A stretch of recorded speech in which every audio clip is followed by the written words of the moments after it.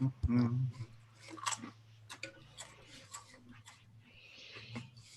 There you go. Hey, we're live. There's a Keith Collins here, but he turned off his video. So it's the ghost of Christmas past Keith Collins. There you go. Hey, Barry. Hey, You're that one Santa in the tree behind you is very festive. yeah. That's one of the things my mother made before. Well, not right before she died, but while she was alive. It's the most wonderful time of the year. I can't wait till it's over. What are you doing for Christmas there, Barry? Nothing. Christmas Eve we'll spend time with the family, but Christmas Day we stay home. Mm-hmm. What'd you buy the wife this year? I don't remember. You don't remember? I don't remember. She was one of the first people done. Like I had her done a month and a half ago or something like that. She wanted like a bedspread and shit like that. Nothing really major. She really didn't want much. Got her a fire stick for the TV in the other room. You know, Cool. the annual Christmas ornament, shit like that. Very nice. Keith, what are you doing for Christmas? Nothing. Like, Going to the in-laws tomorrow, and that about covers it. I really didn't feel the spirit this year. I don't know. It was different this year. I wonder why. I don't think it was mainly because of that. I don't know. It was yeah, it's just different. Yeah, my mother was big on this. She drove a lot of Christmas, to the point where I went to strangle her at times. Like, she started with the Christmas music the day after Thanksgiving and shit like that. It would drive me nuts. Do you have a local radio station in your area that does that? Like, Yeah. they switch over. Yeah, we have one too. Yeah, It's the B109, I think it is. Oh yeah. Ours is the Eagle 106.9. They're kind of the conservative moral majority talk show type FM station. But the day after Thanksgiving, they go full on 100% Christmas music. And they blast it until New Year's Day. Yeah. Which good, right? Yeah, it's the most wonderful time. I do have a grievance about that. All right. About Christmas.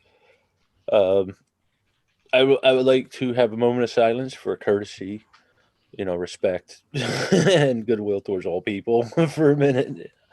I had to go out to the UPS store, the post office, and Jen wanted to go to either a Target or a Walmart. And I said, fine. I really didn't want to do this, but whatever. So we go to the UPS store, which I thought would be the hardest one. It was actually one of the easiest. The post office was a little more crowded and shit. I just didn't feel comfortable going in the one we were. The line was out the door. So we went the one further down towards this Walmart Jen wanted to go. But we're in the Walmart. We do the shopping. Jen had to get a few more things. I'm like, I'm done. I got to go sit down. So I'm on my way out the store, and this black family comes in, and he had a black kid, a boy, who dropped his gloves. And I yelled over to him. I said, hey, little boy, you dropped your gloves. And I went to bend over to pick him up, and I stopped. And I said, you better grab him, because of the COVID shit. Somebody behind me just called me a racist. And I'm like, what the fuck?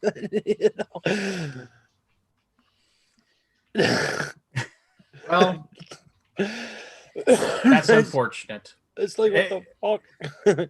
It goes with my no good deed goes unpunished belief that, yeah. I actually had something where I thought I would have a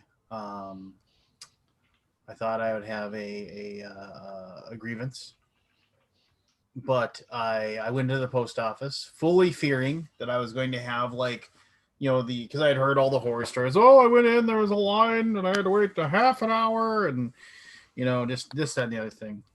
I had a package that I was sending to my coworkers in St. Louis, and the box that it was in, because it just happened to work really well. The box the package was in was a wine box, like just basically, it was, but it didn't have any wine in it, so it just was the perfect size for the stuff I was sending. So I got up to the front and gave it to the person, and like I walked in, and they literally, it was like I had to wait like 30 seconds. Usually it's like you're waiting, if the postal service could go any slower, they go backwards kind of thing. And then the first thing the lady says to me when I walk up, she said, "I apologize for the wait." And I said, "Oh, I really haven't waited that long." She's like, "Oh, well, that's nice."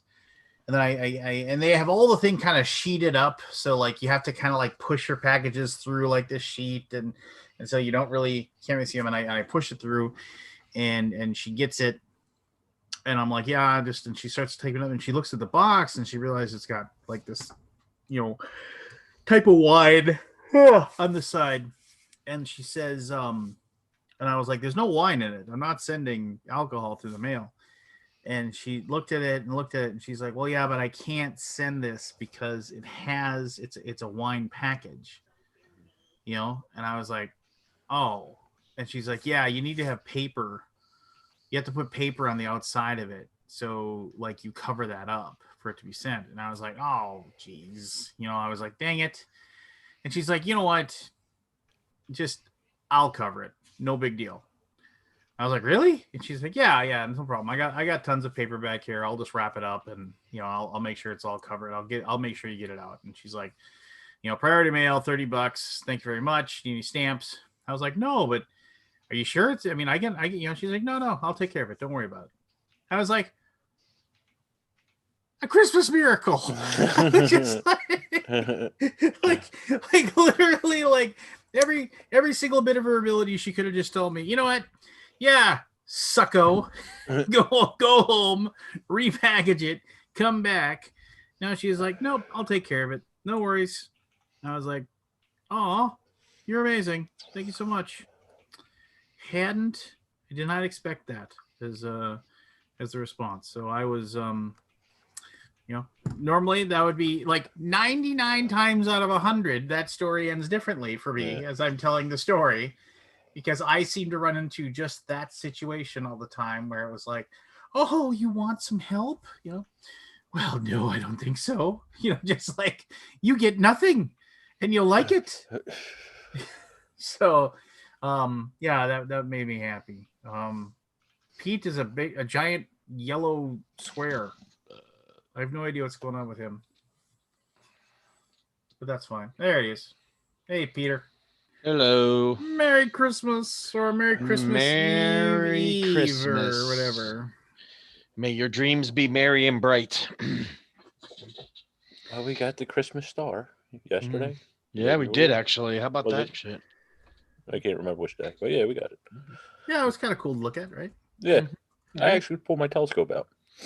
Can't really see. Whoa, hey, family episode here. Everybody's seen that. I've been in the hospital. So it sounds like he's bragging to me. I don't know. No, I'm not bragging. You go in the hospital, you have no fucking. Apparently has a large telescope. Yeah, no, it's a very small. It's a very modest, small telescope. Watch it expand. But no. So what has everyone been up to this week? Running like crazy, just making sure everything. I thought I might have one package I can pick up tomorrow. I ordered something for my wife. I do have the one thing that I absolutely despise and I said this before. When you get the thing from the people that says, "Oh, your shipment's on the way," and then you look and it's just like The got label Tracking is being label created. tracking Yeah. label Yep. created. Dude, I had a similar scare. I ordered something for my wife 2 weeks ago, and it said shipped like 2 days later. And then I looked at it just Monday, and it was still like sitting in California, and it hadn't moved. And I'm like, fuck, if it's in California on Monday, there's no way it's getting here. And then the tracking just updated yesterday and it showed up today. I was like, I thought for sure it wasn't going to get here. I'm like, well, let me just go to the store tomorrow and buy her something else and then save that for Valentine's Day. But it ended up showing up today out of the blue. Another tracking information surprise is I got tracking for Trick Shot Hockey today. Woohoo! It's going to be here Saturday. Oh yeah. So, yeah, I've been excited for that game for a while. I was bummed. I saw people had picked it up at one of the last shows, I guess, last year before things shut down. They were like selling it on booth. Like they had like a small amount of copies. I forget. It was at PAX or I can't remember where it was, but they had like a small amount of copies that were for sale. I think it was PAX. And I was like, God dang it, he's already selling them. And I was expecting, to not see him in the wild for a while, but yeah, I got my tracking today, so I'm excited because that game looks really fun. Yeah, I did a video for that 1,000 years ago. It feels like. Yeah, it does. And you liked the game, right? I remember you actually gave it praise. I think you said it was a pretty good recreation of like Nintendo hockey, if I remember correctly. It was good. It was good. Good. He was gonna send me a copy because I didn't charge him anything for that video. I just did it, and he was like, "Oh, I'll make sure you get one." So I would go ahead and ping him now because QML is shipping. So you may want to ping him so he can tell QML to release one of his extra sets for you because they started their shipping. I saw 2 or 3 of my friends on Facebook posted they got tracking today. So they must be batching it out before the holidays. So I would imagine they'll be shipping it for probably the next week or so. God, I gotta remember what his Just send go on the Kickstarter page and send a message. Just say, hey, I shot a video for you and blah, blah, blah. And he'll probably be able to, I'm sure he remembers. Did he use the Kickstarter video in his Kickstarter? I think so. I'd have to go look. Who knows? Yeah. If you don't have his email, just go message the Kickstarter. I'm sure he's still checking it, especially. The thing is, I know him and I can't remember his name to save my life. So of course I'm Wolf. Isn't it Wolf something or Wolfgang something? Yeah, I don't know. I'll figure it out. I am excited though. Looking forward to that game. Oh, I had another grievance. I was watching this video on YouTube by this creator who's been doing shit for 5, 6, 10 years. I can't remember how long. But it was so fucking choppy, I had to stop watching it. It was called The Undead Viking? No, Black and It was a Kickstarter critique by somebody we know. Oh, yeah. Huh. Yeah, the Black and White 50th anniversary. Nice. Yeah, I'm talking to my buddy Brandon. I'm hopefully gonna because I switched the browser. I closed all my tabs. I think that's your CPU. It just it can't so keep up with Forrest, the do video you get card. demonetized for having the sex doll in the background? No, I get extra. I get Nice. Nice. He gets an extra $20. As well as the $20. $20. So any of you guys been playing Cyberpunk besides Keith, who's probably put in more hours than all of us combined? I don't even finished own it it. and started again. I figured you did. It freaked me out because I looked at his Keith's Steam thing the other day because I was sitting there and going, Keith, I gotta ask you. I mean, do you just not have anybody in your life that loves you and wants to spend time with you? I said I the mean, Pretty same much. thing to him. I said, Keith, how can you have 130 hours in a game that's only been out like 9 days? But I guess he just leaves the menu up and it keeps logging him in as time. I'm like, dude, you're like sleeping 3 hours a day. Yeah, Steam's off, but I mean, I had days off in there and I had nothing else to do. Stuck here. Yeah. Good pandemic crap. So Yeah, they put out another patch today too. They've really, I have to say, for as bad a launch as it was, they've patched now 3 or 4 times on PC, and I haven't had a single issue yet. And I'm about 5 hours, 6 hours in now. So, I've had a couple things happen, but I had 2 crashes in probably 100 hours, and then I've had I had a bug where Quest got bugged. I didn't realize it was bugged until all my quick saves and auto saves had been about 3 hours newer than my last manual, and I had to roll back 3 hours. But that was on my second playthrough, and I know what to look for to know nice. if it bugs or not. But it just did that one glitch where those quests wouldn't advance, and it was side quests, nothing game breaking. Cool. I didn't have many issues, but I strolled through the game, had a good time with it, and turned around and fired it back up. Now, I That's a was all good stressed when sign. I started of, oh, do I which background do I want? Because that's going to have a big impact on my game. No, it don't. Mhm. It really it impacts the first 30 minutes and maybe a couple of side jobs in the Yeah, game I haven't even and seen the some title dialogue screen yet. options. I've played 5 hours So, now, and I still haven't seen the title screen yet. I guess it's oh, like it's deep in there, and yeah, and you can literally play. I bet you I could knock out 10, 12 hours before I get to that title screen. that's If I crazy. if I don't progress main quest and just Mm. as soon as it turns you loose, do side jobs, you can do. So on my second playthrough, before I got to the main credits, I just did side jobs, and by the time I did that, I was like level 14 with street cred like 29, and street cred max is at 50. So I like just plowed through the game, Wow. getting all sorts of crap done. Just mix it up how I'm playing it the second time. The magic system, if you will, the hacking, I equate that to magic in an RPG. I've learned how that's just beyond makes it easy mode. So, Mm. but it's a solid game from a standpoint of if you've got a copy that works, i.e., it's not on original PS4 or Xbox One, and you've got a good PC or you've got something where you're not having a lot of issues with playing Next it. gen consoles are running okay, from what I've Right. heard. It's got good gameplay. It's got a decent enough story. I mean, the story's good. It's just not my cup of tea in the end. Um, it's neat to look at, lots of stuff to do. Hmm. So it's well done from the standpoint. I'll compare it to like a Skyrim type of thing where you just go do whatever you want, pick up everything, clep everything you can get your paws on. Um, but it's disappointing for all those people that pre-ordered to get a busted game that doesn't work for them, which is kind of garbage. It's not kind of garbage, it's garbage. I'm just fortunate I had a nice new PC with a nice video card and you just plow right through that thing. So it's a good time.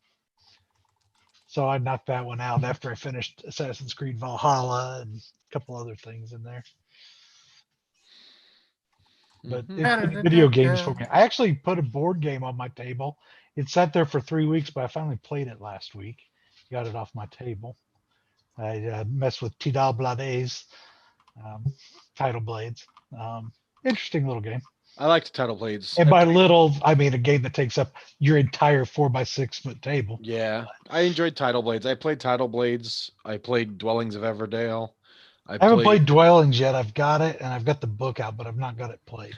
I got to play that Princess Bride game by Ravensburger. I played How that is this it? week.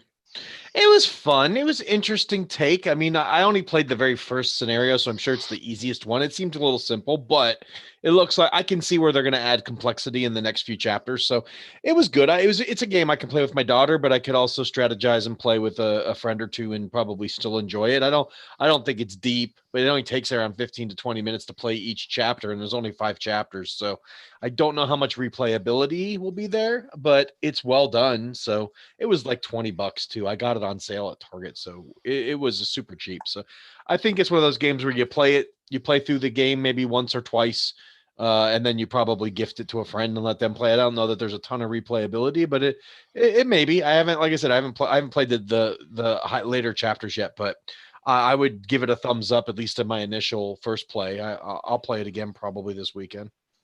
I'm glad to see that license out of what's their name's hands.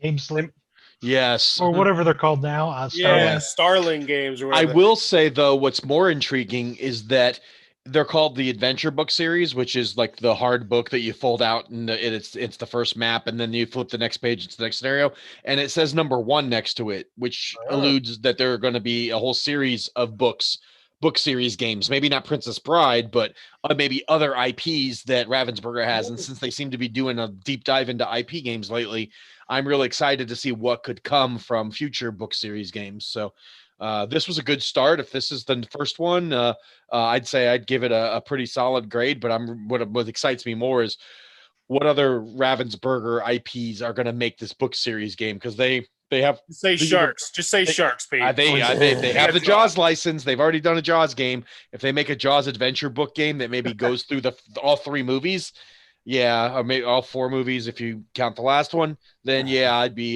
be grabbing a sock real quick for that. They need to do they need to do like what Emerson did with the Century Spice Road, and the Jaws one would have like a slight, like you could play that with the Princess Bride. Make them connect somehow. I don't know about that, but I am curious to see what they do with that system, because I did enjoy the fact of the way the game is set up. It's a real unique thing where you have a couple decks of cards that work for all 5 games, all 5 chapters, but each page is a new map with new special rules, and it changes what those cards mean. I mean, there was innovation there for sure, and it's definitely different, and I like the way it's done. The production quality was decent for one of these mass market games that's under $30. So, I mean, I was pretty impressed overall, even though the gameplay isn't super deep, but it's a great like entryway into tabletop gaming with the IPs that they're going to be probably throwing at this thing. It's going to bring a lot of people into gaming, which is always a good thing. Yeah. Yeah. Yeah. Yeah. Forrest, why aren't you wearing your Grinch costume? It's Christmas. Yes, baby. if there's a night for you to do it, it's tonight. That costume is hot. Oh, I know, that's when why we want you you're to wear wearing it. Yeah, so put it on. Come on, baby. We're actually going to we'll give you money to put it on more clothes. I like seeing you sweat. Sweaty balls. I got my shipping confirmation for my Xbox. I was pretty excited about that a couple days ago. Oh, did you Taco Bell it this time, or did you have to just buy one? No. I have the upgrade program that all access screwing us. But then I guess Amazon got enough complaints that they finally, or the credit card company did, where they finally said, "All right, well, you guys got this one weekend. We'll hook you up," and they are. So hopefully, I'll have it next Wednesday. Nice, very cool. The new Xbox so they great. were seriously just not going to give you guys the Xboxes. No. They were going to make us go get the Xbox. When the original premise was you're getting it on Amazon, they're going to ship it to you as soon as it's available. It was like this nice, as long as you pay your bills, it's going to be raining an Xbox day 1, day 2, day 3 kind of thing. And then they're like, nah, you can go find one at Walmart, GameStop, or whatever, and it was just were they and they pay for it or what? No, so pretty much I paid like $700, and they gave us, last year a new Xbox One X, not the newest one, but the newest one. And then when the new Series X comes out, you can upgrade, pretty much day 1, send back your old console, we'll send you a box, we'll send you the new system, and you'll be good to go. And everything you could convert over, and because how it works now is really kind of cool, is the new Xbox can talk to your old Xbox, and it doesn't use all your data like your for your bandwidth, and it will just shoot it over to that, kind of like how iPads and iPhones can do. Mm-hmm.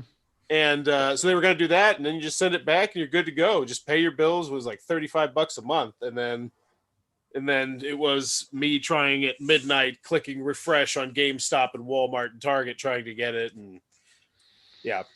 So maybe I'm missing something in explanation. So the idea is they would just send one to you automatically. And then, yes. but they turned around and said, "Go ahead and get one yourself." They said, "We're still going to do the promotion, but we're not going to distribute the Xboxes through Amazon anymore," which was pretty much what everyone was obviously going to do, is just going to have Amazon send you it. So it was originally.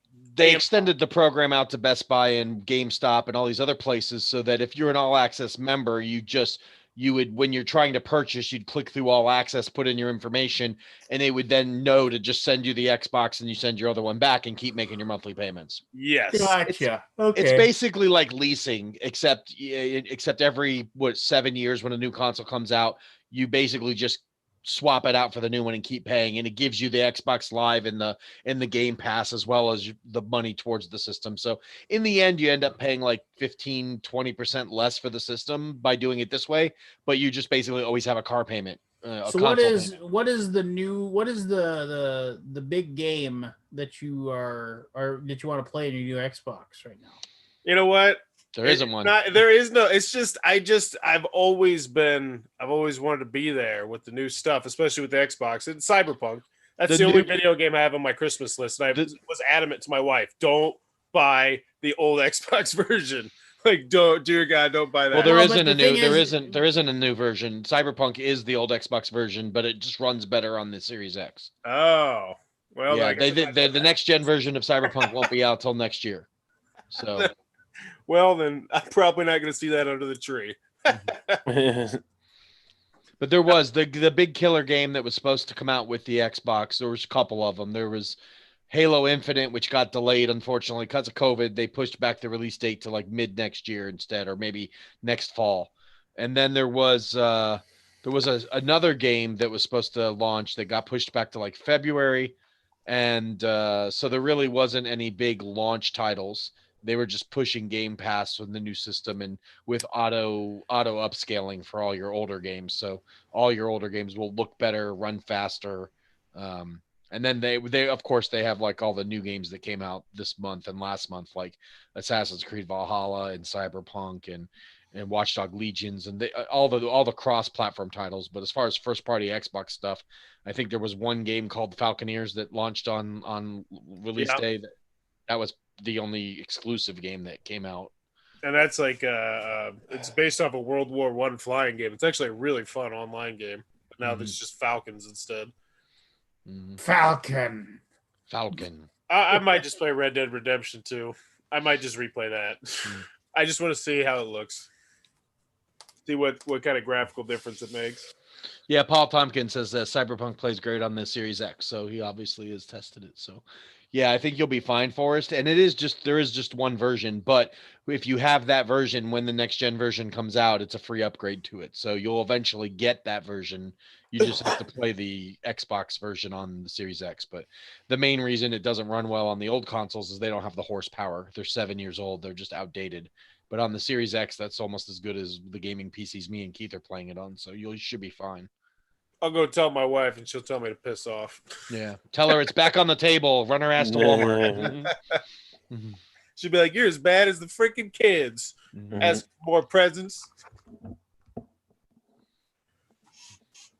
Do you have a Christmas grievance you want to unload by any chance? Oh, I just had a bad day. I don't have too many bad days. Maybe once every few months I really get down. But it was just What happened? What's your bad day? Where's your bad day coming from? my kids were just fighting each other and they both We're on Christmas break, right? Yeah. Well, I mean, I homeschool, so we're home Every day is Christmas break. Yeah. And they both ended up at separate points saying they wish the other one would die, and it was just like That's kids, though. I mean, yeah, that's brother and sister. That's So you throw them in a closet and let them fight it out. This is the first time they've ever said it on the same day. And my wife came home and she was not in a good mood, and just it was a rough one. But I still got a lot of good stuff going on, so yeah, I just got to think of that. Like that Bandu review I posted. Bandu skip the rules gonna make me a lot of money. Bandu skip the rules. I wonder how many views that's got.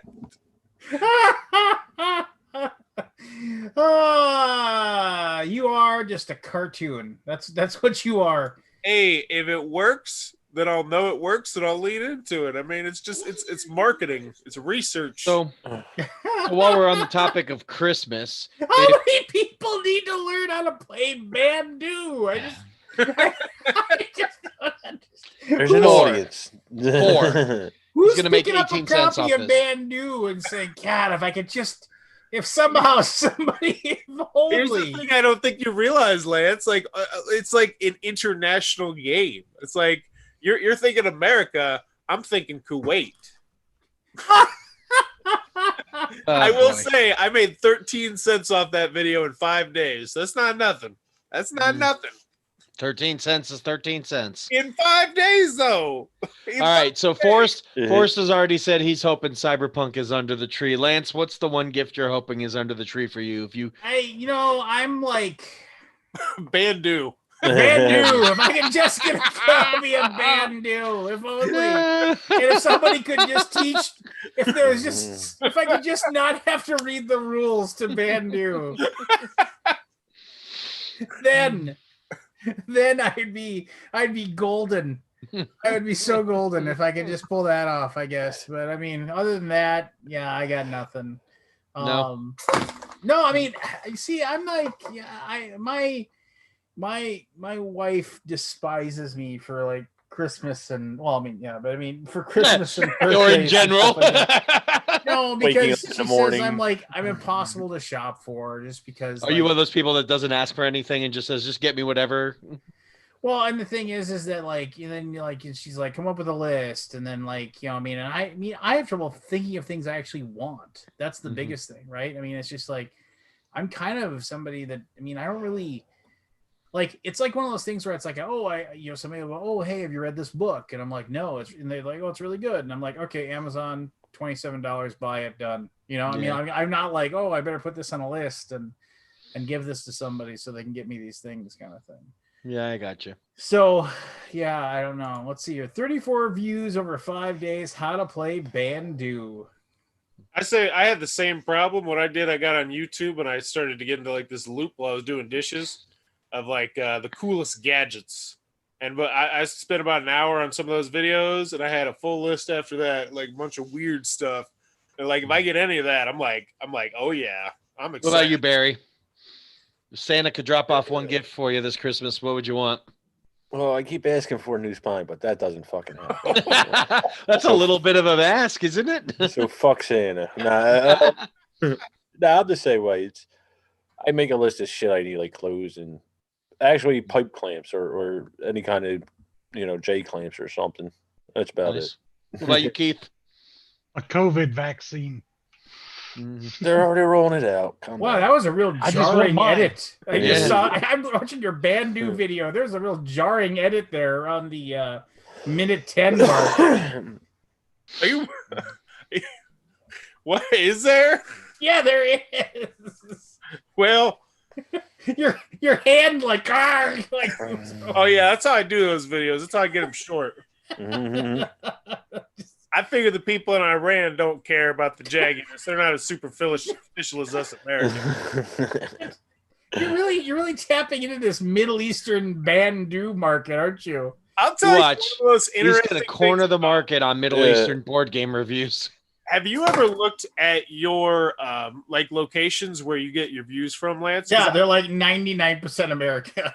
They are, but I find it really interesting, like, because I've done so many weird, obscure games, like Kickstarter stuff, as I used to do it for free, and I would get stuff from like different parts of the world. And one of them, I don't remember what the hell the country was, but it was some pretty obscure country in Asia or somewhere around that. And I actually ended up getting like a small following there because I did like 2 of their games for them, and it was really kind of cool. So they would pop up like 4th or 5th on my most popular countries, and it'd just be totally out of place. So, I got a question for you. Do you do these videos on a crumpled piece of construction paper that you just put down on the table? I'm gonna work on getting myself a new. It's hard to keep it straight. Like I tried ironing. I'm not good at ironing. I don't know how to steam stuff. I'm an incompetent man.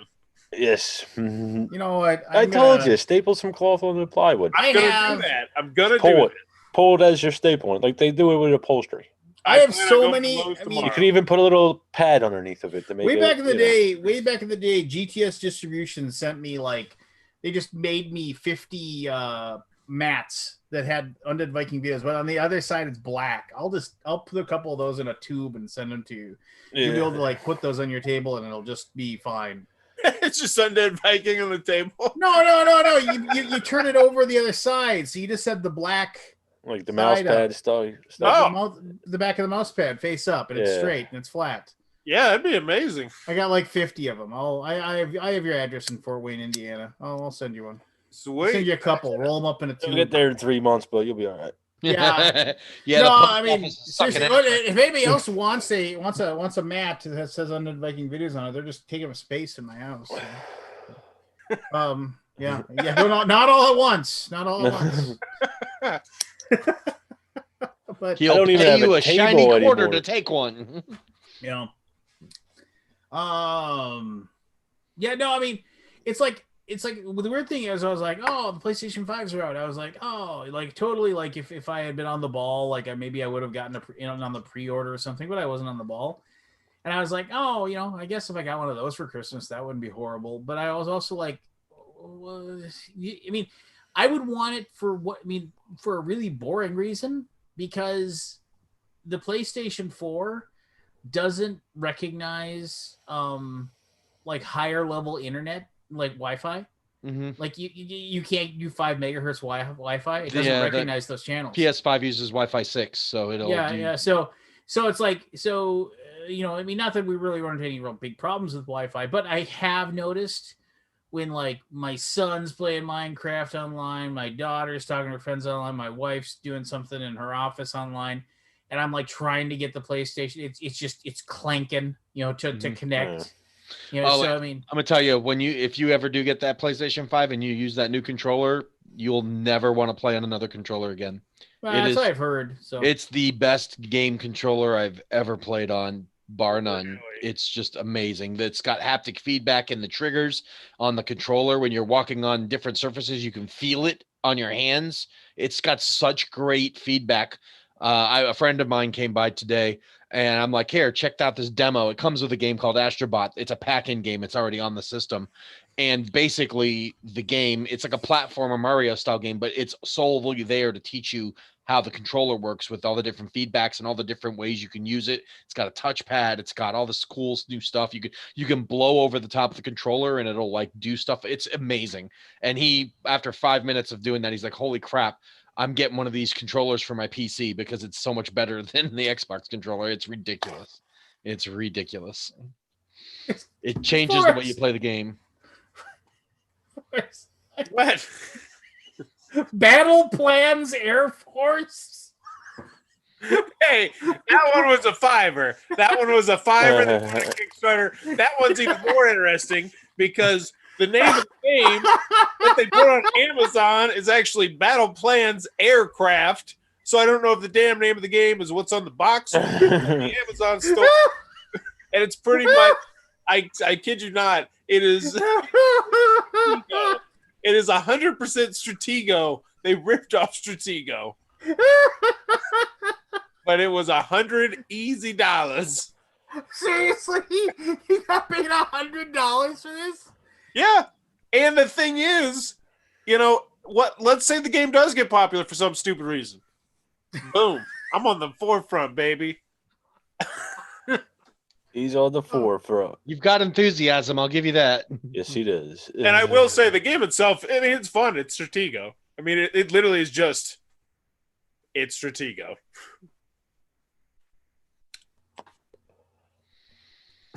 I have a question. I sense a lawsuit. Why can't the planes fly over the buildings on Battle Plans Air Force? They just can't, Lance. It's in the dang rules. Don't worry about It's it. an expansion.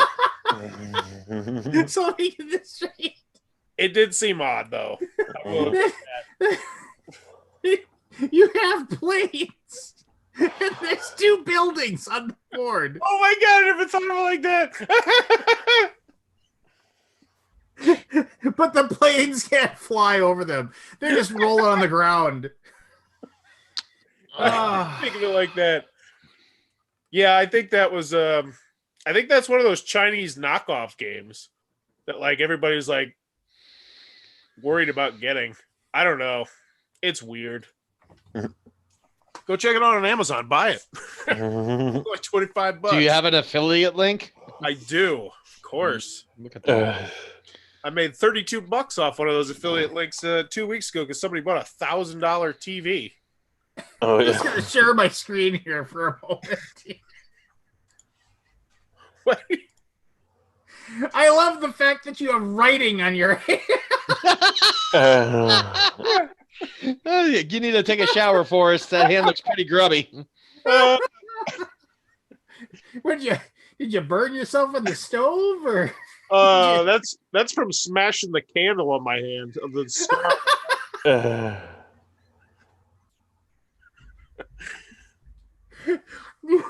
Oh, Forrest, you are a goddamn cartoon. That's yes. You'll notice buildings that block movement for the airplanes. That house, you can't fly over that house. Damn, them some tall buildings. So the Chinese knockoff company paid you $100. But well, yeah, $100. Hopefully, he'll leave a 5-star rating. Did an unboxing video for him in the kill closet. I'm gonna surprise him with that. And be like, "Hey, buddy, here's your video. Plus, I unboxed one. Thank you, 5-star me, pal." Then I'll raise my price up to probably about 125, and just keep slowly progressing it up. Just making sure the customers are happy. You know, if they want me to dress up like the Grinch, or whether they want me to make a video for the Chinese knockoff game, I'm here. Hours Game Corner. I want to ask you something. Breathe, Lance. Breathe. Breathe. Do you think, by any chance, you are devaluing your channel by putting this dribble? No, I'm providing more services, Lance. Like, here's the thing. Lance, do you think he can devalue his I have built a channel that is more like market. Yeah. It is not where I expect anyone to watch all the videos. That is just absolutely preposterous insane. It's a all-you-can-eat buffet where it's like, oh, you want some gameplay? You want some group reviews? You want a gameplay video? Like, I try to do a little bit of everything. And yeah, I bet you new people are gonna find my channel just because of that. They probably will. Yeah. Well, God bless you, sir. God bless us, everyone. So, did any of you guys see that KFC's coming out with a game console? That warms and it's real. Chicken. Yes, And it's real. What? It is a game console that the heat exhaust from the processor goes into a bin that warms up chicken fingers.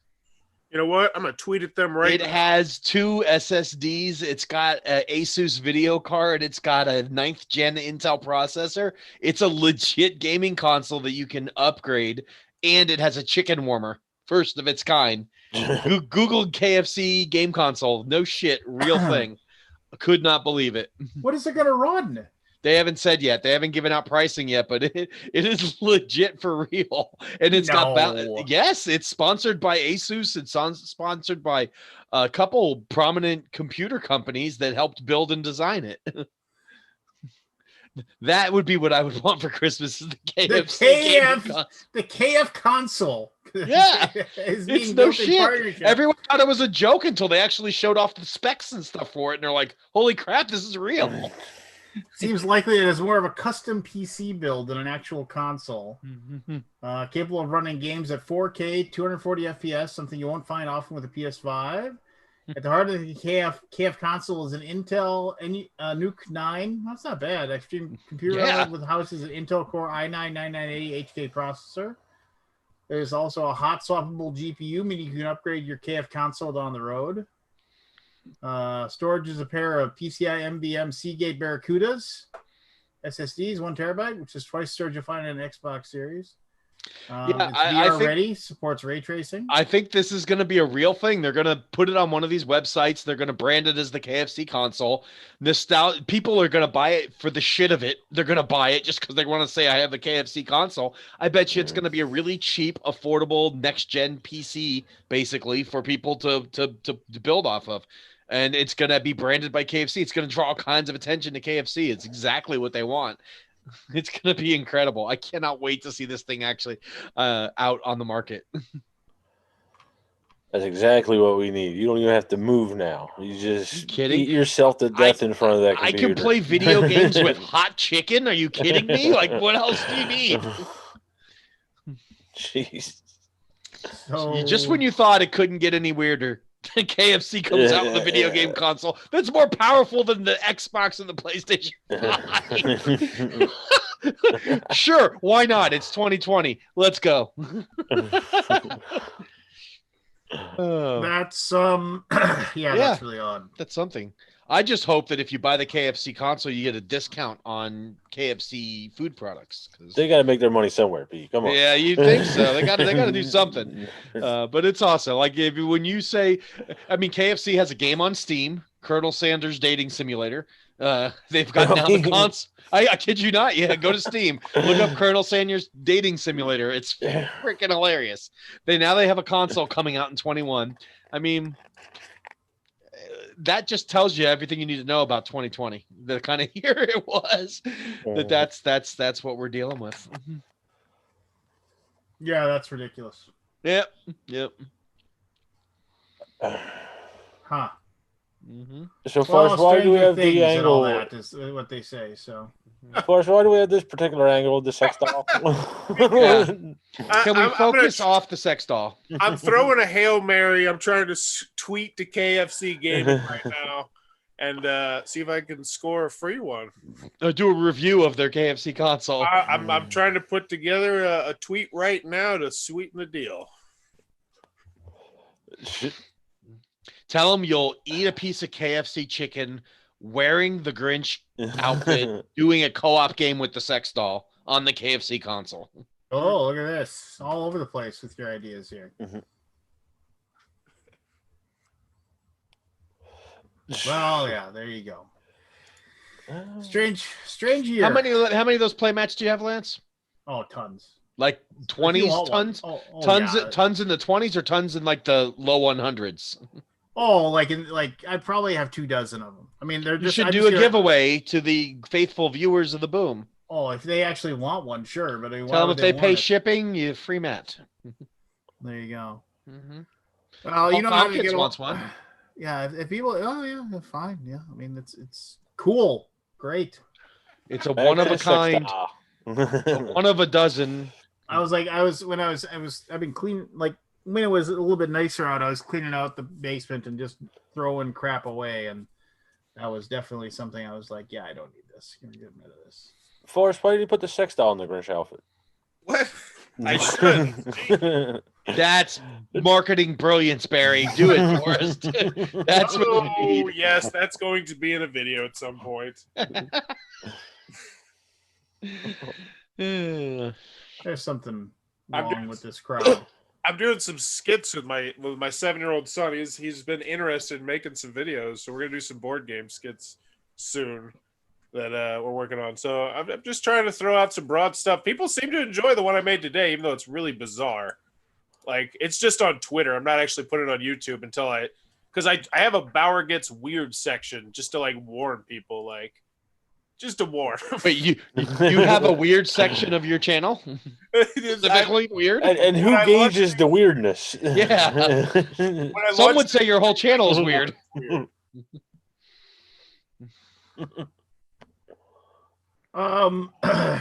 Where do you go from there, Lance? I don't know where we go from there.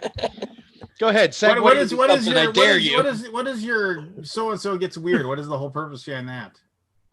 It's really where I kind of just throw things against the wall, and it'll be like a test site where if it's a new idea for a series I have, I just I label it Bowers Get Weird, and then I ask let me know in the comments. I'll say at the beginning, let me know in the comments what you think, and I'll just gauge the response to it.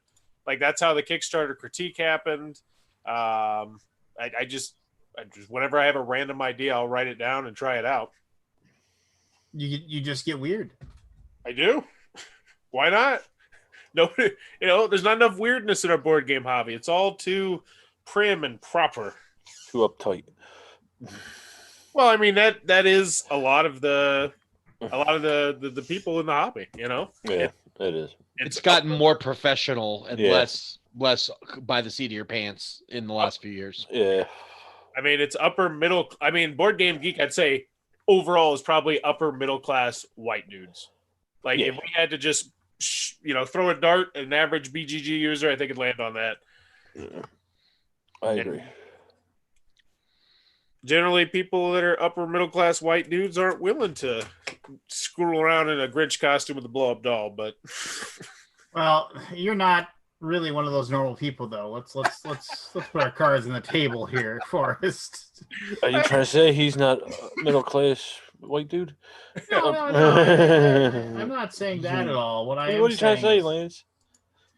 I'm trying to say is that Forrest marches to the beat of a different drummer. On a different planet in a different solar system. And that's what makes them forest. That's that ADHD. You know what? When I'm on my Adderall, I'm a different human being. I really am. Yeah, most people are with the drugs.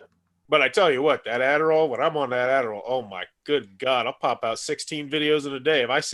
There's been some days where I just laser focused. Crazy.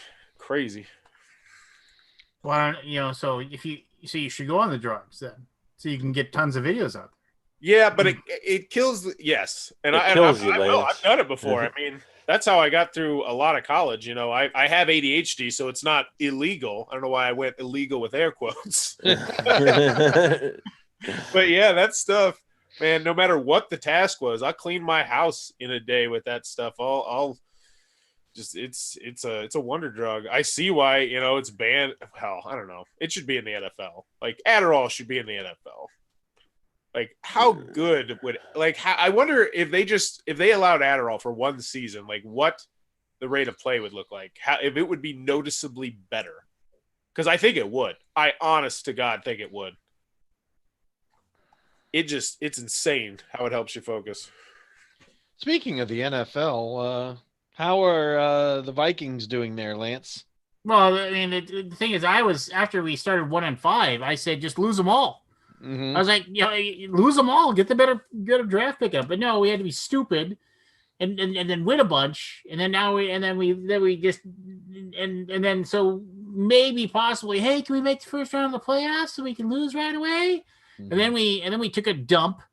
And lost, and now we're gonna be like, oh, we're gonna finish like 7-9, or maybe like 6-10, not even 6-10. We'll finish like 7-9, and I'll be like, hey, all right, well, we could have had like a pick in the first 5, but instead we'll have a pick in like the top, like around 12, 14, so we won't really get the things that we need, and just like, so we can just be kind of mediocre again. Oh, yay. Hey, Tom. Hey, Tom. The Broncos are in the same position, about the same record, but we have the youngest offense in the NFL, so it's delightful because I have high expectations. I'm very happy that the Bucks gave both of your teams a loss this year. Yeah, I wish we'd lost all of them, honestly.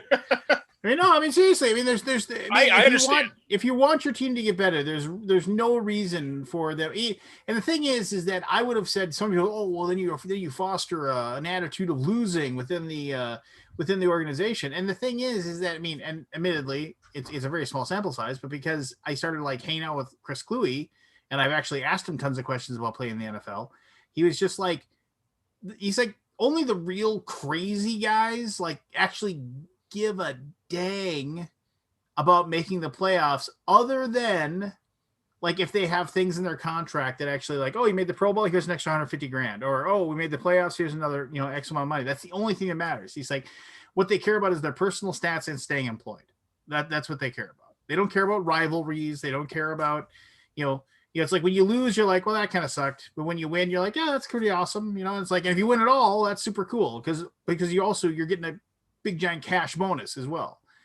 So it's like, but obviously if you can't just keep losing, if you lose a bunch and you're not doing well on the field too, then you're going to lose a job and you're not going to have a job. So, but I guess the thing is that if your team, there's no good reason to finish 7-9. There's nothing good that comes out of that. It's just where you end up. I don't know. Tom, how did my marble do? Tom, how did my marble do? At least your marble got there. Today. What? You had a good day today. My turtle? Yeah, it was in the final 8. Yeah. Awesome. The post office ate my marble. My shark got eaten by a bigger shark called the U.S. Postal Service. Oh, but I put a replacement marble in for you, and it's doing horribly. Oh, you did? Oh, well, I appreciate the replacement marble. I'm glad both of you sent marbles and didn't bother to watch, but thank you. Well, no, I started watching it, and then I didn't have time because I was doing family stuff for getting ready for Christmas. But I was watching. I was, where's the Terrapin Titan? Where's the Terrapin Titan? Yeah, I watched the first stream, but I didn't see my marble in there. I must have missed the other one. Did you do multiple heats? Is that what it was? There's an elimination round. Your marble didn't make it past that round. That's probably where I missed it. Mine made it, though. Mine made it. I'm not gonna spoil the movie for you. Oh. All right. I just saw you only have the 2 videos. I'll go watch them. Where did you find that cool pinball board, by the way? Yeah, that is really cool. Etsy, Actually, What? let's see. Etsy. And with all those little pegs and everything like that, you can I just realized it's like, yeah, my son's big on. We make big giant Hot Wheels tracks and we I race like all his Hot Wheels Wheels. tracks, but this just works better for what I'm doing. Well, it's And, easier to film. I put more effort into the editing than I put into anything I've done in a long time. But that's because I don't edit anymore. So I was the one who edited these. You got a Roy for that. Roy does a great job. On Winter Spectacular, he did a phenomenal job. Yeah, I am talking to him a lot because we have to do a lot of Last Light conversations. But I'm assuming you've played Last Light. He's made you play Last Light? I've not played it. Seriously? I have not. I don't even know, Lance, what the game's about other than its space. It is a really, really. I don't want to hear it. Right. I deliberately will keep that off so that way I can go into it with the total open book when I do play it. All right. Fair enough. It's really good. No. So what? Okay, so I asked everybody else. See, you got your big Christmas plan set up. I'm assuming with you got your brood at home. Very little Christmas plans, but yes. Christmas Eve and Christmas. That's pretty much it. Cooking. Oh. I always cook for Christmas, so. What are you cooking? Making shrimp and sausage. Oh, that's a weird combo. Well, for gumbo, no, it isn't. But because I've had shrimp and sausage. Just to clarify, it is never a weird combo, which means you just haven't eaten it then. All right. It's actually quite a good combo. Well, I mean, that's not a very common dish served in the upper Midwest. Let's just say. To be fair, if I'm picking one place that I don't want to pick food from, it's the Midwest. Now, people often give England a bad name for food. I apologize. It's the Midwest. You guys don't know what seasoning is. It's this thing that makes food taste better. Smoking gun. All my in-laws are from the Midwest. And when I went there, they were like, Tom, we heard you like spice, and they gave me a salt shaker. So. Wow. Indeed. Just taking a dump on my. Okay, that's fine. Oh, look, I love the Midwest for many other things. It's just not food. Let's see, what are the Midwest good for? Snow? More snow? Nice people. There's a lot of nice people in the Midwest. We finally got our blizzard. We hadn't had snow yet. We were actually in danger of having a brown Christmas without snow on the ground, but we got our snow dumped on us today finally.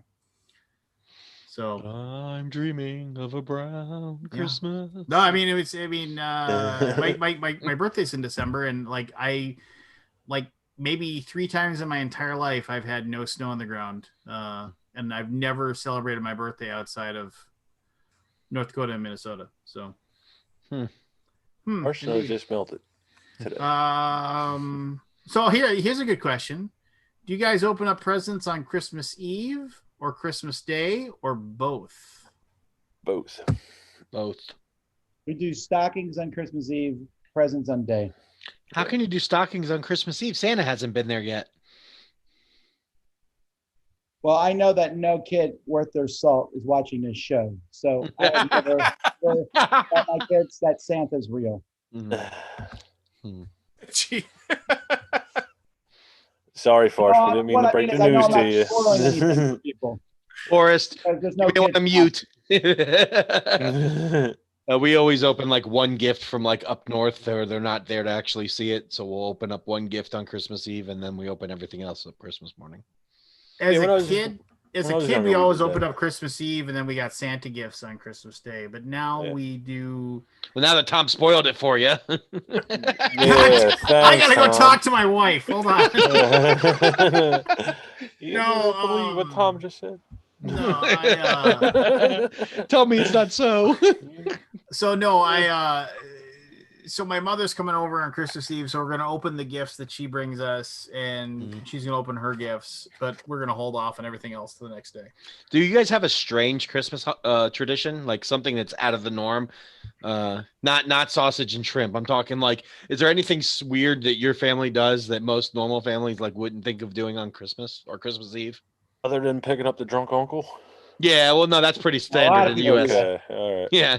Ours is funny. I don't know how it started, but we always would like be running around Christmas Eve, always doing last minute stuff.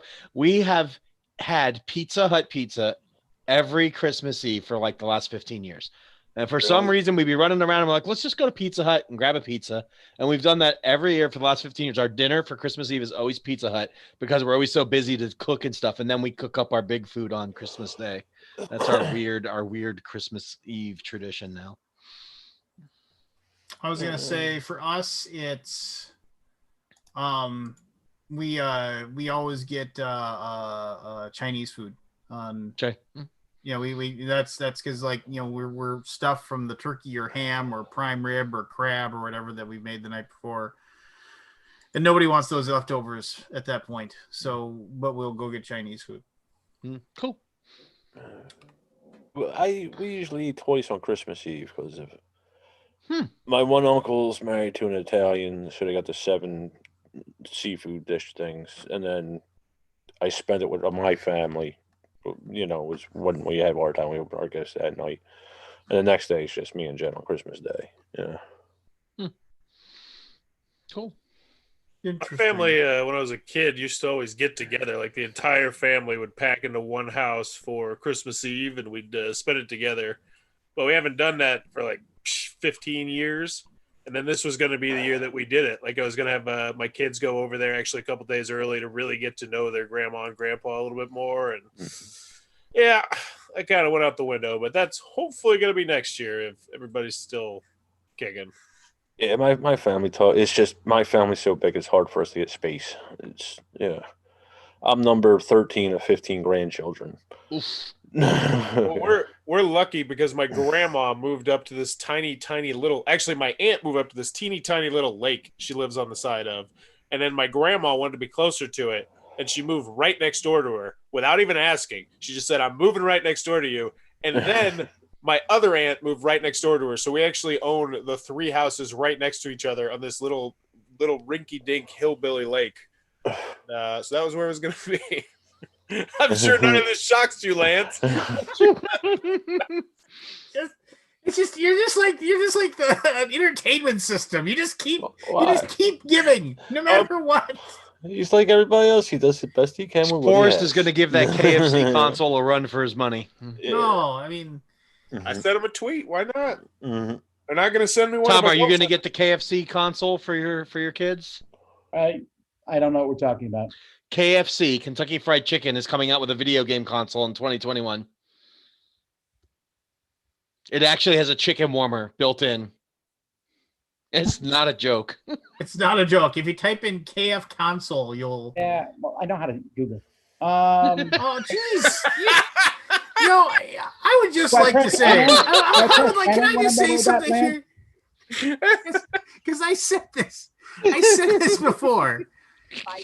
Tom's image on his thing is it's like super nice, always pleasant, totally patient, kind individual. And from the moment I've met him, he does nothing. Talk trash. Lance, this is the same thing as when the people who what's the people who don't want you to eat animals? Vegans? Vegetarians. No, not PETA. PETA? PETA does their things like they're against the wolf pelts and Warhammer 40K. They don't care. They don't actually care about that stuff. They just do it because it keeps PETA in the news. This is the same thing here. This is a stupid item that no one cares about, but it's there to keep KFC in the news.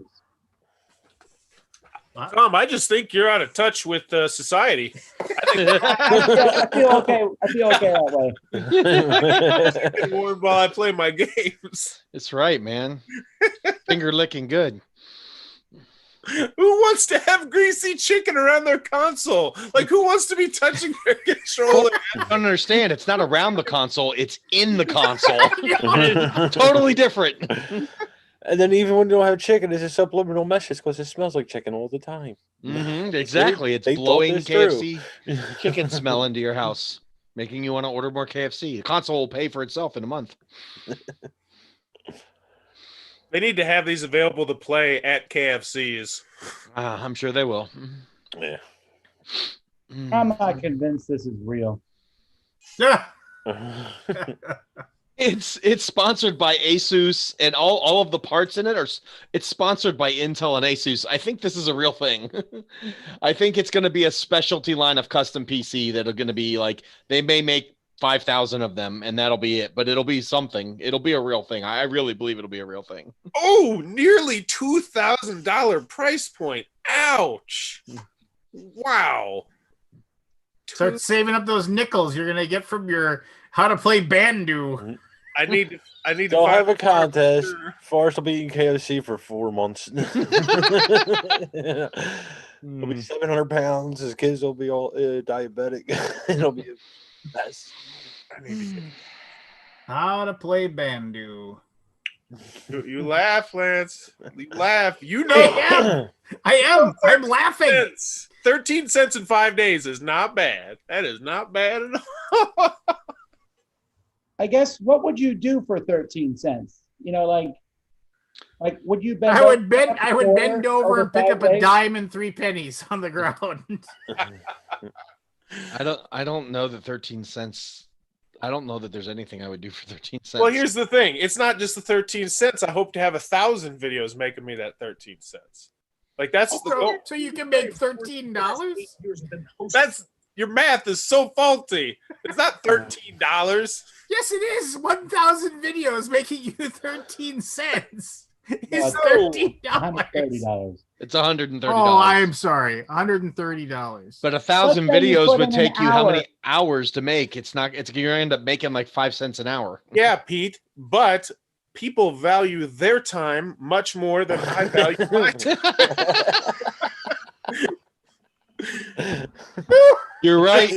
I spent You're right. thousands of hours playing World of Warcraft. You know, I wasted hours of time. So if I'm making 13 cents for my time, He's ahead of the game.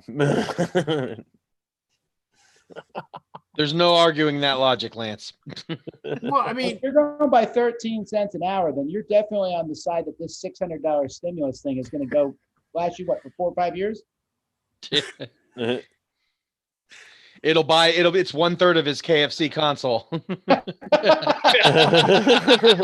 I got 2 kids, Pete. I take my wife's the 2 kids and I can afford it. Boom. That's right. You got that. There it is. The government's paying for his KFC console. I like it. I like it. Yeah, I couldn't afford that. Pretty sure it'd end up with a divorce too if I spent $2,000 on a KFC console. Yeah. That's a real hard one to explain. I bet you could render some videos on it, though. It's just a little PC. It's probably better than your PC. I was so disappointed. I thought for sure it was going to work. I switched browsers. I made sure nothing was running. And it looks like your display or your, the graphics card is just getting hung up. Yeah. I'm talking to my buddy tomorrow. I'm going to his house to play games, and I'm gonna talk to him. He's a computer programmer, so I'm sure he'll set me up. Chad is talking about The Mandalorian. Did all of you guys watch the latest season of The Mandalorian to its conclusion? Yes. Yeah. I don't know. Without spoilers. Stuff with my kids more in my life. Without spoilers, what were your thoughts on season 2? Spectacular. Perfect family TV. I enjoyed it. I thought the graphics on the end were a little weird. Yeah. But overall, I enjoyed it. Yeah, it's me and Jen were talking about that. How do I do this? What else spoil it? Never mind. I'll say this. Wars thing I've ever seen.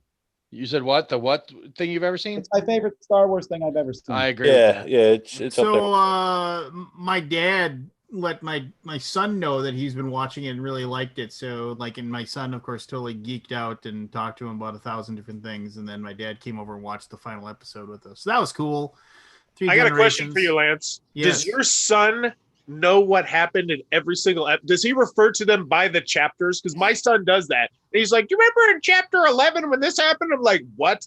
Like, does your son do that? No, but what he does, since he's watched all of Rebels like twice, the whole thing through, so like he referenced the spiders. Like he was like, "Oh, that was like in that episode of Rebels where blah, blah, blah, blah, blah, blah." And I was like, "Okay," and just like, yeah. So he notices everything. I mean, it's just this was really well done. It obviously, I mean, it speaks to the fact that that with Dave Filoni at the head, that really, I mean, Dave Filoni is like, you can find, like I said, you can find a video on YouTube where he talks at length about how great the prequels are, just, and as far as like how amazing those movies are, and like, and he's not lying, he's talking about how great they are, and just so this guy just unequivocally loves Star Wars. So yeah, I think Filoni and Favreau will put Star Wars back on the right track, because I feel like if this is the direction it's heading with all these spin-off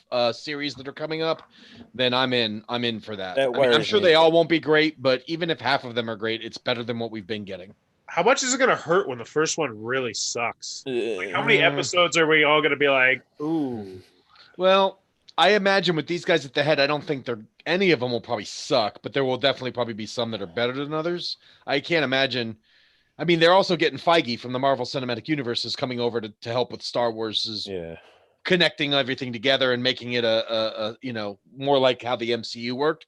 I just don't see it failing. I mean, if it does, it'd be a catastrophically bad for Lucas and Disney, because Star Wars has been so up and down over the last 5 years. But I feel with those guys at the head, I think we're going to be good. All right, so I'm going to ask a question. Does anyone think at all that there's currently talks and inklings of them eventually combining it? Like, oh yeah, we spun into this alternate universe that is the Star Wars universe. No, I think they keep their peanut butter and chocolate separate. No, I don't see them going in that direction. I think that they're two, even though they own both properties, I think they want to keep them separate. I don't think you want crossover there. I don't think mixing that together is going to do. No, thank you.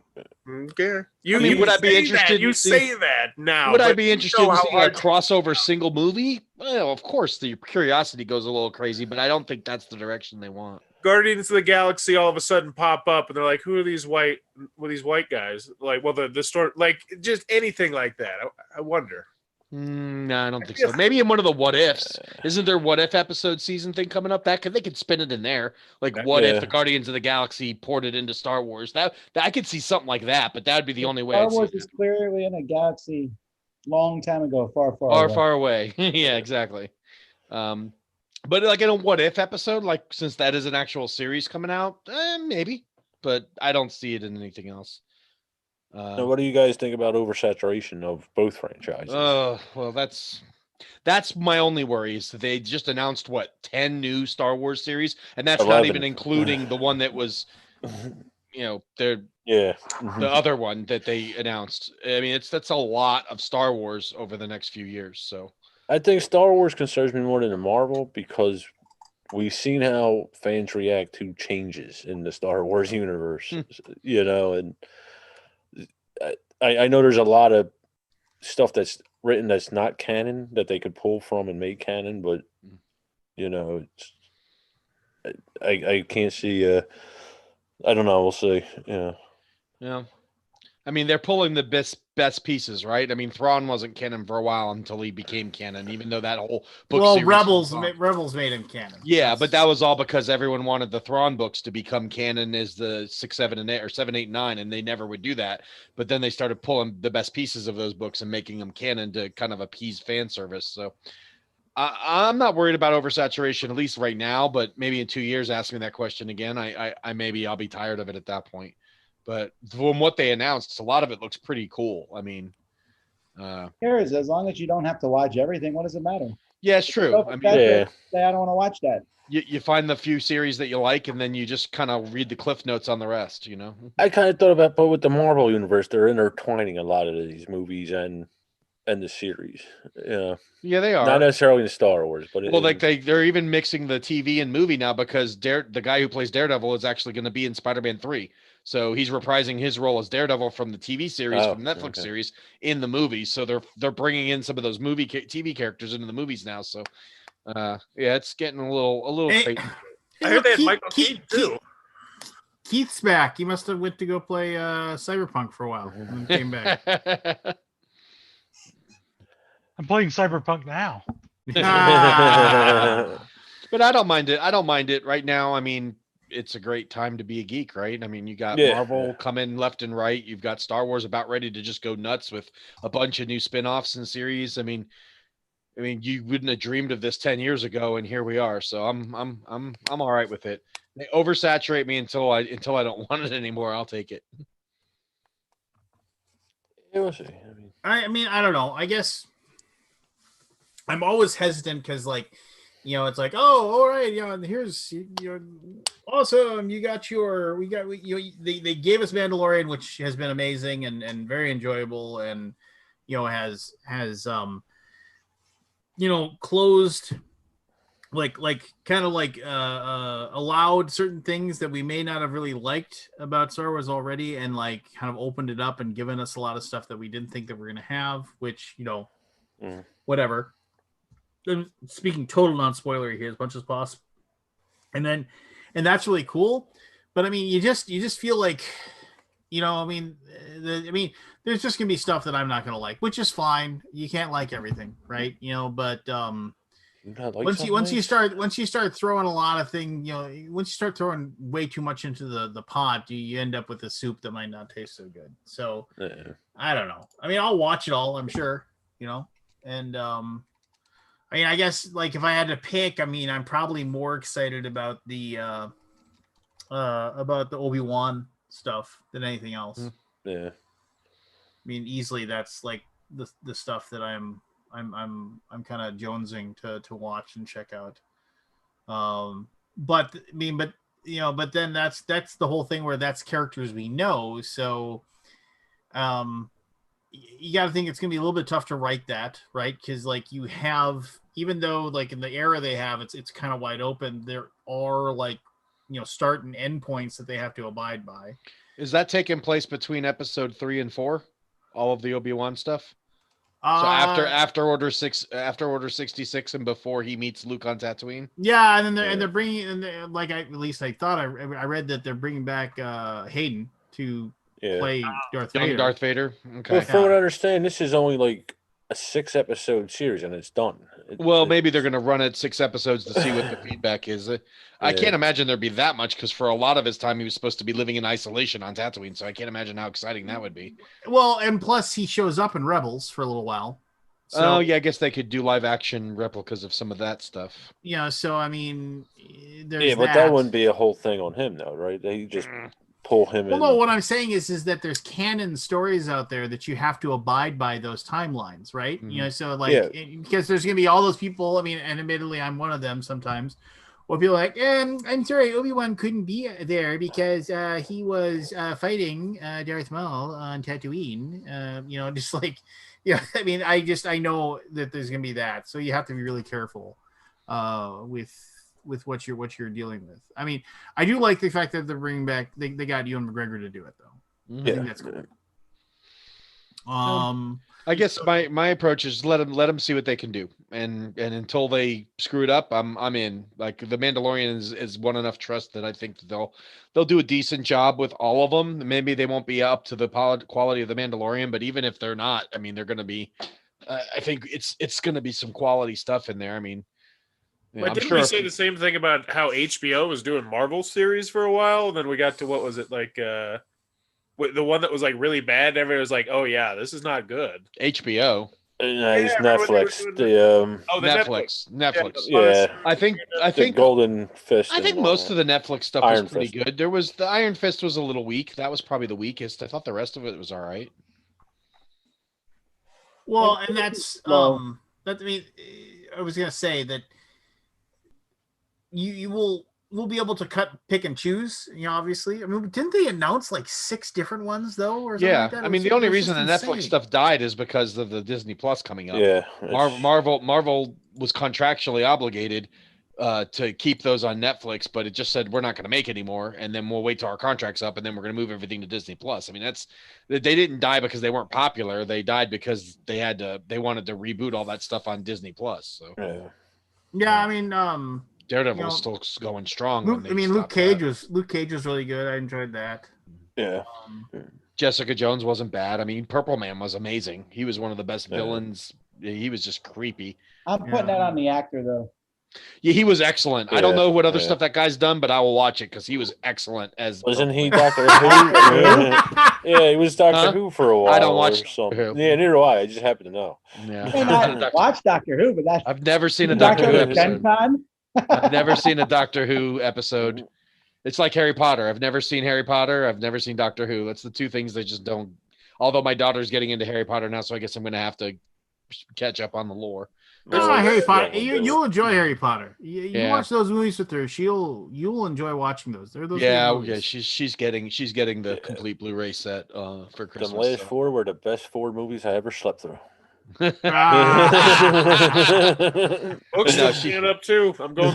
She's excited. There's a new Harry Potter video game coming out where you get to like be a kid like in Hogwarts, like and learning how to be a magician. It's before all the movies supposedly take place, like earlier in the history of Harry Potter. So she like really wants it bad. So I'll probably get it for her, but I'll have no idea what the heck's going on. So I'll probably have to watch these movies with her over the break. I feel like that's what every kid did. Like, yeah, because I mean, I was a kid reading Harry Potter. I feel like it's what every kid did after they got done reading. What time period did the Harry Potter books come out? I'm trying to see where I was in my life and why I've never read them. Because I grew up reading like Lord of the Rings. I think it was right like after 18 years ago, 20 years ago. Yeah, see, I wasn't reading. It was right after us. Yeah, so I was in my late 20s. I never did either. I mean, the only reason I know that is because... like them, Pete. Yeah, I hope so, because I'm going to have to watch them. All 6 or 7 of them or whatever. Oh no, I mean, like literally, like the last like 3 or 4 movies are like really well made movies. I mean, they're just they just and they have very engaging characters and good. Yeah, so I was always the Lord of the Rings guy, so I kind of worried that this was going to be like nauseating to have to sit through. So if I'm wrong, I'll be happily wrong about that. Yeah, I mean, the first couple are definitely kids' movies. I mean, they're definitely, they're definitely like, but they're digestible as an adult. Actually, Lance, it's the same way the books were written. The books were written, started as 10 years old and went up. Yeah, I know what Google is, Tom. I know how that is.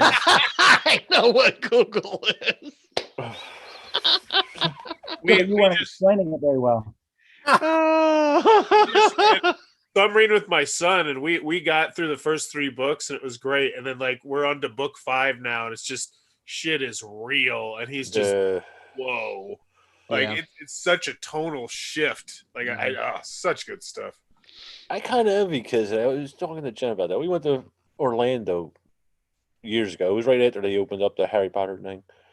And I was like, it's amazing kids could walk into this. And then yesterday I was watching, they have in Japan, in Six Flags Japan, I think it is. They have a Nintendo World. They just finished. Yeah, they were doing a walkthrough of it. I was like, to be a kid today, and if they could afford to go there, it would be unreal to me. Oh. Or do you think they're like numb to it? I'm dying to go see Galaxy's Edge. I've heard it's amazing. The cantina and all the sitting in the Millennium Falcon. I mean, it's. And I'm sure Marvel World is coming, right? I mean, it's got to be. It's holding together Disney right now. So, I know Disney has funny licenses with that. That's why certain coasters. Well, Universal still has the rights to Marvel for like the theme parks, but I'm sure that's not gonna be forever, right? At some point, that contract's gonna end, and they're not gonna renew because they're gonna want to move those Marvel parks to Disney. So, but I'd be curious to see what happens with that. And I'm curious to see when Black Widow is going to hit Disney Plus because they said that they weren't going to release it in theaters now. Doesn't Wonder Woman hit in like a day or two? Yeah, I think Marvel's going to have to release Black Widow now because they're going to have to match what DC's doing. They're putting everything out on their service. All their movies for 21 are going to be simul streaming on their service as well as in theater. So, well, AMC, I believe that's true. They got they said by the end of January, there's a very real possibility they could completely run out of money.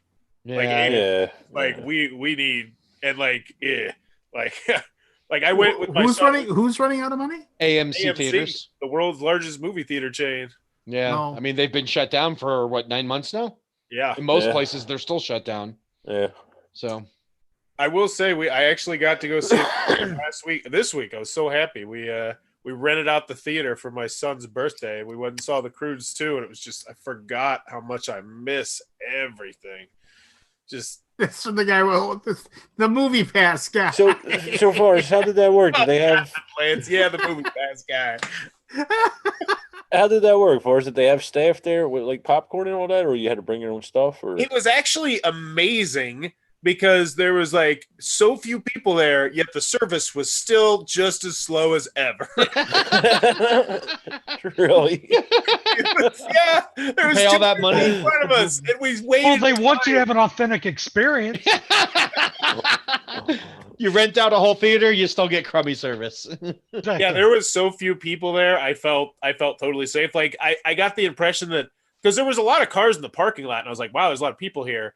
But then I realized it's because people were just renting out movie theaters and going into one movie theater, and they have the timing spread out enough that, I mean, it was a good experience, and it was, all things considered, I think it was one of the best birthdays I could have gave to my son.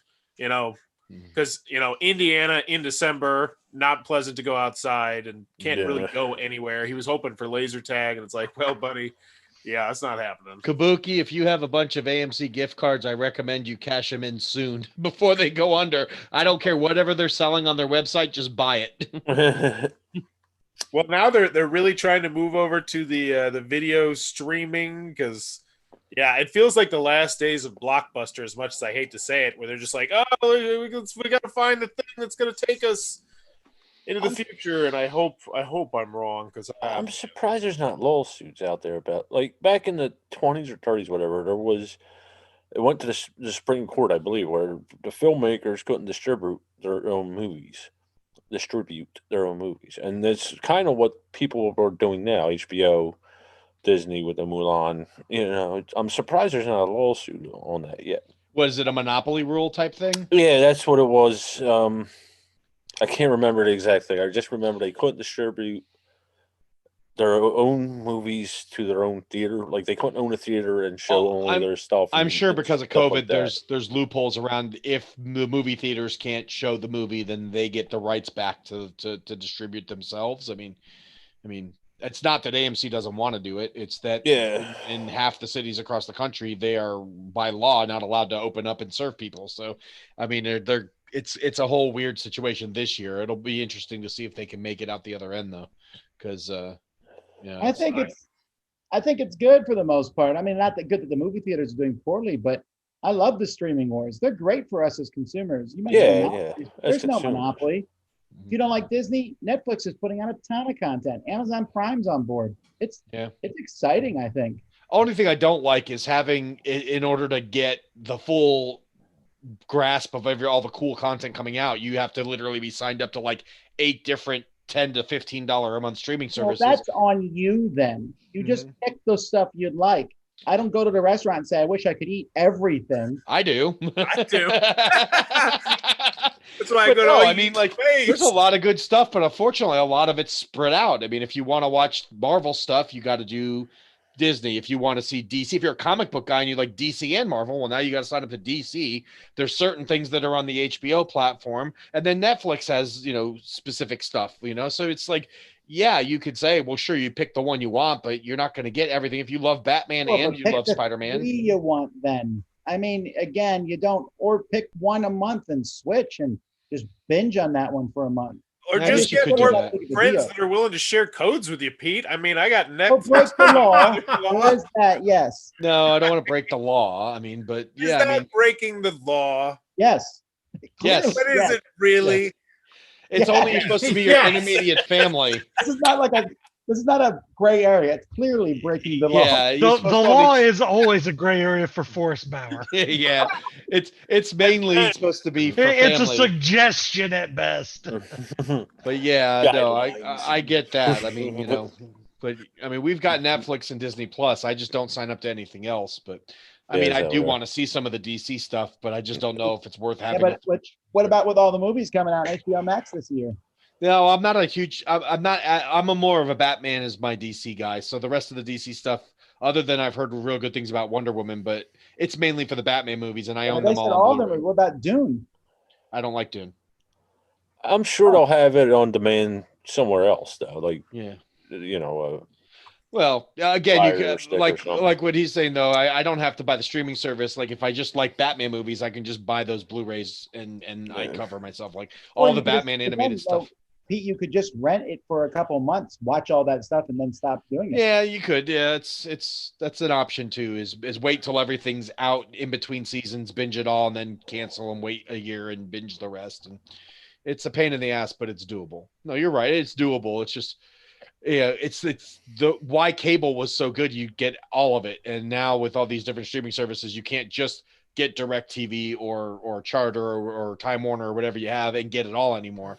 Like I would love to see a service that basically took all the streaming services and bundled it into like one nice package price where you could just cancel cable and have all these streaming services for. Yeah, but Pete, you keep talking about you wish everything was like it was, but it never was like it was.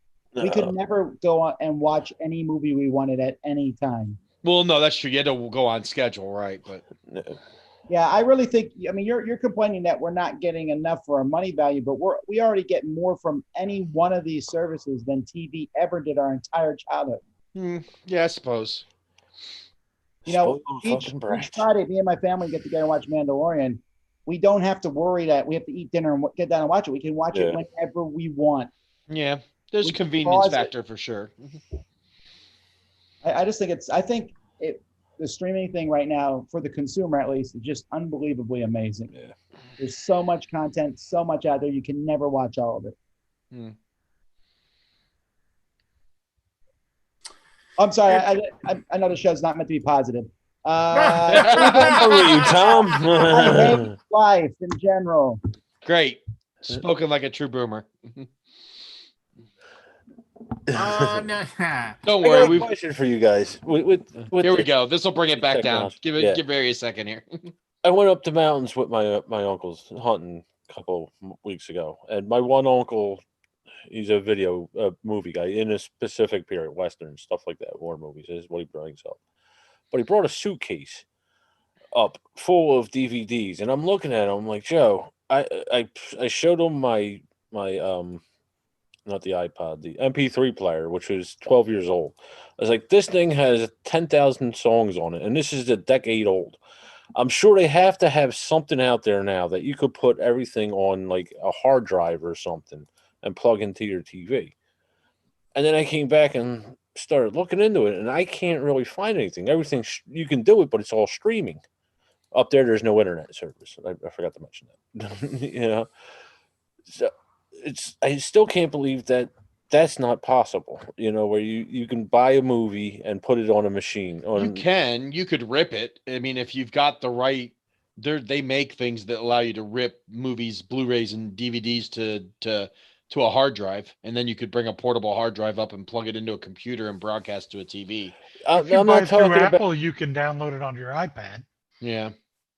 I never thought about the iPad thing. Yep, iPad too. If you have like movies on demand and you get the digital copy, you can just download it straight to your iPad. Because I do that when I take flights. I download the movies so I don't have to stream them through Wi-Fi. And if you want to watch it on a bigger screen, get yourself an Apple TV and take it and broadcast it. So. Yep, that's exactly it. The iPad's your answer. You just got to get all the digital copies off those movies and put them into the videos anywhere thing. Now I got to figure out how to do this with a 65-year-old man who's basically you basically have him give you all the movies and you do it for him. That's basically what's going to happen.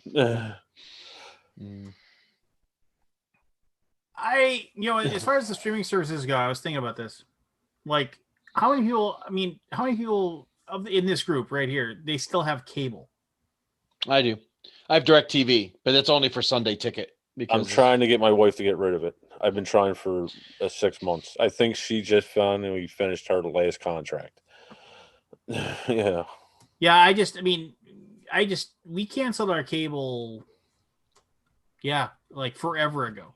If it wasn't for me and my wife being NFL fans of two different teams that aren't locally broadcast here, we would be cableless as well. Because we talked about it. I don't have that problem.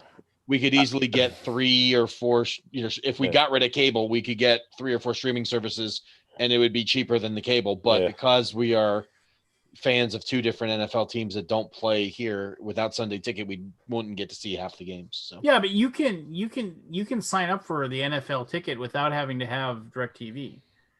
You have options to get streaming NFL without having to have streaming, DirecTV as I guess they probably have stuff now, but like you can get it. I know what you're talking about, the $20 a month digital version and then broadcast it to the TV. I mean, I'm not telling you you're an idiot or anything like that. I'm just saying that you have options if you wanted to revisit it at this point. I mean, it's like with Amazon Prime that shows like the football games on Thursday nights. Yeah. Like I'll watch it, and then like it'll go to a commercial. I'm like, well, this feels weird. A commercial, just like we went through that. Yeah, I mean, it's just kind of like I'm so removed from commercials now. I mean, like though Amazon is sneaking them in now every once in a while. If they aren't on, like some shows on there are like on Amazon, but with commercials. Like they'll throw in like a 40-second commercial. Oh, puppy walking by behind Tom back there. We got the Hulu with Disney Plus, and their commercials are like 2-3 minutes long. That got weird to me. My wife got Hulu because she wanted to watch. There's like 3 or 4 shows she really wanted to watch, and she pays the extra so she doesn't have to have any commercials. Yeah, I thought about that. It's not really worth it to me. I'm cheap at heart. I could deal with some commercials. She's the one that pointed it out to me. I will say this: it is really weird that because we have Disney, HBO, Hulu, Netflix, and Amazon, right? So we have those 5. And like it is really weird that sometimes you just can't find something you want to watch. And isn't that just I feel it's just so ridiculous. It's like literally like thousands of choices. And I like really I can't find something right now that I want to watch that's on right now. I realize there must be something wrong with me. I just think it's information overflow. I don't think humans are made to have this much thrown at them at once. Not only with movies or entertainment, anything. When I can't find anything on streaming, that's when I just go to YouTube and digest content there. You sound like my kids. Mm. I honestly watch YouTube more than I watch TV. So do I. I spend more time on YouTube than I do on Netflix or Disney Plus combined. YouTube, what a dead platform. 13 cents, baby. Yeah, 13 cents. Yeah. Tell you what, there, it looked Disney like Plus, you can't learn how to play Bandu. That's for dang sure. I wanted to say when Scott, bring us sensibility. When Forrest came back, like the red and those 2 red strings that came down, it looked like he had just gone to a seafood restaurant and he had like the lobster bib on. Don't want to mess up. What is that giant mug? What are you drinking? Water. That is insane. Well, I now know the answer to who the hell buys that giant thing at the gas station. You can buy a pot of coffee, get it for like $2. It's a great deal. Tell you what, back in my early 20s, and energy drinks. I used to buy stuff like that. Alden, could you please give us some class on this episode tonight, please? And then he goes back in and fills it up for free after Looking in the wrong place, man. because laws are not applicable to Forrest. What are you trying to How say? you doing, Aldi? Aldi? Good. Happy holidays, everybody. Happy holidays. Merry Christmas, Scott. Thank you. I am digging the long-haired Scott. It is something. It's getting a little too long for me, honestly. I keep catching myself in the mirror and video. I really don't. Barry. Oh man, pretty soon you're gonna have I that. I wish I had a little more up top. Hey, No, Barry. Hey, Scott. It Pretty doesn't soon have you're gonna be audio able to yet. pull it back, and then you're gonna have what's his face with that? He had that little tiny The action star that went crazy. Seagal. Seagal had that little Scott, little tiny. The trick is you get it long enough so you can fold it over and then lay it on the top, and it And I can looks get like the Trump wave. It's like a Trump free thing. toupee, man. You don't have to pay for it. You just flip it back over. You can see my gray. How Yeah. many of those bathrobes do you own there, Barry? He's very bathrobe-y. You're muted or something, You're Barry. muted, I can't Barry. hear you. Your audio. You know what? An audio guy. Come on. Yeah, the one guy who should know audio. If I were going to close my eyes and just imagine Barry, he would be in a bathrobe. Now that you mention it. Well, was it like 7 a.m. for him? Something. 5 5 a.m. It's 5 a.m. Oh yeah, it's almost 12 here. Well, What's Scott, new, it's good to see Scott? you. What's the news for BGG going into the holidays? Anything exciting? It's been a tough year. There's no really way around it. And I don't know. I mean, I don't want to think about the negative. It's been a pretty good year though. I mean, we did a lot of stuff. We try to do stuff. I don't know if it was successful. In fact, my gut feeling is it wasn't. So 2021 is gonna be different. We're gonna change it up. How's the traffic been? I'm very curious. All time high. Okay. So So traffic even and at hits on the 6 million website's all time this month. high. You're more concerning about like the conventions and cruises and stuff. Yeah. I mean, it's like I also feel. I mean, I don't know how Tom feels, but like, man, I'm a little worried about publishers. Like, yeah. this year, I know everybody's like, oh, some great games come out, but where are they? I haven't been able to buy anything. Like, I mean, I know that's all coming. It's still coming. more than the but, like, publishers. I go to my main 3 stores and nothing's in stock. I'm like, did they buy enough stuff or did they print enough? Well, it I is don't know. also like 2 days before Christmas. So this is like the one time that everything. This is a thing that I've been noticing all year. Well, Oh, I yeah. remember talking to, oh my gosh, I can't believe him, John and Blake, Mayday Games. Mayday. Yeah, That's Ryan. Ryan or It Seth. was Ryan. I don't know. Yeah, Seth. I was talking to Seth like right around March, and I remember him saying that he posted about it that there was going to be like all that Chinese manufacturing. We weren't going to see it right at the beginning because they shut down all those factories, but it was coming. That we were going to start feeling that. I wonder if that's part of it. It could be. It most likely is. Huh? I mean, they're still having problems shipping stuff now. You know, the containers are all over the world. Pulling my numbers right now to see if I can. And We might we're break locking 6 down million again for the first time ever. That's a very distinct 6 million unique hits. visitors. How many In of what- those were visiting Bandu? Like, can you look at specific games? Oh, I'm serious. I'm serious. I like is it- that would None, be- Forrest, none. Oh my gosh, Scott! Tom, can I get the Dice Tower to do a skip the rules video for Bandu? Such a damn man. Are you talking Bandu. about the block game? Yeah, the block game with the beans. Oh I yeah, don't I know like that Bandu. game. So, Scott, I think this would actually be cool. Is there any place on the site where you can actually? I know there's like the hotness, but where you can see where a game is ranked based on like interest, like number of people who view the page over the Well, last. you go to the stats page. You'll get some interesting stats there. Okay. Like go to Bandu, click on the stats tab. There you go. That'll You give were you the first visitor. that could be. Game not found. Well, it's only from 1987. I mean, let's look at the stats here. So we might make 100 million page views by the end in 1 month time. You might have how many? Wow. 100 Wow. million. Wow. Page That's views. crazy. That's crazy, right? It is crazy. I can't even fathom it. How is your infrastructure holding up to this?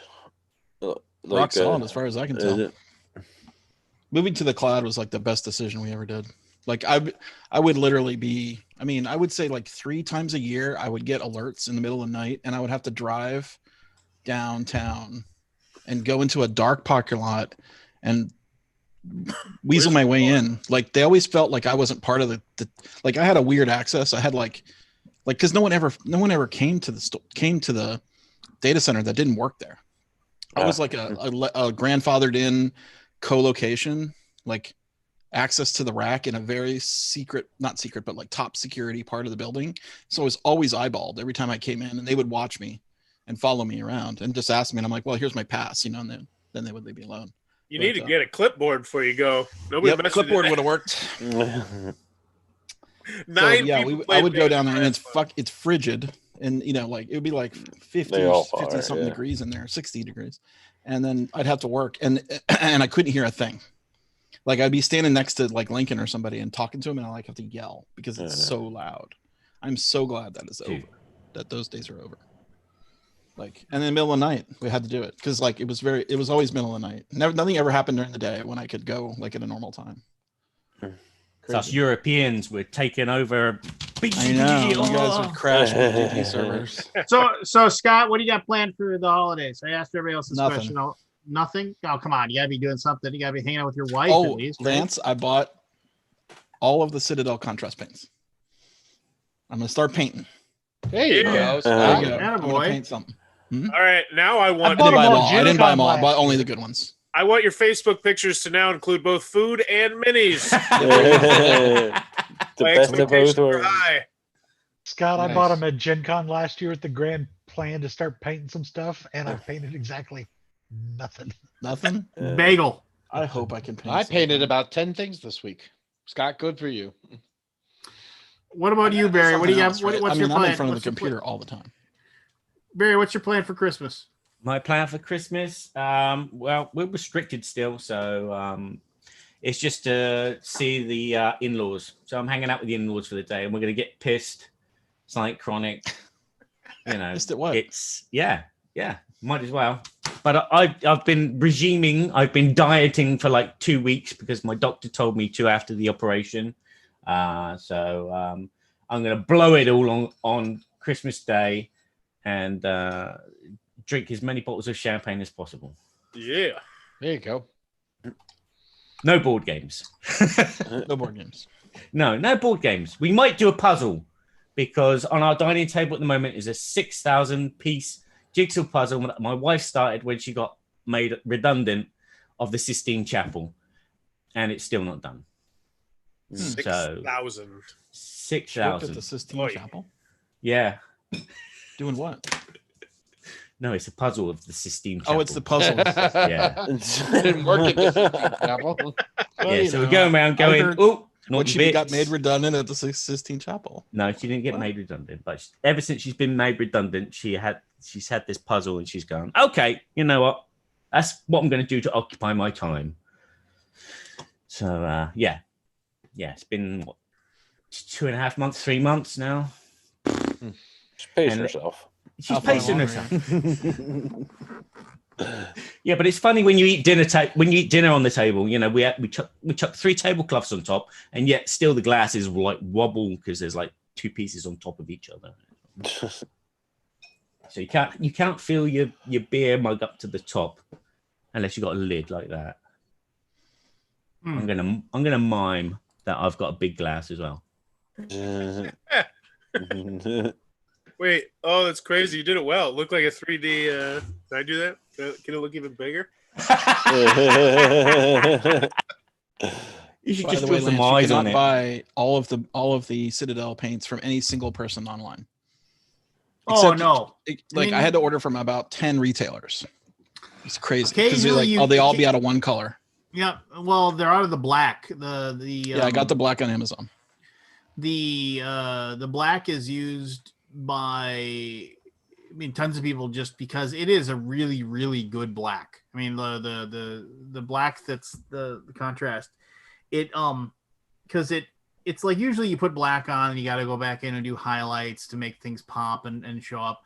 But you can actually like just slather on that contrast black, and it actually like because it's not exactly totally black. It's got a little bit of a hue to it, so you can actually you Right. won't lose like the details when you put it on. Yeah. I'm excited to try it. I haven't painted since the mid 90s. I was into buy Warhammer. you need to buy those goggles, the magnifying goggles, and see. You know, I mean, My readers not work. well, they should be fine. I mean, it's just like the one thing is I that really I want to look at something. when I got my LASIK, actually, PRK technically, but when I got my eyes zapped and I got the monovision, so the one eye sees far and the one eye sees close. I mean, when I always end up painting like a damn pirate because I With had one eye closed. and when I closed, like, oh. It's like a jeweler yeah, just like with a.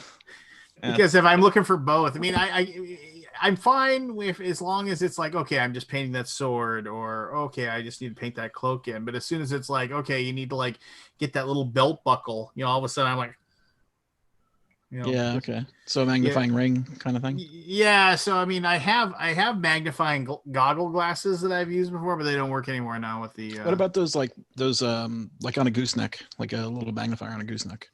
I have one of talking those, but it just doesn't work as well. It's like it just doesn't seems work. like for me. I mean, it's just here. Hold on, actually. I actually just got a pair of readers that helped blow up the small detail close up, and those worked really well.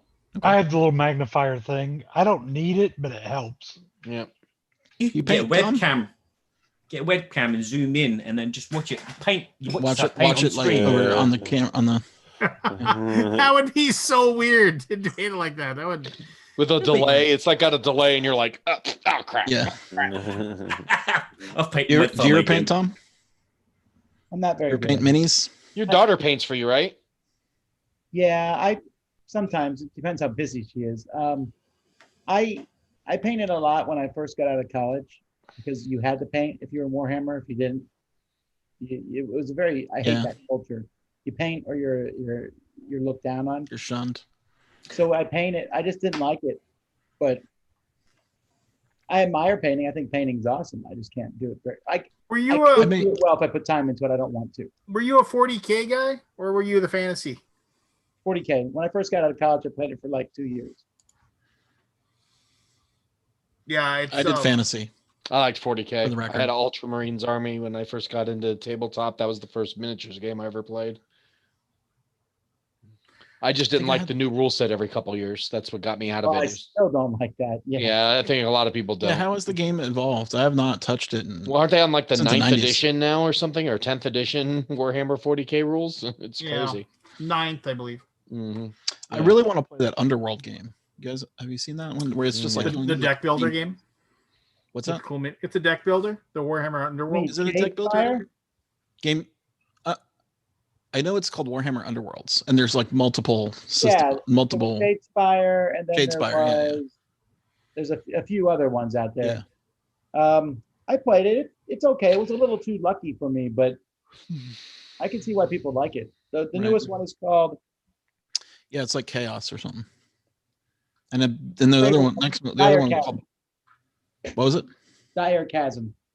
Dire Chasm. That I mean, sounds awful. and the whole thing is that they're trying to get people in with the easy to build armies because like Yeah, they're all just the snapped models, together. Yeah, they snap together. They're snap fit models, and so It's they, awesome. They try to get people in on that. And then I they're remember like, trying to well, glue those damn things for like you're sitting there for hours holding those pieces together. Yeah, I hated that. Or when they were pewter, they wouldn't fit together perfectly. So you had to buy green stuff. Yeah. And put Or you it had to in file there. it down. Yeah. Oh, Yeah. I hated pewter with a passion. I was not a good modeler. I would just try to get together as quick as I could. Yeah, now it's like Snap together. And well, there's done. no metal miniatures. Well, I mean but there's no metal Warhammer miniatures anymore. Yeah. But the people that get all except it's the fine cast models because it's a resin. It isn't the really quality plastic, and so with fine cast resin, you can't use plastic cement and yeah.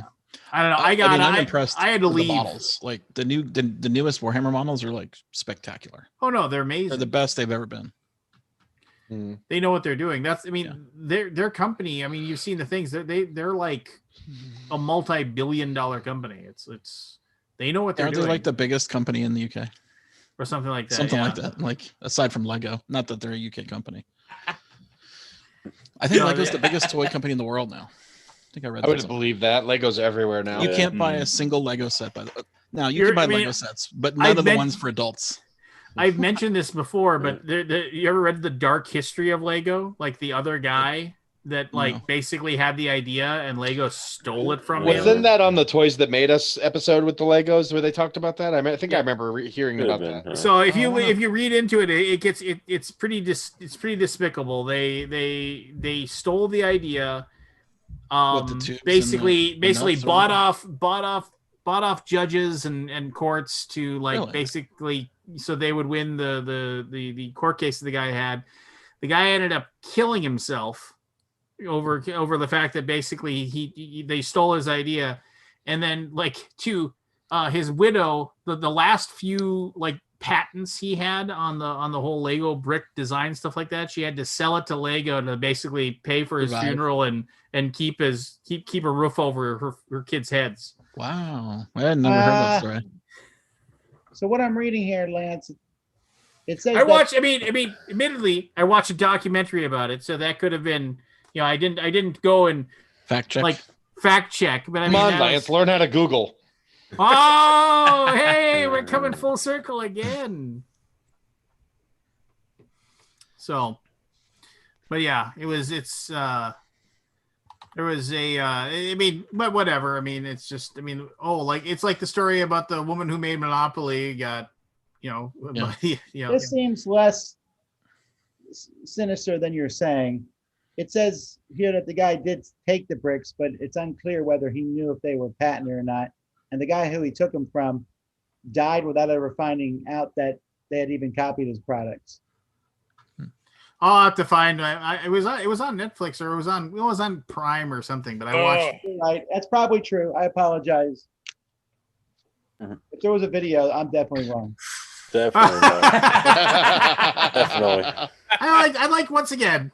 This is like Tom Vassell After Dark. I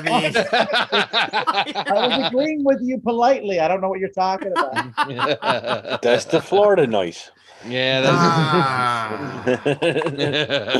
I hate to see the Florida nasty. No, boy, you don't want to see that. I lived down there way too long. It's not pretty. Hi, Jeremy. Hey, how you doing? Hey, Jeremy. Hello, everyone. Hey, Jeremy. Morning. So that Arnak thing is out now, huh? Yeah, man. I was looking forward to that. Have you tested it yet? Or are you looking at it? No, he was going to be tested a while back, and then like they just kept having problems with graphics. So I'm glad they got it done, because that was like a thing. He wanted to have it done before Christmas. Yeah, so people would have it. I got to print it out. Honestly, I blew through that deck so quick. Like I blew through the AI so quick. Because I love Deck Builder so much. I was just playing it for a full week straight. I was like, man, I keep kicking this. I keep getting so good at this. And I think that's what a lot of people were experiencing that were playing it solo. They were like, well, I got good already. Yeah. So I've only played it once, but the new challenges I need to play tough. solo. Whew, the new challenges are tough. So yeah, if you conquer it real quick, print that out and let me see how you do, because those purple tiles are tough. Ooh. They presented a lot of new things, plus the challenges and stuff. So yeah, you're gonna have some pretty. That's the Lost Ruins of Arnak, by the way. Yeah. Solo. The cool people just call it Arnak, though, right? Yeah, but it's just we know by Arnak. Well, I mean, what else do you need? What other game is called LRA, Arnak? baby? They just Well, call I it guess LRA. Maybe the people who created the game should have just called it Arnak. I'm sure. Well, Arnak. I mean, God. I dug myself into a hole again. I don't know. Don't feed the beast, Scott. Just let it go. I'm not provoking. Just let it go. Let it go. I'll let it go. Where was Tom on this one? Why wasn't he like telling me I was wrong? Oh, because this one's too obvious. Oh, Because you didn't need to, because we all know. You told yourself it was wrong, basically.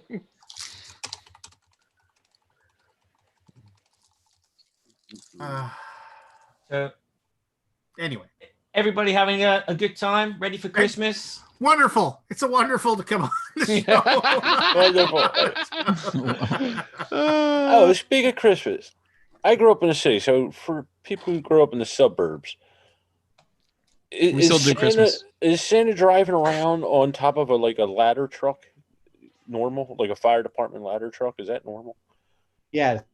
Okay. I've seen it since I was a kid in the big city. I've never seen it in the city. Parade. I've never seen that. In Philly, it's like you had them come down on the parade on Thanksgiving Day, but I've never seen them drive around in the city. What kind of refuse did they throw at him? So why would they have that up? Why would they have the thing in the fire truck? They had the ladder truck come around the development with Santa on top of the ladder truck. I've never seen this before. For the kids to see it. Like, it's not a parade or nothing, right? It's just a drive. Yeah, it's them, and then they had like an escort. But I've never. I said, Jen was sitting here with me, and I said, I hear a fire truck, braking. close. And she said Santa, and it didn't click on me right away. And then I heard it again, and she's like, "Yeah, Santa." And I'm like, "What are you talking about?" I never saw that. I never heard of it. Yeah, we just have the we don't have. I mean, that's one way to social distance, I guess. If Santa's up on top of the truck. He's on the ladder. Well, she grew up in Lansdale, which is just outside of Philly, and she said, "Yeah, that my whole life." I was like, "I never even heard of this." Like it must up be in like the mountains and all that. pretty regional. Yeah, maybe. Jeremy, what are you doing for Christmas? I asked everybody. Like a nice person does. Not that special at all. Not that really special. Just having my mother, my stepdad, and my mom come over and watch my son. I'm sorry, time out. You said your mother, your stepdad, and your mom come over? No, my mother and my stepdad. And then we're gonna watch him open his Xbox, and then everybody's gonna realize how broke we are because we got him his Xbox.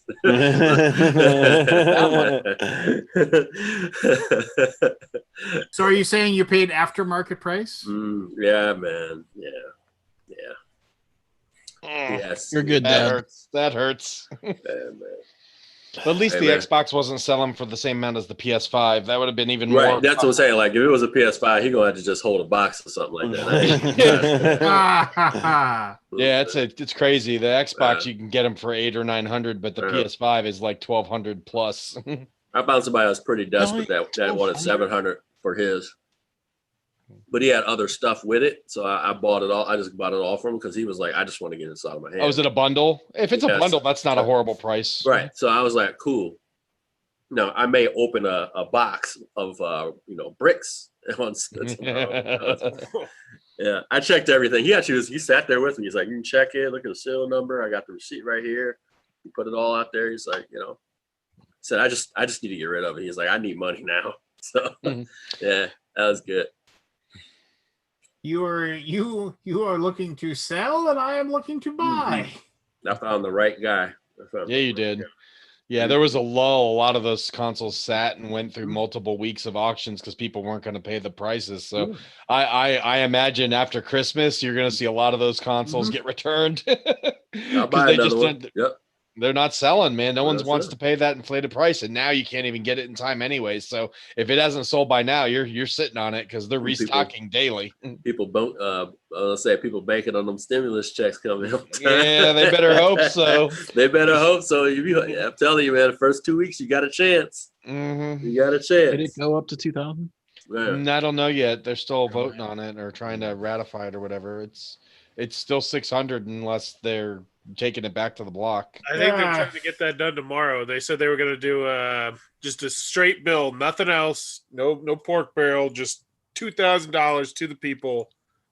Leave the rest of the shenanigans. Wow. They're going to try. And they need to get that small business one in there too. I think it's small business and the people, but all the other crap, like all the other foreign stuff and the military stuff, they can wait until after the holidays to take care of that. And dogs are legal citizens in the United States. And they put in the felony.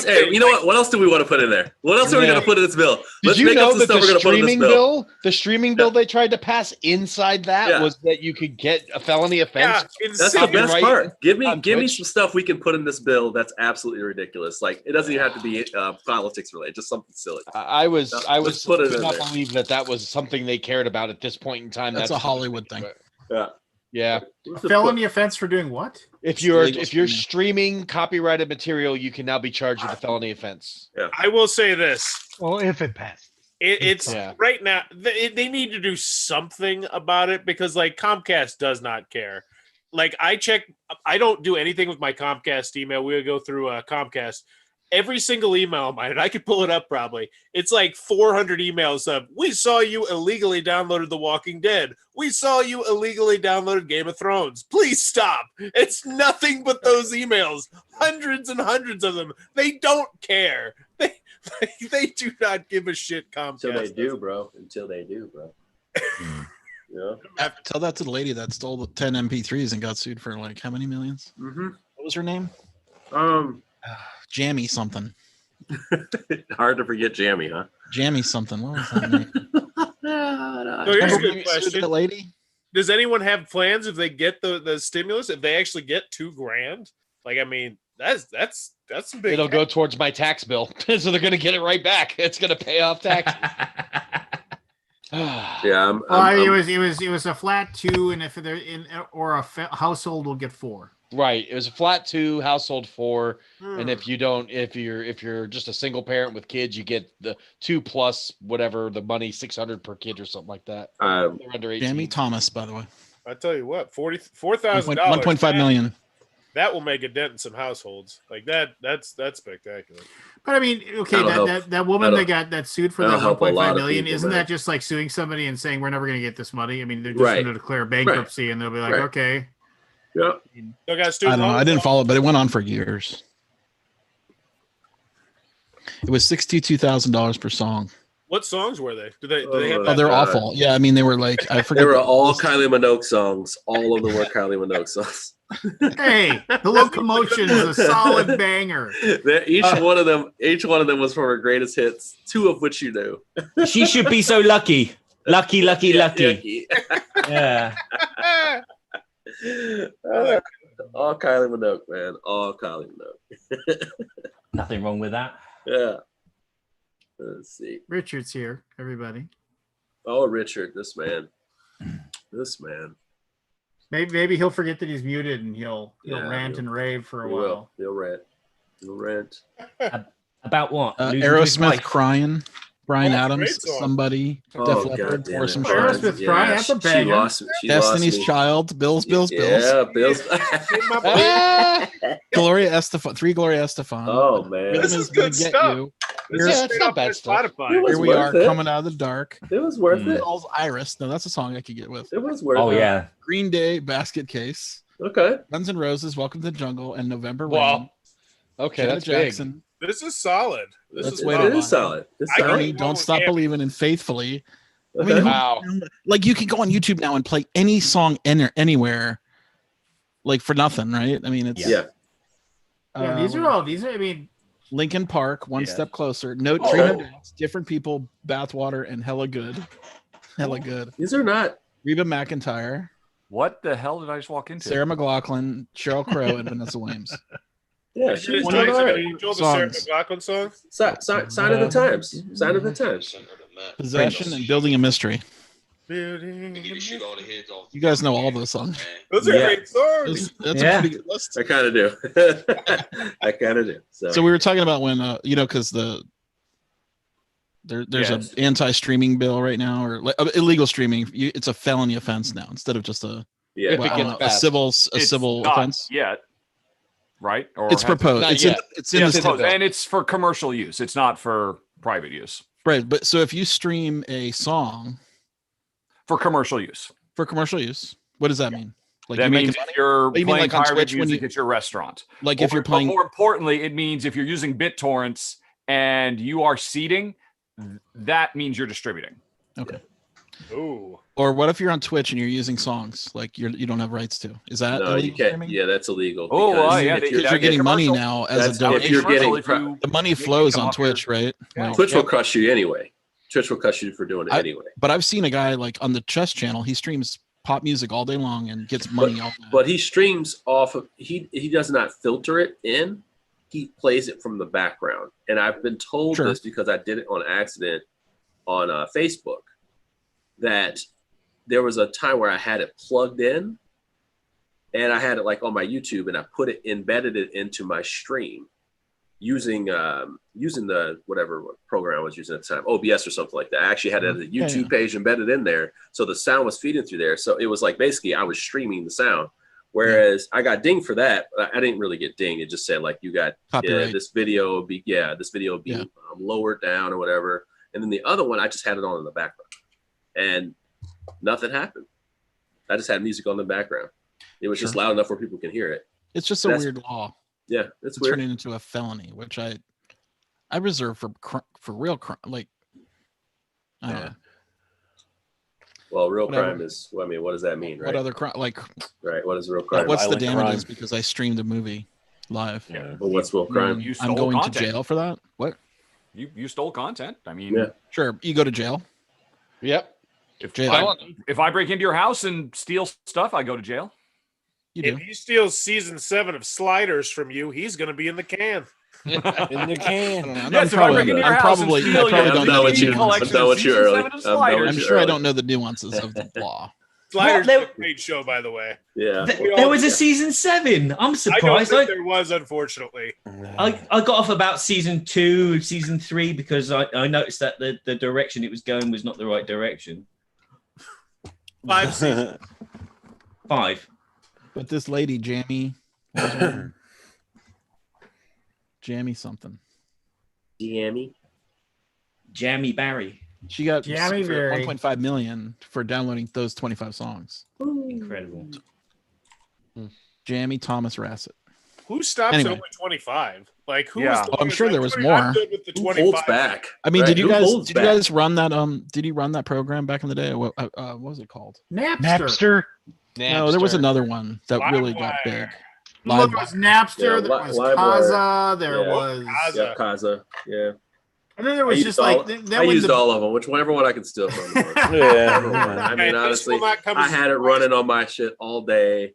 Oh, wait. Forrest is going to lay This another. will not- Let's see what the I reality. have to tell Lance this. So I used to do this every week, every single week with like Ja Rule back in the day and Big Timers and Creed.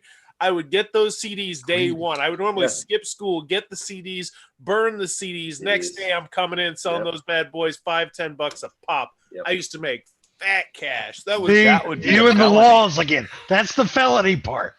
That would Where be you're the stealing commercial the shit element. to make High money. school. It's the It wasn't- gray area. Oh, see, again, Forest laws don't apply because I'm in high I- school. and you want to If be I'm in high my school, I can kill representative for you. jurisdiction 13 of Fort Wayne, Indiana. Yes, Lance, because I have lived a life and I know what poverty looks like. I have rubbed elbows with people in poverty and I understand the plights that they go through. And I'm here to fix the system that holds them down. Damn straight I am, Lance. So I Sounds like a politician. And you I sold used to work- music that saved poor people. What? You stole and sold music to help poor people. No. This is when I was in middle school and high school. No, He was poor, I Tom. understand the plight. He was sticking it to Big Ja Rule. What does being in high school have to do with it? Were you dumb? I mean, most high schoolers know the difference between right and wrong. No, man, that right there, that was a thing. Tom- It was Yeah. a thing. I was in a very bad situation. Yeah, Well, I was it addicted was to a lot thing. of drugs. I did not have I'm parents. fine with that. I'm just saying you seem to be very proud of the fact. No, it's just Funny? I am proud of the fact it was the only way I was making money back then. I mean, I used to sell my Adderall. You know, it was Ritalin back then. You know, because What is what I had to do. What would you get for that? How much? I got $3 a pop because I didn't know what I was doing. $3 a pill? Yeah, it was what. Well, I actually started. It's as bad as it sounds. It was like when I was 12 or 13. I was running late to the bus, and this kid was like, "What's that?" I was like, "Oh, it's my Ritalin." He was like, "Oh, I'll give you some money for that." And I was like, "Well, what? Sure." But Wow. Yeah. Wow, you got luck. So Yeah, when I worked in my 20s, I worked at a music store, you know, records, albums, tapes, whatever. And I've heard of so them. we had the used CD section. You know what, dude? You know what, dude? What are they? Music stores. I've heard of them.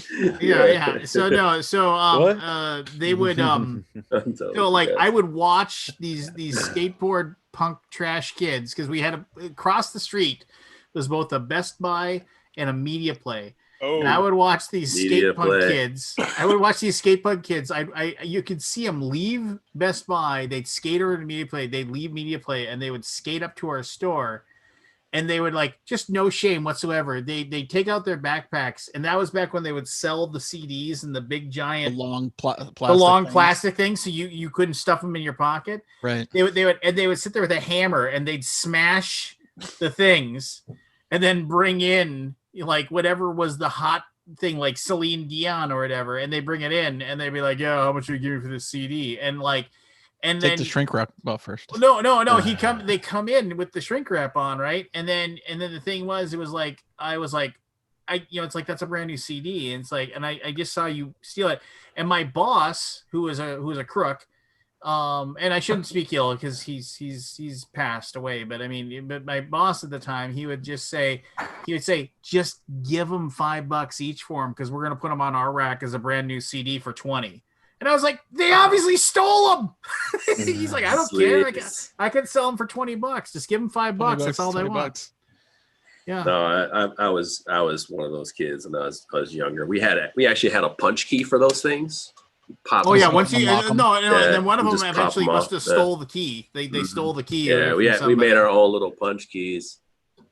I mean, we did that at all those good musics and stuff. I was just saying that to my wife like a week ago. I was like, man, I'm so glad I didn't get in trouble for that stuff. We stole a lot of stuff. When I worked at a video store, I busted kids all the time for stealing our stuff. I mean, like I would just watch them. I would watch them just shove stuff in their coats, and like it was always like the Nintendo 64 cartridges and things like that. And they'd start walking out the door, and I'm like, you got it, no. And I was just like, man, I had so many kids arrested. It was just like it was so weird to think of this. It's like when I was like poor, we was poor and damn near homeless, and sometimes I don't remember. I didn't steal, and then when I got a little bit older, and my mom was doing all right, I started stealing. Like I don't know what it was. It was just like some phase, was it like peer pressure? Yeah, I think it's, it was just a phase. Yeah, I mean, I was following, but it was just like I started like doing stuff like picking locks, and like I just got like it was a thing. Like I kind of like started feeling good about it, and then like when I got my half brother and his friends, his crew, that's what they were doing for fun, and like I think it's just it was such a stupid thing, man. But like I remember that we had one time where we ran out of a mall full sprint, and I had to jump in an open window of a car to get out the fuck out of there. And I had never had to do anything like that for something legal before.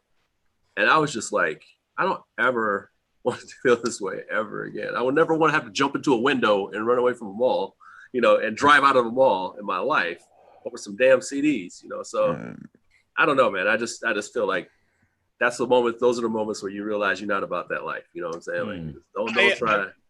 Did you have a father figure? Was your father around? God no. Yeah, I think that's like the super important thing, right? Because I think I have memory of stealing something from a drugstore, and my dad like got me straight. Yeah. I don't think it's my nephew went through something like that, and both his parents were around. I think it's just a phase. Yeah, and I don't. Well, I mean, but if it stopped at the root, I don't know. Whatever. Yeah. More deeper than I think we want to get on the show. No, I truly believe that, because I mean, honestly, I was always just looking for guidance. I have such a high respect for authority, so it's like my mom just was not around. Like I could. Yeah. My mom was so good at being strict that I just followed her orders. But like as you get older, man, you just start to just do what the hell you want to do. And, all right, guys, I'm falling asleep. I'm gonna bug out. Bye. Tom. Enjoy your sausage and shrimp. Merry Christmas. Christmas. How do I wrote it on my hand practically? I'll do that. Terrapin Titan. I had a moment very similar to that, Jeremy, where I think it was about 16 or 17, and I realized as I was running through the woods away from police, because we used to steal people's trash can and throw them into this pond and set the trash can on fire. So it'd just be like this flaming trash can with gasoline. And I remember running through the woods as fast as I can, just paranoid I was going to hit my face on something. And it just dawned on me, like, if I get caught, I'm not going to get sent home. Like I'm going to juvie, like I'm going to jail. And it was, I got caught for trespassing over by this lake on this private property, because I went to school. I got bussed out into the burbs, but we like to go back there and smoke. And I went back there. We went back too far on the land, because that's where like these yachts were and stuff like that. And I think somebody just was like, "There's black people back there." So just go look. Go look for the black thing he's running back there. Yeah. And my buddy Fat Steve, he couldn't run. He could not run the cops. So here we are.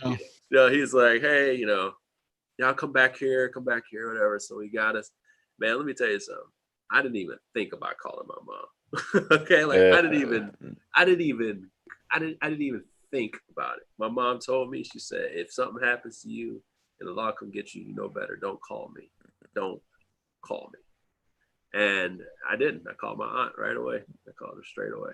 And My dad gave me one. He picked me up from jail once. He's like, I'm never doing this again, ever. Did it with my cousin. Did it with my cousin too. She was like, "No, if you're gonna do some crime, she's like, I give you whatever money you needed. Why'd you steal? Don't call me for bail. Don't even think about it." I was like, "Damn." Mama, she called me. She was like, "You gonna bail this motherfucker out?" I'm like, "Damn." I was cold blooded. She just doesn't believe in that. She's like, "You know right from wrong. So why are you doing that?" You know. So she was just strict, man. I guess I'm just the crazy guy who just never got arrested. I don't know. Oh God! It's not as fun as it sounds. Come on, Lance, come party with us. Come party with us. Yeah. Oh my God! Hey, bad before you boys. do, put this in your mouth. You have to open the gateway. Christopher. Chris, I'm here. I'm just Happy enjoying the holidays. conversation. Open your mind, Quaid. Open how did we your get into mind, this? How did we get Lance. down this path? I have no idea. Downloading MP3s. Music. Downloading. That's what happens. That's the All right, path. all right. Here. First of all, Richard was here first. Richard, what are you doing for Christmas? Oh, Nothing. Christmas is no big deal to us. I'm actually gonna stream my top 10 games of the year there you live. go. I'll be I love doing it. that in the morning, and I'm glad you're streaming it, by Dogs, the way. play a Glad you're game. streaming it. It's just another Friday. Yep. Sorry. Very Nah. true. Heartless. Yep. You Dead have inside. No soul. If you don't have Seriously. kids, it's also a different ball game. No. I mean, Yeah. If I didn't have my son today, I Heartless. said that. I was like, if I have a son, we would not have a tree. We would not. You're I mean, getting like, a bag seriously, I of can't. coal. I just- Oh, jeez, Lance. I am giving neither giving nor receiving any gifts. send him a playmat. We do have a tree. We do have a tree up, but that's mostly because my mom wanted it. Send him a 2x2 playmat. Oh, and actually, I tell a lie. We did buy a gift. When we were at Okay. Costco a few weeks ago, we saw nice little statues of Baby Yoda, and Mom really loves Mandalorian. So we just, on the whim, she'll get a kick out of that. Let's get that and wrap it for her. Let's just give it to her last week Thursday. Yes. Well, just like, hey, Mom, I got this. Yeah. I have no idea how it will go over, especially because she was not happy with the end of Mandalorian. So Oh Really? my God. Really? Ooh. I don't know. The one person. Oh, I like no. her. Lance, I thought we it had was that shit. discussion in our D&D session. You didn't see we my. we also proved you were wrong. So Did you also? My reaction to that, I was like, man, come on, man, come on. Right. Okay, so the entire second season of Mandalorian was worse than the first, basically. it was fan What? service. It I was agree with fan that. service, and it was cool. Well, for the I first expect- episodes, and I then it got expected- bad. You know what? I You know expect what? nothing less from the people that think The Last Jedi is a Marvel. So I never thought that was a Marvel. you know what? Oh, Here, I'll that's say this. that's I'll say Oh, this. man. blow, Oh, sir. okay, guys. No, Do you I'll want to say this. relitigate all of that? No, I don't think you do, especially because Hold on, I gotta go watched get the popcorn. I'll be right back. every single Pete. time. I just want to say this. Elevating. You got your Last Jedi. We got our second season of Mandalorian. No, I'm glad everybody enjoyed it. I mean, I don't know.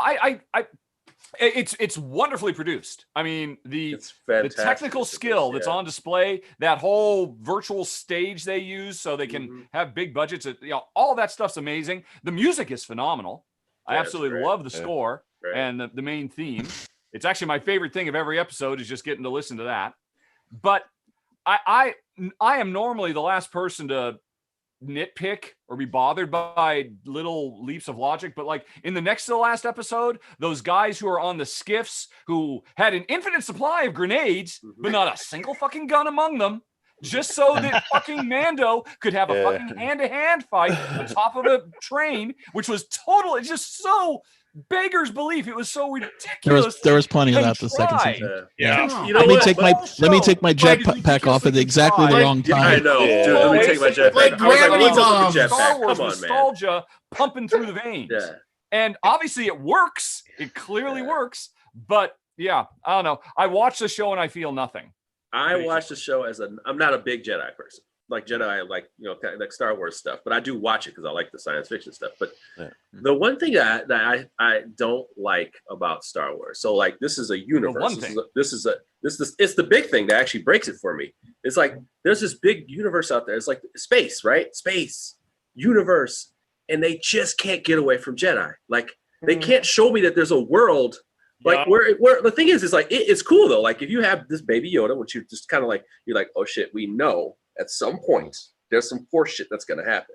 Play with that forever. Like I don't need to see the saber stuff. Like I just don't need to see it all the time. Like all that does is bring everybody. There's literally been It's fan lightsaber service. duels. But I'm just saying, There's been lightsaber battles in 3 of 16 episodes. yeah, 3.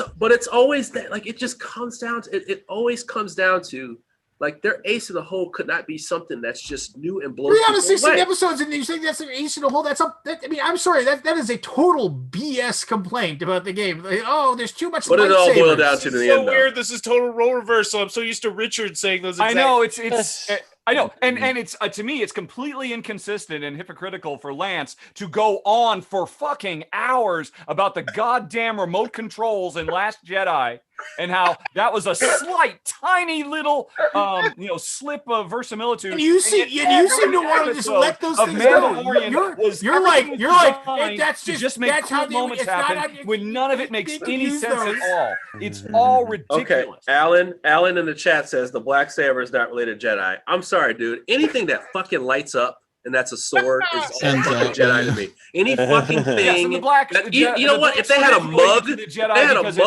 it harkens back right. to the Jedi versus Mandalorian. If they had a mug that lit up, I would And call the- that a the lightsaber. black Okay, saber like I'm was- tired of this stuff. The black Like, saber was Dark owned, was saber. created Dark by the I'm so happy saber right and now. Jedi. I'm So sorry, yes, it's it's a- directly it's a- related to Dude, I Jedi. want a planet. I saber. want planets where Jedi's are not allowed. No Jedi shit at all. Like I want whispers of Jedi. Whispers. Like, Richard, give me some- it I is couldn't a have gotten a better Saber Christmas Jesse or present than this right oh here. my Yeah. god. I can't understand see. what you're What saying. did I miss? but What I missed? The Jedi is the universe. That is Star Wars. It's like What a did I miss? mythical. Oh, it's a blood disease. Yeah, that too.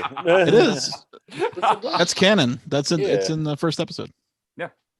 The prequel Thank don't you. exist, Scott. I don't know what you're talking about. That is But Thank you. all the leaps of logic, Richard, you were willing to just jump through for Last Jedi because it was just such a marvel of musical No, first of all, the movie leaps of storytelling. logic you brought up were ridiculous, silly. Oh, because you've trifles. decided. As Because you opposed decided to, they are. Because at no point in Last Jedi was there an entire half episode long action scene devoted to trying to recreate a train robbery stagecoach thing. And how do they do that? By ensuring fucking villains don't have guns. The gun is the look, most a common grenade. fucking thing in the entire Star Wars universe. They're And nated spend up. They are dozens of nated up. guys showing up But on here's the deal. expensive Maybe skiffs with an endless supply of grenades. They are so stupid at the end when the thing gets into the cap. They're all literally running towards the camera. We are going to run and hold our grenades over our heads so you can shoot us. Yeah. It was laughable. It was so ridiculous. Now, Richard, I will talk about good things in Mandalorian. There's occasionally very cool stuff. Bill Burr's Almost every character episode is has one fantastic. cool. Yeah. oh, so good. The Awesome. cool things. Like, okay, this is more character development than I've seen in some major characters in Star Wars and Yeah. multiple films. I'm like watching this. I'm like, I know his story. I want a Bill But I Burr. when he's respect across it. the table from the Imperial officer, you're Like just that guy- oh my God. there was way more character development with Bill Burr than say I don't know Admiral Holdo or whatever. That dude. Okay, so that- Lance, what we're was- going to what leave was you that guy to on building the your planet? straw men and knocking them over. The What was rest that of guy? us are going to have an adult Hey, conversation. I didn't bring up Last Jedi first, so yeah, just That guy who's the I have a the question. I have spoken guy. Who is that? Who's that dude from the first season? The Ugnaught. Oh, that love Nick guy. Nolte.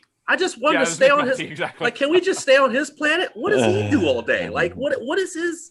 What's his journey? I want a show about him. I don't want another show about He some raises other those, the things uh, I've really those liked things. about the show. Like, I just pretty want much- his show. What does he do? Yeah, every single time they humanize the Empire, that is fantastic. Yeah. yeah. Yes. Those two pilots on the final episode, talking about all the deaths, all the innocent lives. They Death stole Star. that shit from Clerks. And but it and wiping out Alderaan was a terrible thing, but it was worth it to stamp out terrorism. Yeah. That stuff was chilling. That stuff was prescient. That stuff was good. That's Star Wars. Well, that's actually Star Wars doing Star Trek stuff, using their science fiction fantasy for parallels to the real That's world. why it's not which even is something close. By Star the way. Wars That's generally that's why doesn't it's do. not even close. It's just Star Trek. And the creepy officer, who had the background with Bill Burr, he was real. I would have watched a whole episode about him. Yeah. And just talking same. about his battles over the last 20. That was amazing. The I think what most people consider the weakest episode, the aliens one where they're running around in ice caves with the frog lady. Yeah. The coolest thing about that was, hey, here's a couple of hardworking Jamoke X-wing pilots who just have to single-handedly patrol an entire sector because the New Republic is spread too thin. That's fascinating. I wanted to fly away with them and hear what's going on with them, as opposed to, Mr. Mustache. I don't know why he spends any time wearing a mask. Oh, you're taking my line. A perfectly lovely little mustache. That was my biggest bitch. Yeah. Oh, By the way, he was my do favorite like- character Don't in show your Game of face. Thrones. yeah, sure. Yeah. And the mustache worked there.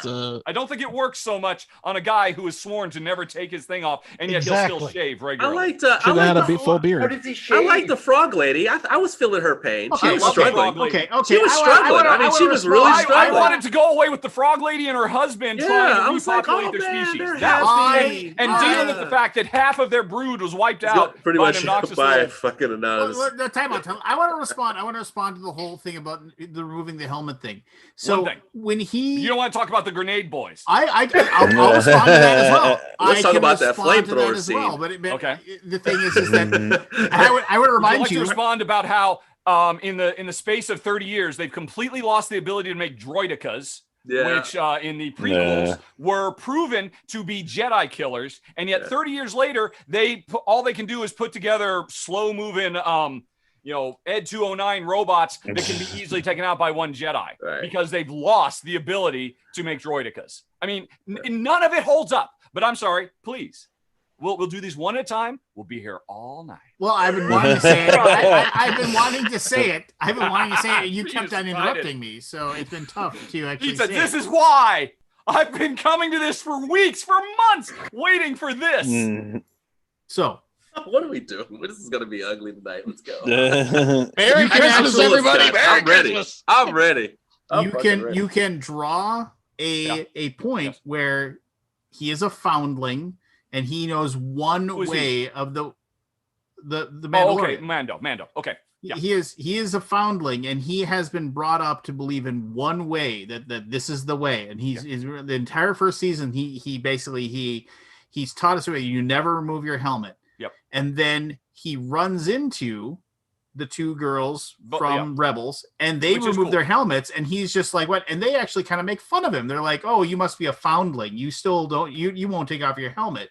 You won't do this. And so he then is learning that like the one way that he has been taught, there's others. Yeah, that's all cool stuff. And so, I'm not gonna argue with that. that's why he felt okay with the conflict of like, I need to take my helmet off. I'm gonna have to show my face. I have no problem with him taking his helmet off. I thought that was the best thing they did with him the whole 2 seasons. I'm complaining about his ridiculous mustache that he maintains and grooms under his fucking helmet. Because people like the thing is because it's that- just for me. Okay, but Because he didn't even take his helmet with my off helmet. to eat. Why He lifted it why up and wouldn't put a why spoon in? why wouldn't he like if he likes if he sees his own save he like most people don't have an affectation. They do it for other people, especially somebody who's a loner like Mando. Maybe he just likes his mustache. Maybe he just wants to have it. You know what? A lot of because people he keeps bought it him well drinks done. too. True. By the way, like a lot of people bought him drinks in the show. I'm like, why are they buying him drinks? He's not gonna take off his helmet. Like straight up, everybody's like, And they let's sit never down and get him have a a drink. straw. Everybody's How like, rude. let's sit down and have a drink. I'm like, why? He's not gonna drink it. Like they poured a drink anyway. I wanted to find out. The stuff, I Maybe thought that they're was trying to actually trick him. really cool. The background where it was revealed to him very, very passively, very subtly, very nicely done. That, oh yeah, by the way, everything you believe is a lie because you're part of an offshoot sect and you had no idea that what you think is real is not the real way. That was very cool. That was neat stuff. Yeah. Well, so if I can, say I'm more something, interested in her show than his. I talked with Lance when we had our D&D session about how I didn't think the writing was great for the second half of the second season, but like that whole part of the episode when they're facing down over the Darksaber and it's revealed that like Mando isn't the zealot, it's really the woman who's the leader of the Mandalorians. Like that was really good writing. Like I want to see more of that writing where it's like you take this character development and you show us, okay, yeah, he was raised in this way, but he has become someone different. Whereas the people who were giving him crap about that, like they were actually the zealots all along because she can't take the sword because it doesn't meet, the specific criteria that she has to have to take the sword.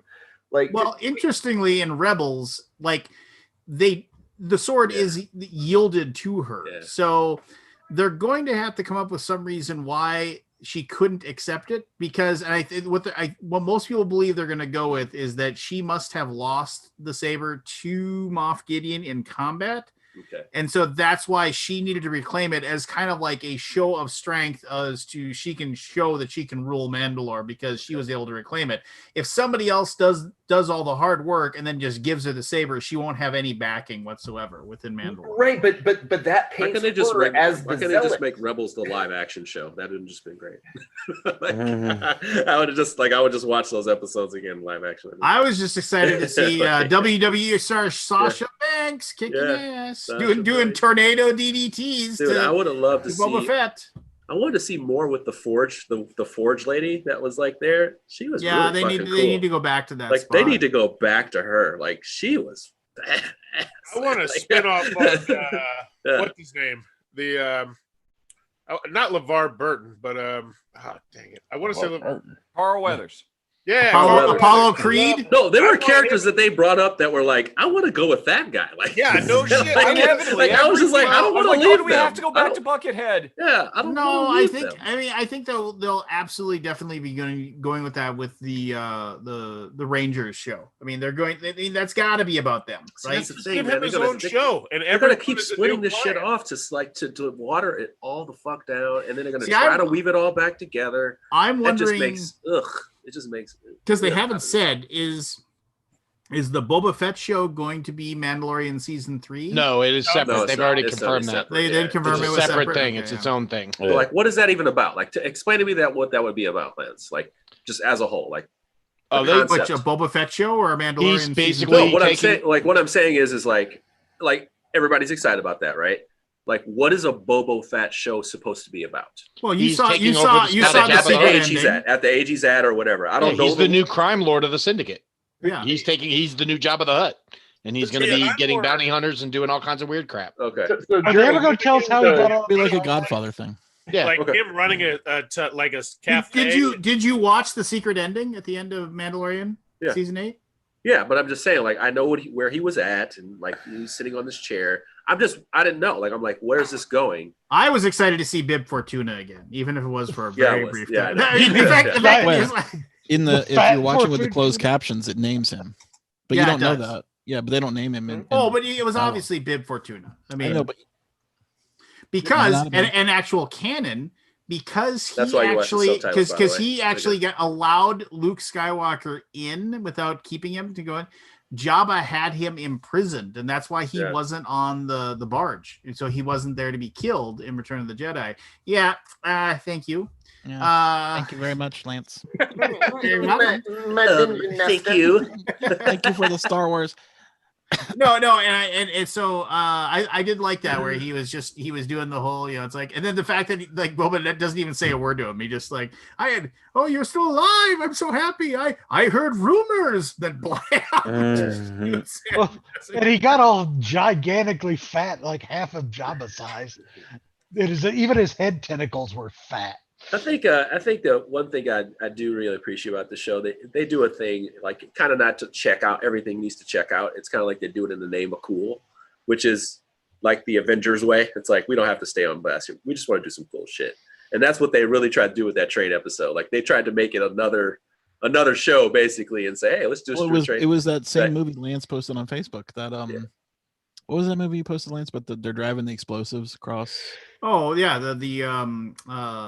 yeah, it was totally the Sorcerer.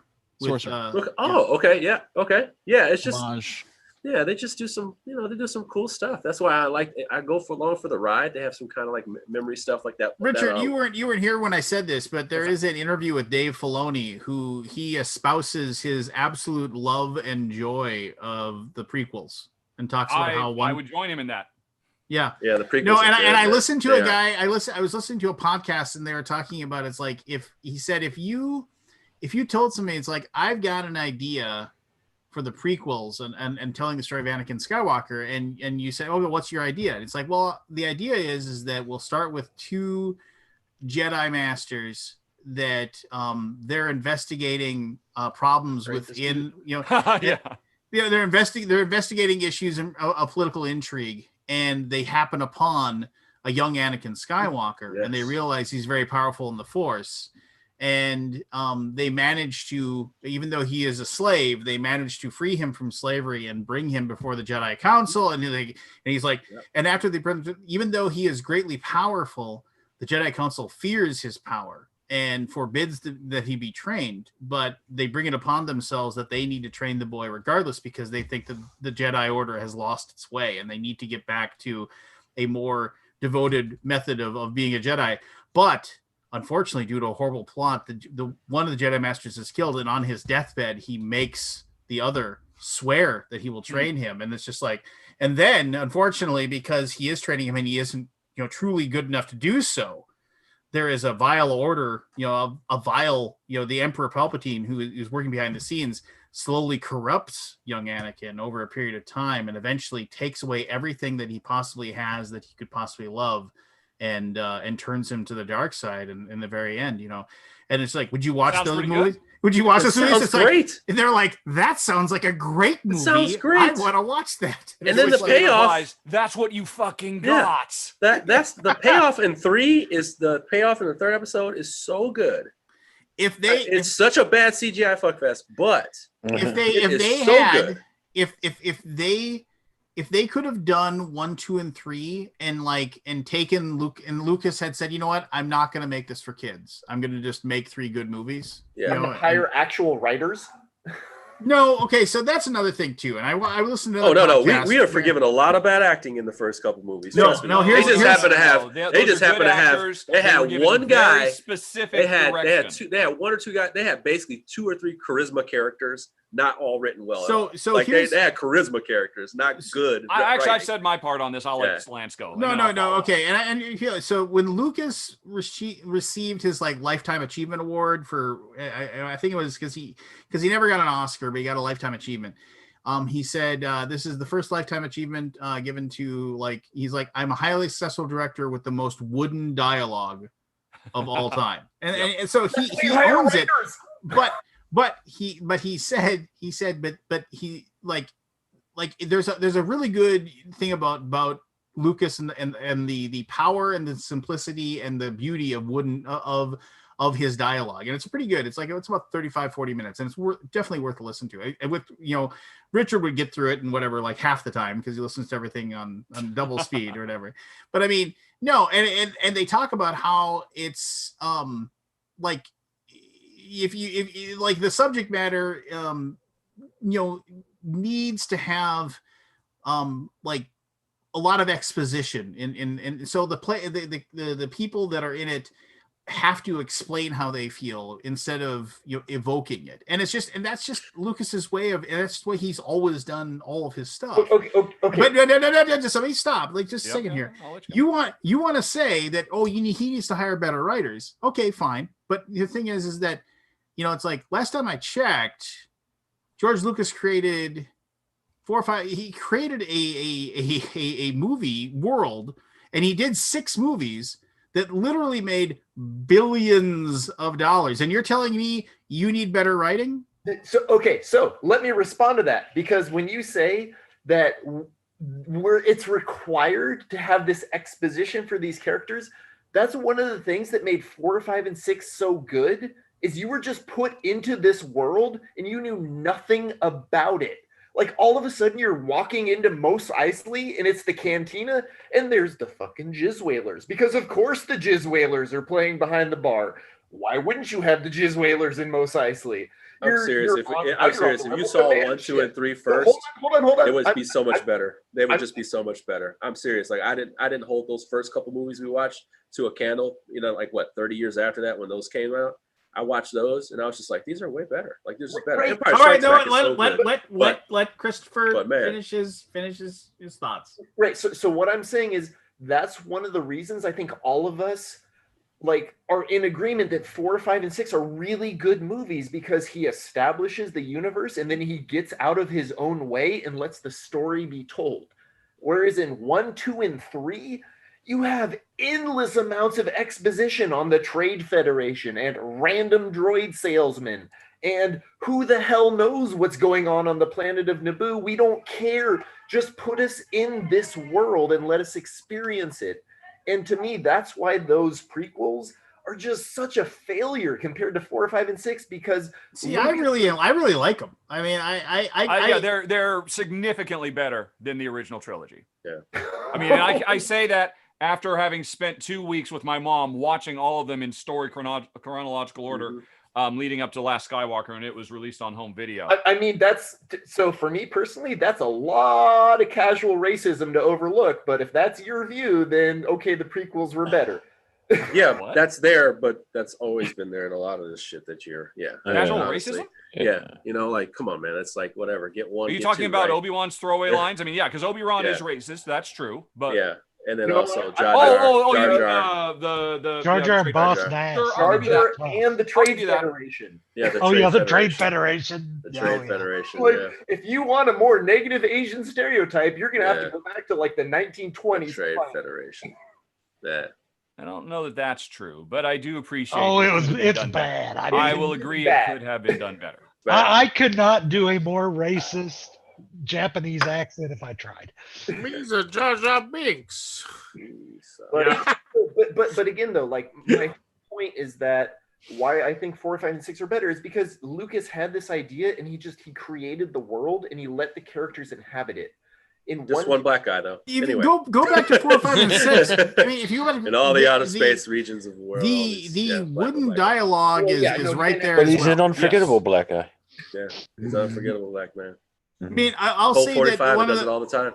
Yeah, what 4, 5, and 6, had, that 1, 2, and 3 like didn't. Not that 1, 2, and 3 had bad actors by any means, but I mean, when 4, 5, and 6, I mean, they had Harrison Ford. They had Carrie Fisher. You know, they had Sir Alec Guinness. You know, I mean, so they had people that could act their way out of a punching bag. And I mean, and Luke got passable. Hamill got passable as it moved on. I mean, he does a really good job in Return of the Jedi. So was Arnold Schwarzenegger was great in Conan too. I mean, honestly, he was great in Conan with less words. I mean, like honestly, I think Mark Hamill found himself, of course, as an actor, but like he was nothing in that. He was just saying lines, man. I mean, he was young, and he looked young, and he looked like he was, you know what's really good is 1, 2, and 3 has Palpatine. I mean, it's just like that's. I mean, every scene that Ian McDermott's in, he chews on the scenery and he owns every moment. Lance, can you give me this at least with the prequels? Can you at least agree that if you were a kid and you saw... Hold on a second. Merry Christmas, Scott. Merry Christmas. Merry Christmas, Scott. Oh, bye. Can you at least give me this? If you were a kid and you saw Yoda fight like that for the first fucking time, that would be the coolest fucking thing you ever seen in your life. It was the coolest fucking thing when we were watching it. Dude, I was like, I think I almost stood up when I saw him move his robe. I was like, oh shit! Oh, when he moved his robe, he ain't gonna do it. He pulled that shit out. I was like, holy shit! Everybody in the movie theater was like, like it was great. It was one of the best movie moments ever. Like it was he basically just became a ping pong ball. I was just like, okay, I mean, I was just. He had his little Jedi cry, like, okay, let's bring this up because I know Lance hates the Mark Hamill scene in Episode 8, where freaking Luke astrally projects himself across light years to hold off an entire army. Why, to you, is that somehow not as meaningful as Yoda bouncing around cutting what 10 because I just watched Mandalorian season 2 episode 8, and when Luke said, "You want me just to grab my laser sword and take on the Empire?" Yes, because you fucking can. Because I've seen that you can now. You see So, him take yes. out a platoon of battle bots that were slow ass things with just really strong armor. Yeah. I mean, those dark troopers were so overbuilt and so underdelivered. They pretty much just stood there while he's flipped around and chopped them Whatever. in half. I'm still Now, trying to hold figure on. out how they Hang come on, back up hang to the on. ship. Also, I wanna could have say fucking for taken them out with a lightsaber. For a 1 to 3, Or at least it certainly felt that way, considering how much of a non-threat they were if you had a lightsaber. So my other thing for a 1 to 3. This is why, like, I have to have people digest. And this wait a mentally, minute. like, dude, what- But how many Jedi existed at that moment Yeah, I in know. time? You're right. Okay. I mean, Because 5 years after. I would say that. Oh, go ahead. No, you got it, whatever. Okay, so I'm just saying this. If you weren't, your age when you saw this stuff, you're 1 through 3, and you saw the Jedi battles that happened See, in Hi, this show, Keith. coolest shit ever. Like, to me, it was the coolest shit ever. Now, don't get me wrong. I'm not going to kill it because it was the 70s and this was new. Just the effect of having these red and, kind of going at each other was cool. But, like, I'm sorry, man. Like, there's just so much better going on overall, other than the terrible CGI going on. That was just better in these Well, that's movies. fair. Like, I mean, the it's movie's like better. the best lightsaber duel obviously is Duel of the Fates. I mean, you can't. I mean, and that's because Ray Park is a martial arts. Yeah, he's a martial. He was dancing and his ass off. for that. and he's a choreographer, for those things. So I mean, you got to give credit where credit is due as far as that goes. But where can he pop up again? By the way, where can he pop up in a storyline again? Because in Clone Wars, they went back to his backstory where he came from. Is there anywhere he can be inserted into a? Can he be inserted anywhere? You apparently haven't seen all the movies then. Yeah, I was gonna say in Solo. I just can't Solo, remember. yeah. He was Did you referenced. watch see Solo? Solo? I saw Solo. I just don't. Maybe Yes, I don't he's the remember big that. bad guy. It In was an Solo. end cut or something. Yeah, it was at the end. He's of the movie. guy Oh, then I behind probably- the guy in Solo. He Oh, was I going to want be Solo the too, big so- villain in the Solo trilogy that we'll never get. Yeah. Maybe Disney Plus. Maybe Oh. Disney Yes, yeah, Plus. I am certain he is. Since they're happy to throw in anybody at any time, he will definitely That's show what I'm saying. up. Like, where would he possibly come up? He'll probably show up in the Boba Fett series, since clearly that's going to be all about the underworld and crime. Since now Boba Fett has basically taken over for Jabba the Hutt, and it was being established that fucking Maul was, being a rival crime lord, because that's what they showed in Solo. So I bet money he's going to show up there. Okay. And you're going to have a duel of the fates between Boba Fett and, because that's what the creators of these shows like to do, get out their toys and go boom, boom, boom. But that's the thing. Of Like, course they'll do it. but that's a hard. And I'm not thing saying with that's a Star bad Wars. thing. It's Yeah, fine. because you have to. That's the thing. You have to. There's too much lore, and not like, hey, we got these characters. We need to play with them a little bit. It's like in Like, wrestling. let's tell We have a two story. heavyweight Not let's not try to stick to our story for every damn thing. Like, Hold on. there still should be imagination in the show. And that's the problem. Is like everybody loses their shit. I'm like, you made all these characters. You can't just have like all these. You have to make everything consistent and fluid the whole time. Like, it just can't be that way. You're holding yourselves back by trying to like get it all right. Like I just, the more and more shows they make, I'm assuming this is going to get a little bit more loose. Okay, so hold on. I gotta push back a tiny bit on that. The idea of playing with your toys, because in a 1-year period, in 1998 to 1999, we had the release of Blade, the first Yes. Matrix movie, and then the first prequel. And of the combat scenes in those movies, which one would you rank the worst? And there's one right answer here between Blade, the first Matrix, and the prequel. All I'm gonna tell you right now is if you say Blade when he literally suplexed a guy in the fucking Blade should be number one. Blade is, I was about to say, don't you ever say No, Blade. his point is that he's so saying let's say you better not say Phantom Menace is Blade. shit. He The suplexed it's somebody not, in a goddamn because movie, you're saying, man. hey, here's a really amazing thing. Here's another really amazing thing. Oh, and here's a third amazing thing. Now, because this third amazing thing is not quite as amazing as the other two amazing things, it's garbage. No, that's which is a not- ridiculous yeah. argument. That's not. Yeah. The only reason I remember episode 1 is because of the John Williams score. The do do do do do do do. Wait, Like, are you saying that's that the only- Dude, you're trying to tell choreography, me- the No craftsmanship way, man. that went into that fight is garbage? way. Are you making? That's is that your crazy. hill? Because That's that's crazy. patently absurd. That's absurd, man. No, but that's like the one saving grace of the film. That is Right. the No, only no. There are many reason wonderful to things about watch the film. that fucking film. Is that fight at the end? That's the only time that I actually woke up. Thank It was you. like, wow. Thank you. And then Barry coming in hot. It's fine. Because Barry can be I wrong. don't give a shit everybody about has the Star opportunity Wars. All I have to say is thank you guys because Damn you've it. ruined my Christmas Cheers. because I couldn't get a better gift than this right here. Oh Cheers. yeah, nothing's coming. Oh my God, you've You ruined can't. Christmas You for can't me. get this from your family, Chris. You Ah. can't just put them all in the room and say, "Okay, come on, we're going to talk about Duel of Fates versus Luke versus father and okay, fight." And they just sit there and Oh my stare at you God. blankly. This is I'm awesome. sure you've tried. You Dude, just- by the way, Chris. I actually thought the pod races were cool too. The pod races are I did. fun. I thought the Oh pod my races They were are cool. brilliantly presented. I thought it The was pacing cool. Is fantastic. No, you know what? The sound design, the special The effects, sound everything design about of that them is scene great. is just nuts. It should be is- called Star Wars Seabiscuit then, shouldn't it? Fuck's sake. Because of a 5-minute sequence in a 2-hour movie. That There's makes no sense. relevance. That's a pithy phrase that actually has nothing backing it up. Ah, Boba's here. Thank you. Oh, that's awesome. You guys arguing about Boba, Star I Wars? think you could lose a few pounds around the belly. You really packed on those pounds in what was it, 2 years? Jeez, guy, come on. That's good shit, man. That is good.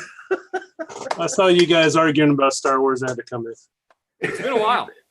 Dude, Star Wars Seabiscuit is clutch. That was clutch. Thank you for that. No worries, no worries. I'm gonna But- giggle about that one tomorrow randomly, probably. Jeremy, what are you drinking, by the way? What are you drinking? God, I'm finishing off the 18-year Johnny Walker. There you go. Yeah, finishing it off.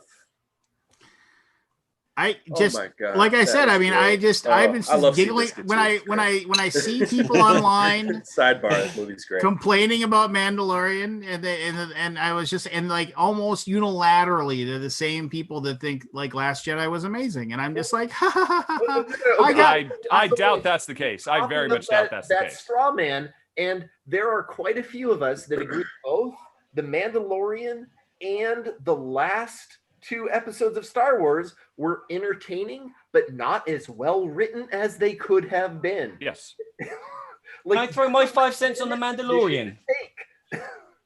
I'll throw my 5 cents on the Mandalorian. What does France have to say about the Mandalorian? Okay. Last year, I got En invited. français. En français. OK. L'année dernière, je suis on les États-Unis avec Berkey. Yeah. So last year I was with Berkey. He invited me over. And the first thing we did was we sat down. He said, after he showed me his gorgeous house and all his game toppers, we sat down and watched the first 2 episodes of Mandalorian. Now I say watched. We both watched it with our eyes closed. That's how interesting it was. Wow. Oui, monsieur. Yeah. Damn. How does it feel to be a cold, unfeeling bastard? Anyway, Yeah. What's it like to be You dead know what- on the inside? You know what? That's Holy the shit. you know what the thing is Oh, that Lance. I actually felt I feel somewhere in the same energy with that, just because I'm waiting to find something cool in that universe. For some reason, the animated stuff just works better for me Yeah. in that universe. Like it's just so good. It's The universe was created for Yeah. animation. It Like, wasn't created to it just- be it- Game yeah. of Thrones. And It I feel wasn't like- created to be Babylon 5. I feel like when you do that, Well, like something about that's animation. weird because when it was created, it was a movie. Well, that's unfortunate Interesting. because the comics, the animated versions just do it better. Yeah, but- They just do it better. Well, they They did do better with rocket launchers in the animated stuff.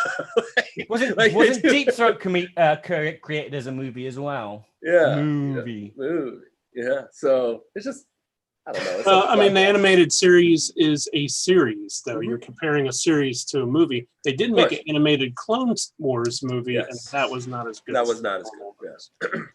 Yeah, the same thing. Like I think the same thing about DC. It's like they just can't make except for what was it, Dark Knight? Like they can't make a movie on the same level as all their animated stuff. But because when you're animated, you can make up a world to be in for an hour and a half. Well, their animated movies are better than their. They're just so much better. So much better. Yeah. But I think those animated movies are based off of comic books. Right? Yes. Whereas the movies, for some reason, are just written in 6 weeks or something. Yeah, Chris hit it on the head. The Lucas just plonked you in the universe and got on with the story. He didn't tell you about anything that was going on. And he didn't tell you why the Jedi were wiped out, like the most powerful magicians in the world just all of a sudden were destroyed. And that was the trap. That was the teeth which sunk you into the universe. It was like, oh, how did that happen? And then 30 years later, you gotta hear somebody try to explain everything in a movie with exposition, and it ends up being shitty because everybody goes like, oh, and I'm like, okay, all right, great, let's fight. I want to see more. Like, I don't care. Like, that's not. I don't care about all the books that have been written about it. If Indiana Jones can fight and tell you a story at the same time, why can't anyone else? These guys are fucking wizards. They're like monks. They have swords. And directors too. You know, it's like, come on, like this is not that serious. They have a council. They're monkish.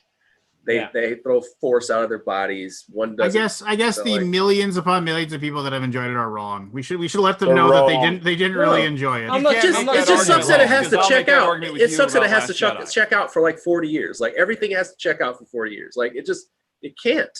But Richard, that is also your argument to me. That like why you. Well, no, I'm saying yes, but you don't believe that argument holds water when I make it. I do believe it's valid. I said to you. It doesn't suit you, unfortunately. I said to you, The Last Jedi was a Star Wars movie that wasn't made for me, and therefore I don't like it. And there's a lot of people in my boat as well. But sure. There are tons of people that enjoyed it a great deal. You know, they neither of us are inherently more correct than the other. Right, Lance, do you have a shirt that says "That's not my Star Wars"? It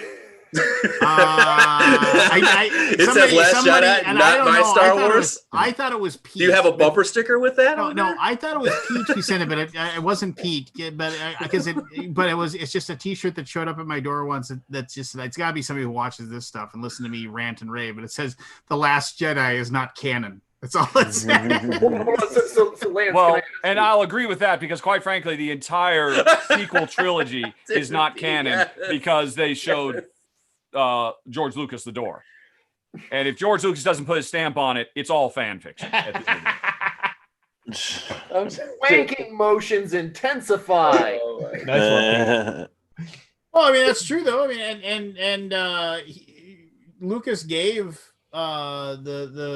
he gave a complete thumbs up to Mandalorian. So so here's the thing. You don't get to sell out your property for $1 billion, and $5 billion. That's not how I do it.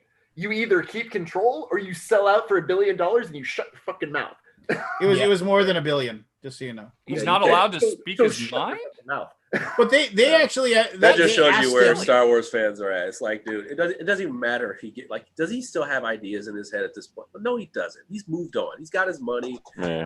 He may have gone like, you know what? I would have done it this different. Who cares, dude? Like your dream. Like, you painted the initial picture. There's more pictures to be painted after that. Like Favreau and Filoni. You know? Favreau and Filoni brought him in and discussed it with him and asked for his insight and his ideas. Yeah. So that's it. Just obviously he worked very closely with Filoni on all the cartoon series. Yeah.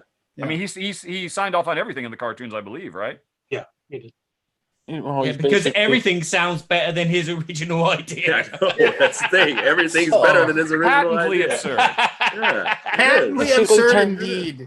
Yeah. He's basically turned into George Martin, you know. The Star Wars, which eventually became Star Wars New Hope, is on numerous highly reputable, highly regarded movie critics as one of their greatest movies of all time. You know, so I mean, it's just. It was also like a scary movie to some people because of the way it was shot. Is that winning the popular? You know, it's like it was shocking. It was a shocking movie. It's just like that's fine. You can say it sucks and you hate it, whatever. But I mean, you are in the vast minority when you say that Star Wars is a horrible movie. I like being the It's not minority. horrible. Yeah.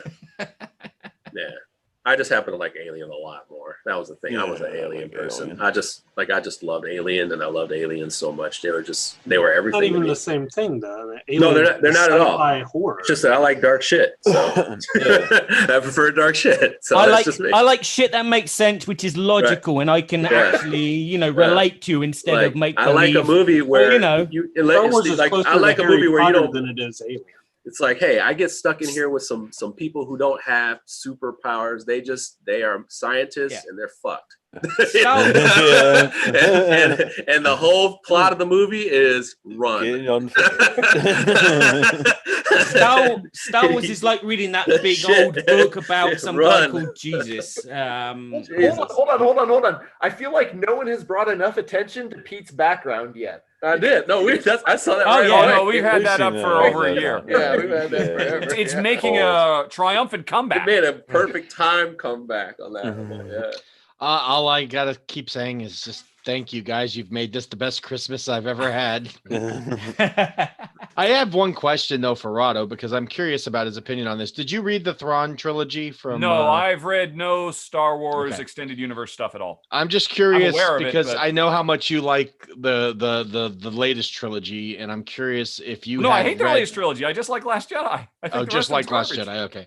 Yeah. Because I think that if you had read the Thrawn trilogy, like I know Lance has, and I know I have, and I think maybe Chris has. Jeremy, have you ever read the Thrawn trilogy? It's really good. It is what we all wanted 7, 8, and 9 to be. So I don't think anything other than that would have been good, regardless of what. What was it? What was the idea? Like, just give us something. Lance, you go on this one because I'm going to go to bed here soon. I'd hoped you'd read it because I was curious if you had thought that would have made a better trilogy. I'm sure it's great.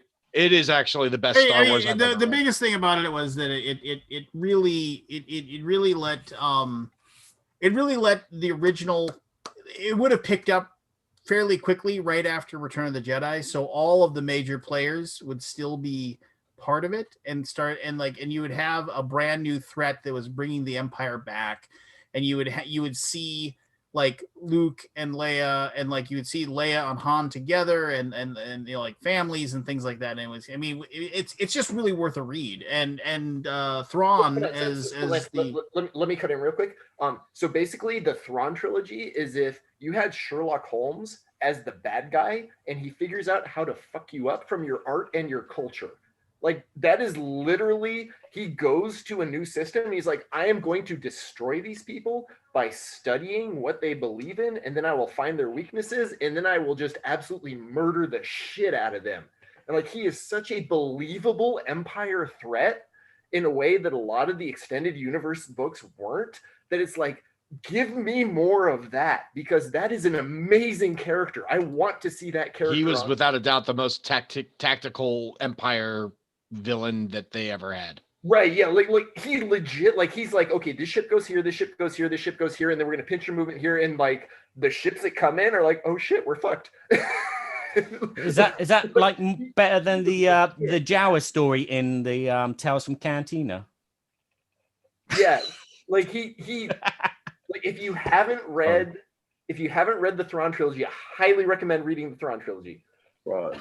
Timothy Zahn books were the best Star Wars extended universe stuff, and the fact that they didn't make them canon, the fact that they pulled characters from that trilogy and made them canon because they were such good characters, like Thrawn, is a testament to how good those books are, and why they didn't use that as the blueprint for 7, 8, 9 will boggle my mind for the rest. So here's the deal.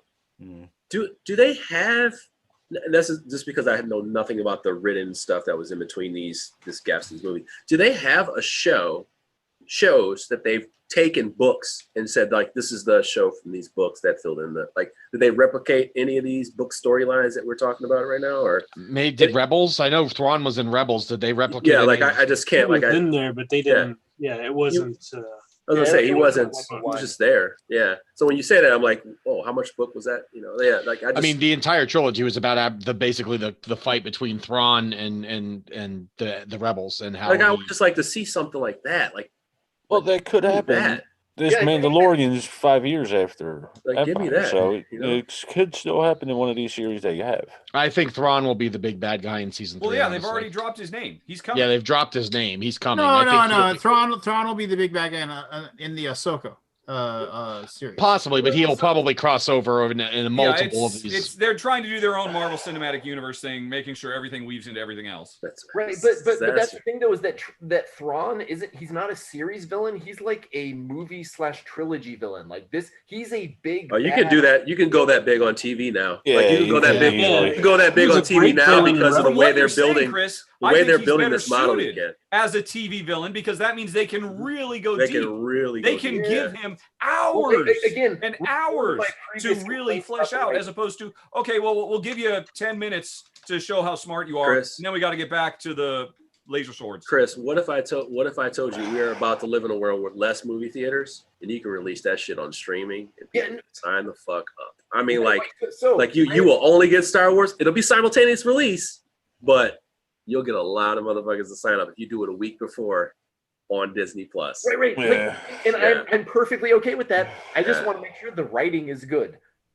It won't be, but that's okay because you'll be there. I mean, the jury's out. It won't. You'll be there. Like that's the thing. It's What you'll if be there to I- pick it apart, man. Like you're Star Wars fans. I just want to see a cool Thrawn like show. Like it I, just, I would love to see like something really cool. Like I want to see something unbelievable. I think Have you not Mandalorian is seen interesting. Rebels? 'Cause No, he's I in- love. Yeah, Rebels. He's is the great. main villain for like 3 seasons. Mhm. Yeah, that's what I'm saying. I was just wondering if it's like all book because there's a storyline that sticks with the book all the way. I 'Cause I think they have no represent knowledge him. of They it at represent his all. book character in the cartoon, but Yeah. it's not the actual stories Yeah. from the book. Okay. The stories That's from the what I book mean. were But they much do more represent sinister. the character very well. Yeah, They do a great job of representing him. But Well, I he's way assume more the- evil in the I books. assume his stories Way more evil. fundamentally cannot work in canon now, right? so Whatever they he rewrote did. it. Yeah. Tim Zahn actually rewrote the Thrawn trilogy. I think all 3 books are out now. I know the first 2 were out as of a year ago. I've read the first 2. They're really, really good, but they're different than the original extended universe books in that the original extended universe books where Thrawn was already established as an Imperial admiral, and then the new ones that came out is essentially him getting discovered by the Empire and then taken to Imperial Training Academy or Starfleet Academy to crossover genres. But like the crazy thing about the new books is that Thrawn was essentially kicked out. Sorry, minor spoilers. So if anyone doesn't want to know that, Just Star Wars. I'm not listening to you, Jeffrey. There's no spoiler. right. So essentially, he was kicked out from his own species by being too violent and willing to win. That they're like, you need to go away from our space and go over towards these human people. And the human memory of Thrawn's species is that holy shit, these people kill everyone they come in contact with. So like it's basically Vader and some troopers discover him on this planet. They're like, yeah, let's put you in the Imperial Academy and make you an admiral because we think you can help us out. But he's kind of operating under his own timeline and assumptions, and you're not really sure that he's Imperial or not. And he's got his sidekick, kind of like a Watson sidekick to the Sherlock Holmes character. They're really good. Like I would put them on par with the original EU books. No, Why did he rewrite them? Did he do it so that they do fit in the new canon? Yeah, so when Disney acquired the rights from Lucas, like they obliterated the old EU. Right, yeah. They said none of this is official. This is all alternate, dimension stuff. Yeah, so but the thing is, like there were a couple stories in there that they're like, we really want to get the rights to these, and Thrawn is one of them. I wouldn't be surprised to see the Michael Stackpole series with I forget the Jedi's name. It's like Corran Horn or something like that. That series, it was like 3 or 4 books. That one was really good too. So I wouldn't be surprised to see that making an appearance on Disney Plus. Is there anything is there anything they can do with Darth Vader, like just a Darth Vader one-shot movie? Well, he'll be in the Ben Kenobi series. No, I'm just saying, like, is there a way they can just do like not a series because it would be so ridiculous. If they do a one movie, could they have like a way to kind of like fill in a gap and be like, hey, this is this one thing he did, They've done some stuff in video games, but Yeah. They've done Vader video- Immortal on the Oculus. Because I watched because I actually read the comics right after the one that was like his Vader comic where he was like right after the Death Star and all that stuff. I read that, a little bit of that. And I was like, you know what? Like, why don't they just do something like that? Like, what happens? They could, but You know, I like think they're gonna. actually, they could, but it was be so They new got that- territory that nobody would be. That's what I'm saying. Like, take a character and like you can tell the story. Like, they instead actually of having all the knowledge, they create where had you can that tell a one story. show that's a spinoff from Rogue One, which is right in that time. Rogue 2? No. That's The Rogue entire Vader Immortal Here's Jeff. series He's on Jeff. He has VR. no background Yeah. story. This is a guy named Jeff. He just You've got the entire Vader Immortal series on Oculus Quest, Jeremy. Oh, That's all really? you need. Yeah, It tells you everything he's been doing off screen. He's basically trying to resurrect Padme. That's what it's he spent all his time doing. three Yeah. 10-hour or 6 to 10 hour episodes of. And of I will what- say that is by far the coolest thing about VR when I got my Oculus was actually feeling like I was literally standing in the presence of Darth Vader. Just Wait, walking are you right up fucking to him, kidding me? And he Is was it that good? taller than me, and I'm a tall guy. seriously. It's that And good? it Get is the fuck out of here, man. it is Get stunning. the fuck out of here. It's unbelievable. They Get could have the done it fuck better, outta but here. the raw experience of that was really. And they a just came out one-time with a new experience called Galaxy's Quest or Galaxy's Edge. Man, that's, my on kid the- just broke me up, man. I wanted to get an Oculus for Christmas. Man, $8,000. I get what I want, man, but I'm broke. It's, Oculus Quest is only I get what the fuck I $299. It's want. actually I'm a not big that ass Yeah, the kid. new Quest is That's $200. Straight up, man. I get what I You want. could buy And you're 3 of kidding. them with that stimulus. Honestly, Jeremy, that would be the best Christmas present you could ever get for your boy. No, and They're, the thing they're is on that back order. Quest. They're 'Cause on his- back his- order. You can't get them until Yeah. January now. because Oh, is that the case, the his new white headset is cool, but like Yeah. I know he would love an actual like the real. If I showed him that, he would be blown away. Yeah. Mhm. And I would love that too. I didn't know that for the Oculus you didn't have to have a PC. You could just No, the specifically the So- Quest. The so Quest that and was- the Quest 2 that- is completely standalone. that right there. I was like, oh my god, if I knew that, I would have, but And you whatever, can man. and you can hook it up. You can buy You a can, cord that'll right. hook it up to the PC can. if you want to. Yeah, so And I you can wasn't get all the seeing PC that, yeah. stuff as well. And you can play Squadrons in that too, so you can actually fly a TIE Fighter in VR with the Get with the the. fuck out of here. But you have to hook it up to a PC for that. Have you done it? Yeah. It's cool. I've- That's what I'm right- talking about. That's the kind of shit I like. Let me man. see. Hold on. Oh man, you just made me happy. I'm like, Okay, so hold I'm a on. broke happy man. All right. Are you okay with sending all of your data to Facebook? Because that's I don't give a shit, man. I'm all Jeremy lives on There's my Facebook. flight setup. That's my Jeremy's flight setup for. board game professional career. Yeah. It's Facebook So there's centric. the Quest and a HOTAS. I fly X-wings twice a week. it's like, dude, come on, man. Continue with What's your Facebook, call sign? sure. You know, I'm going What's to that? take this opportunity to say Happy Christmas to you all. I'm going to go do something interesting instead of All talking about right, Star you Wars. non-Star Wars loving jerk. You're just gonna go talk to some French people in French about Star Wars. No, Admit no. it. Yeah. No, no, no. Healthcare and basic No. human dignity. The word de la star. Come on, you know it. jeez. Merry No, I'm Christmas, Mary. It was good to see you. And you Merry take care Christmas, of yourself, Barry, man. everyone. Stay safe. Hi, Barry. Hopefully see you Barry. next year. Yep, I'm gonna go too. It's 1:30 here, but thank you for the Christmas present. I will see you all next week for the pre-New Year's episode. Merry Christmas, Pete. Merry Christmas, Oh my everyone. Have a God. safe one, and Have a safe and one. Lance, just remember what happened here tonight, because this isn't the end of it. We're going to continue this conversation next What week. happened? Yes, Oh, I they're can't- all wrong. Oh, guess I must can't have wait. come in late. What I happened? can't wait for next week to start because I feel like this isn't going to be over. We might as well end the 2020 with a bang and just double Star Wars episodes back to back. Give the people what they want, Oh. damn it. Merry Christmas, and I'm out. Pete. Why do we never argue about Star Trek?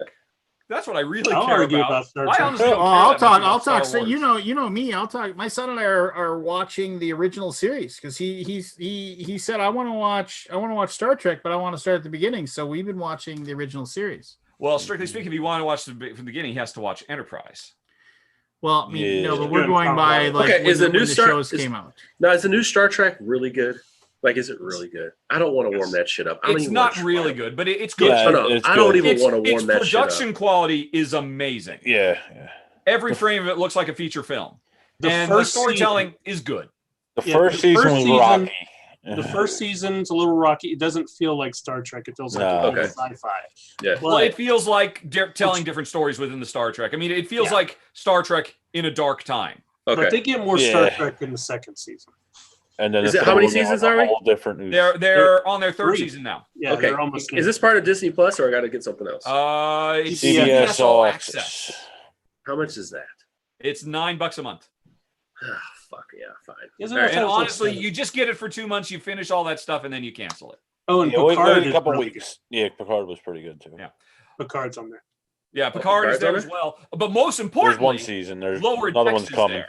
Yeah, And and Lower Lower Decks Decks is Lower Decks is amazing. the What's Lower Decks? bomb. Yes, There's a Lower Decks. cartoon. Lower is Decks, hilarious. anybody Rick and who Morty, complains sorta. about that, I will fight them. What is In that? person. What is that? What is that? It's like Rick and Lower Morty Decks on is Star the Trek. Cartoon series. Like Rick and Morty Star Trek. It's like the unsung Yeah. heroes. So the unsung Yeah. heroes of because it's the lower decks. It's they're, Yeah. they're not the A big bunch of names. Ensigns? They're like the on ensigns? a It's a show about the ensigns? Enterprise-like ship who are just trying to deal with all their shit jobs while the bridge crew is Yeah. off doing cool stuff. It's amazing. Good. Bravo. Highly recommend it.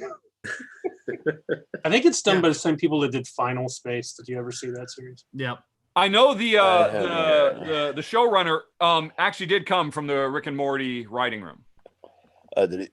Yeah, Lower Decks is worth your price of admission. Yes, yeah. Watching the first season of Lower Decks is worth the $9 for 1 month subscription easily. It is some of the best Trek. And the thing is too, I mean, honestly, I thought it was funny. It was rarely laugh out loud funny for me, but I really found it entertaining and enjoyable.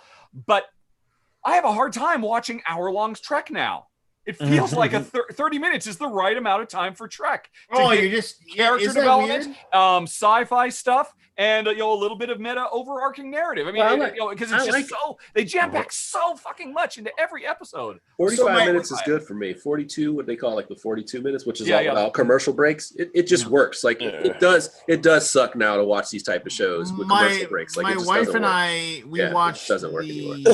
my wife and I we watched The Undoing, which is an With, HBO Nicole Kidman. Yeah, Nicole Kidman, Yeah. Hugh Grant. Worst ending ever. Well, I mean, it was. the ending was terrible. He Well, should I have mean- jumped off the bridge. Well, Yeah. that He should have. spoilers. That's People what should have probably haven't happened, watched right? Who else is gonna watch it? That's what it should have happened, though, right? I Like, really I don't- enjoyed it. that wasn't earned. Like, why is he getting? I'm like, why does he get? Ugh. we enjoyed that one. That was Yeah. it made you, it kept you That was guessing. really good, though. Yeah. Yeah. I got a question for you guys. That cliffhanger before the episode was like, holy shit. Holy So my wife is a social worker. Her degree is in social and psychology, and then her master's is in psychology. Yeah. And she nailed it after like the second episode. Yeah. Oh, because she It knows. was like, Yeah, she yeah, knows he's how ridiculous it is. Pathological narcissist. That's who he is. Oh yeah. Yeah, Actually, my wife that's the saved thing I my love wife about that saved show the things, so most, she if was we're just not like, worried yeah, about he's spoilers. yeah. Is I I'm mean sorry, everything about spoilers. that show's construction was trying to create all these red herrings and it could be this. So one time you think it's this character, and at the end, no, it was the thing it would have actually written in real life, which My we wife- told you right from the very beginning. And Crime I show. really like that. She But I watches- like thumbing my nose at expectations. Yeah. I like when they try though, because sometimes it's kind of a different wrinkle how it plays out. You're like, okay, that's interesting. It's what they do with it when they unveil it is the most Well, important. you're It's so like when used the to when the watching. oh shit button hits. That's how I say. Once the oh shit button hits, that's where the show really comes out. Yeah. Like Honestly- I pointed out to you, like when you're watching procedural detective shows or anything like that, like it's so painfully obvious when they like bring in like the like, oh, it's like somebody was murdered at the hotel, and then they give like 2.5 minutes to like some Mater D character who has this Yeah. conversation. You're like, well, he did it. My friend used Like- to do this I'm at the like, bar why, all the time. Why? Yeah. It's like it's the Scooby Doo thing. They're not going to pay that guy to be in a The show under for five, 2.5 the under minutes. five guy. He's the under Yeah. five guy. He's got the exposition, the couple lines that gets the story going. No. He's got too much time on screen. It's going to end up being him. It's the Scooby Doo villain. It's it's just going to be him. In Scooby Doo, when they ran into the one person in town to have the conversation with, it's like, well, that's the guy. He's the ghost. guy. Because Mr. Jenkins. Did you watch The Night of? Yeah, Yes. the night of was That was amazing. another one. Yeah, We was- liked that one because it ended up like the way it should be. Like, Yeah, you know, that The, ended up, that was realistic. It was like, no, dude, his turn. He's the lawyer was supposed to be Gandolfini, because he was James Gandolfini was the whole person behind getting that made, and he was like producing it, and that was going to be his like vehicle to be in that show, and then of course he died. Yeah. Okay. Yeah, man. How do you feel about that Sopranos prequel thing coming? I think that'll be cool. I'm looking forward to seeing them all as young people. Seeing Polly Walnuts as a young guy. Just I don't know if we need it.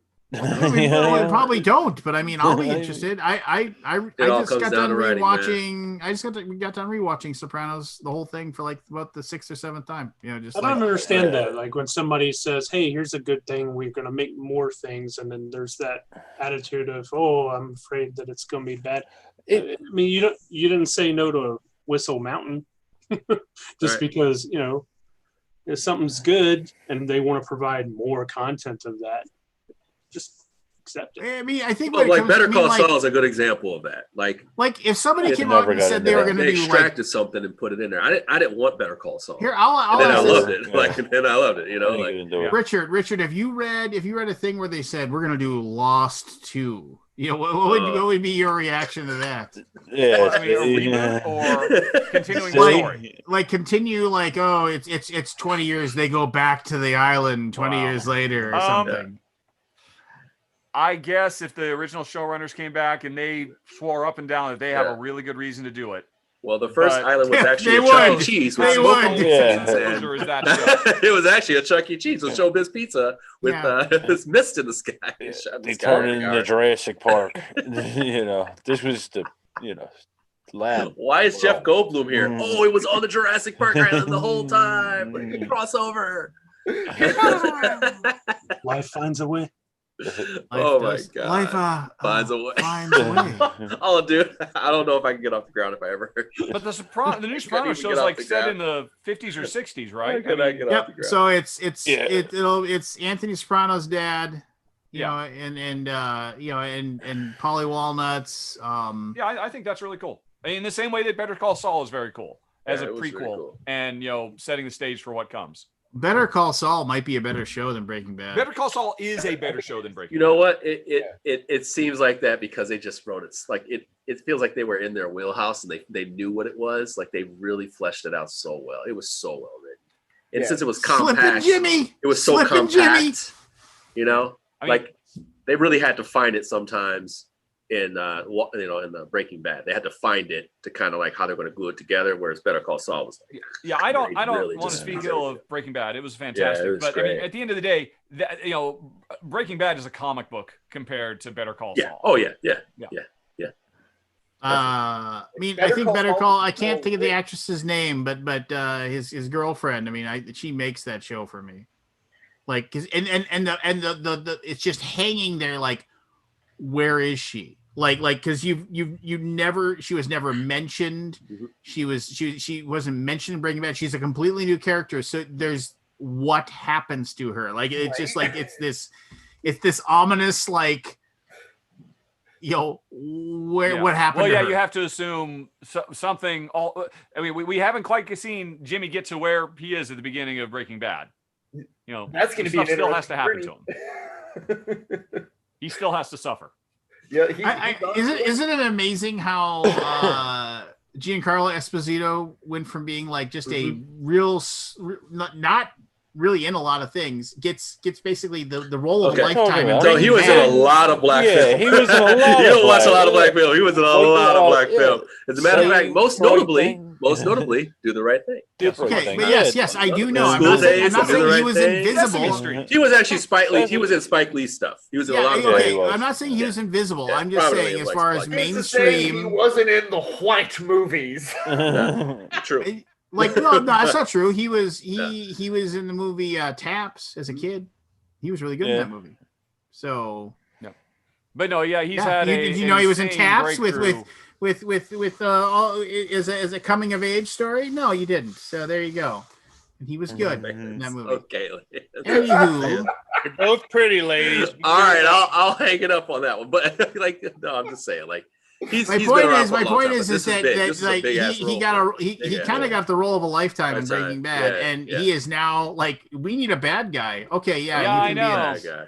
You got to wonder if he feels a little typecast. But I get. I'm the sure impression as he he's cashes his Yeah, I checks, don't he's think like, he ah, cares. this is He's just horrible. having too much like fun. if you I was gonna say if you are the villain, like he can play that however he wants. They're bringing him in because of that, and they he's being who he is.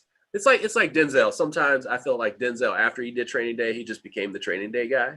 Yeah. But I like where he's going with. Like, I like Giancarlo because I feel like he does bring a different wrinkle to wherever they put him in. He's still going to have the stoic thing to him because that's his delivery.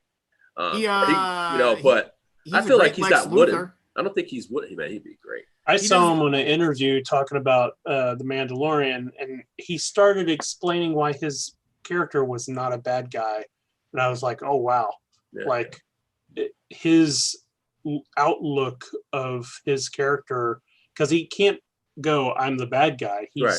really trying to justify what he's doing. So his explanation, I can't remember all the little details, I wouldn't do it justice, but his explanation of that made me realize why he's such a good bad guy, because he can find the justification and play that character. I agree 100%. And to change the subject only slightly, why am I only just now learning there was a TV miniseries called Better Call Saul, Los Polos Hermanos Employee Training, starring him as a series of training videos for all his new employees. Yeah, those are little like snippets you I've you never could have seen gotten on the these. website. I have to go see them That's right awesome. now. No, Lance. he does the voice. No, he does the voice of Lex Luthor on the Harley Quinn cartoon.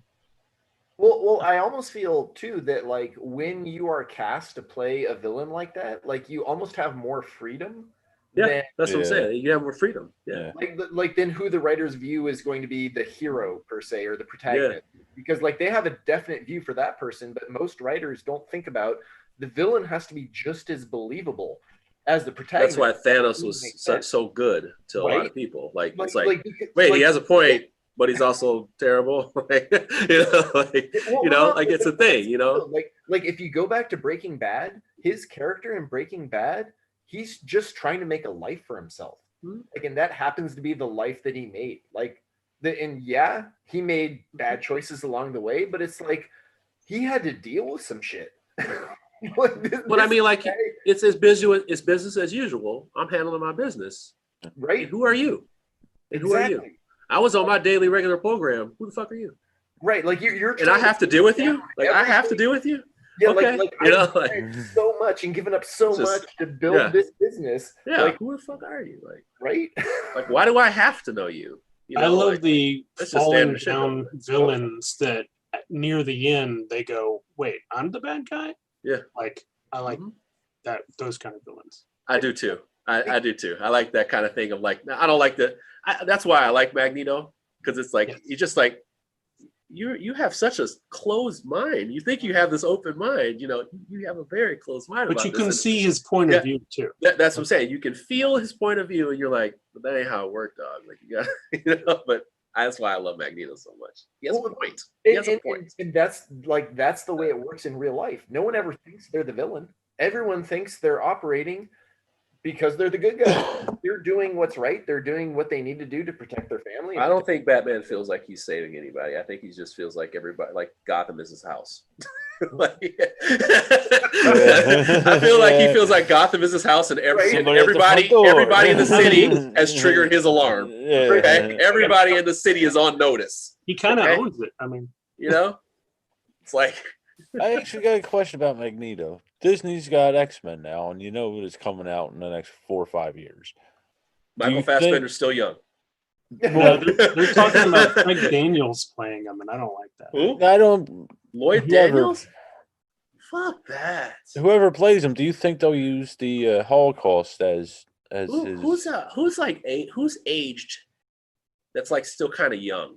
Yeah, no, I was thinking that too, Barry. Like if they make Magneto now, he's too the math young doesn't to add be up. from Yeah, the Holocaust. So they'd have to change his history. Would they use another Holocaust type thing? Like, there's Rwanda. That would be an interesting twist, I think. Or I mean, you can't. Whoa. China. Well, actually, you know what, dude? It's a Rwanda cinematic would be, universe. He could unfortunately. literally Yeah, it could be a literally. Sokovia thing. Yeah. Yeah. Oh, that's true. You can't cast Paul Rudd for every role. Okay, if you want someone to stay young, you can't cast Paul Rudd. Man, he would look good in the helmet too. That shed. I need that helmet. He's permanently 30. I made a shitty first. You see my shitty helmet, haven't you, Chris? No, I haven't. Oh, here it is. I'll go get it. Here it is. Is it an Ant-Man helmet? Oh, There are dozens and dozens of these training now. A ton of Kim Wexler ethics seminar things. All kinds of all doing commercials and commercials from his clients. What Cracker Jack box did you get that out of? Okay, first of all, fuck off. Second of all, I made it out of cardboard paper mache, and then I painted it, and I made it. I made the whole helmet. Yeah, so I just made my own interpretation of the helmet. I figure, fuck it. That's awesome. Yeah. Like seriously, no joke. Try making something like that, and you will get a much greater appreciation of like, oh, shit, it doesn't really fill in gaps the way I want it to. Yeah, I had to you have to measure the stuff out. I had to do all this reconstructing, and yeah, it was a lot of work. But I did that. I made a Captain America Cup helmet, and what's his name? Black. What's his name? That kid, Black. The one that can't speak. He can't speak. Black. Oh god damn. I don't know why. Yeah, Black Bolt. Because I read the Inhumans for a little while, and I was just on a kick, so I started making these helmets because I figured out my size and how to cut these out perfectly and stuff. So yeah, that was fun. But I love Magneto a lot. So. Yeah, no, I favorite have Marvel a buddy who he's actually getting into prop work in low budget film type stuff because just he goes into his garage, he's like, I'm gonna try to make something cool, and I think it'll look cool, and he's kind of built that up to where now he's actually becoming the prop guy for movies and shit like that. There you go. It really it starts from I think this would look cool. I'm gonna try to make it. That's everyone should be able to do that. That's what I encourage every kid to do. Just make something cool. You don't have to be inspired by the things that exist, but let your imagination be the one, you draw your own picture, draw your own picture, man. Just you can be the hero. Yeah, you are the hero. My brother. I did draw my own picture. Okay, hey man, you know what? Hey, thank you so much for playing last night. We had so much fun. Oh my god, that game is so fun. I mean, that is convention. Wait, are you talking about a game? That game, oh my god, what game are you talking about? So last night I'm on this live show where I do a whole bunch of stuff every year, and we close out the year together with trying something new. So they try something new for the new season. They're gonna try next year. It's called Monstrosity. And it's a game where somebody will look at a monster and they look at it for 20 seconds and they try to explain it to you and you got to draw the monster. It's Monstrosity. Yeah. And I mean, you don't realize how phallic this can get real quick with all everything's tentacles, everything. That first one you were saying, everything has jaws. I'm I know the first one I had, I was like, okay, here come the dicks. Here comes hanging dicks with showers and claws. I mean, here it comes. I was just hoping the pictures didn't load up that way. That's why we had them off screen first. So I was like, yeah, that was really fun though, man. That was really fun. Thanks for playing. I knew it was yours. I said, you can't enter. I know. I was like, please don't enter, please. And then I saw the next one. And I still didn't win, so that's fun. You still did not win, but it was fun. It was still fun. Yeah. My invite must have gotten lost, and oh man, I'll check my spam. I'm sure that's where it went. I'm sure that's where it went, Lane. Yeah, we got to do that. We got to get more people in there too. But it was a well-attended one too. So, well, like I said, I just there it. I'll just check. Oh, maybe it's in my social. Here, I'll check my. Hey Lance, your crops will grow better if you don't sow your fields with salt. Oh, my God. Well, I'm sure it's in here. I mean, I'm positive. I think I might have deleted it on accident. Maybe I archived it. Maybe I archived it. I don't know. Yeah, it I don't might know. be in my archive. Maybe in your archives.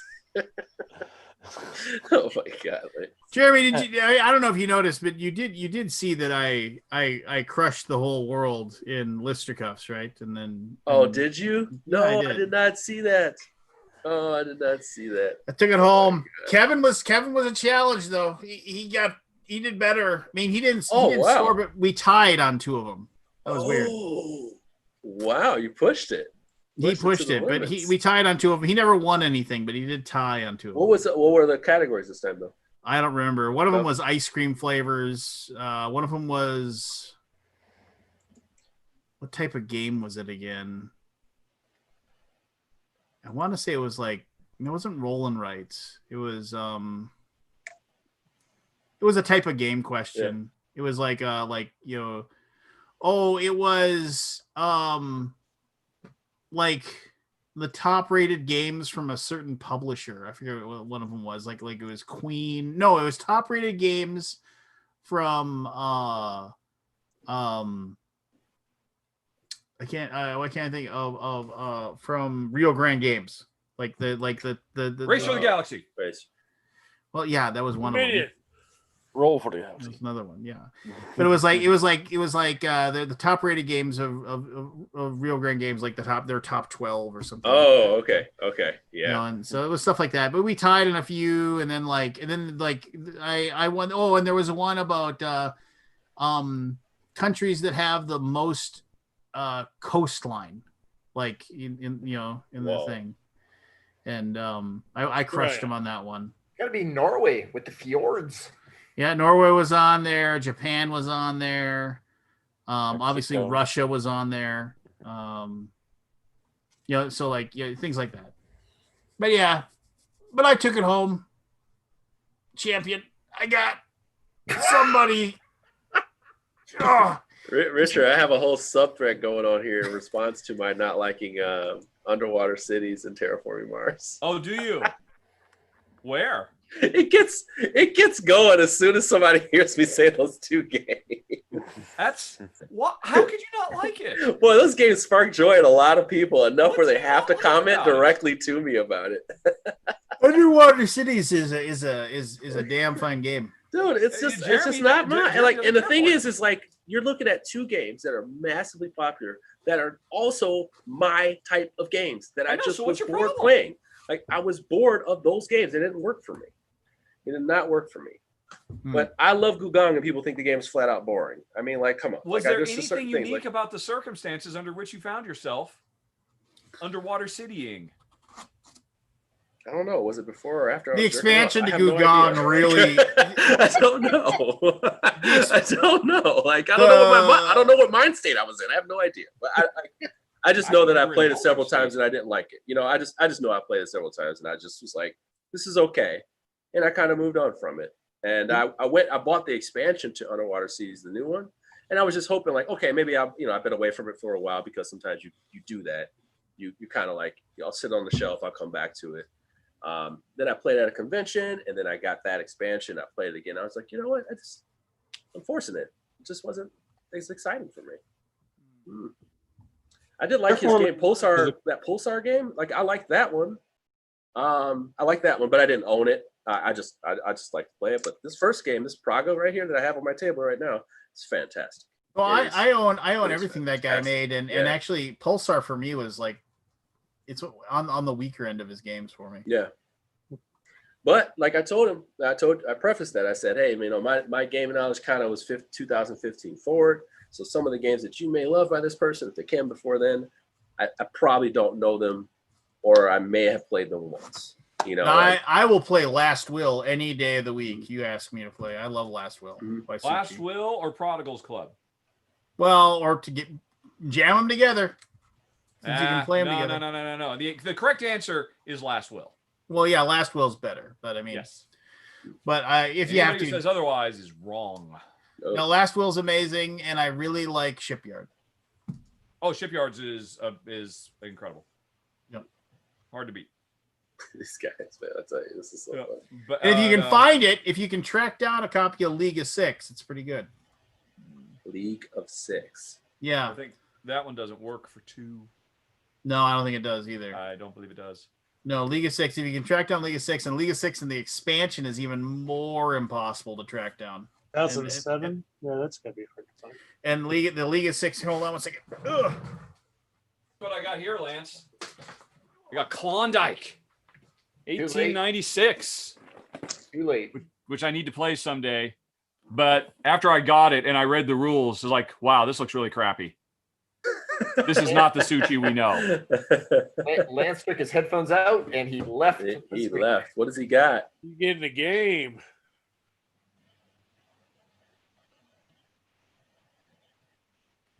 Lance is back. It kind of scares me that. I'm Like, just- okay, so like, it's Oh, wait, just no, a did brag, Lance not see so- me?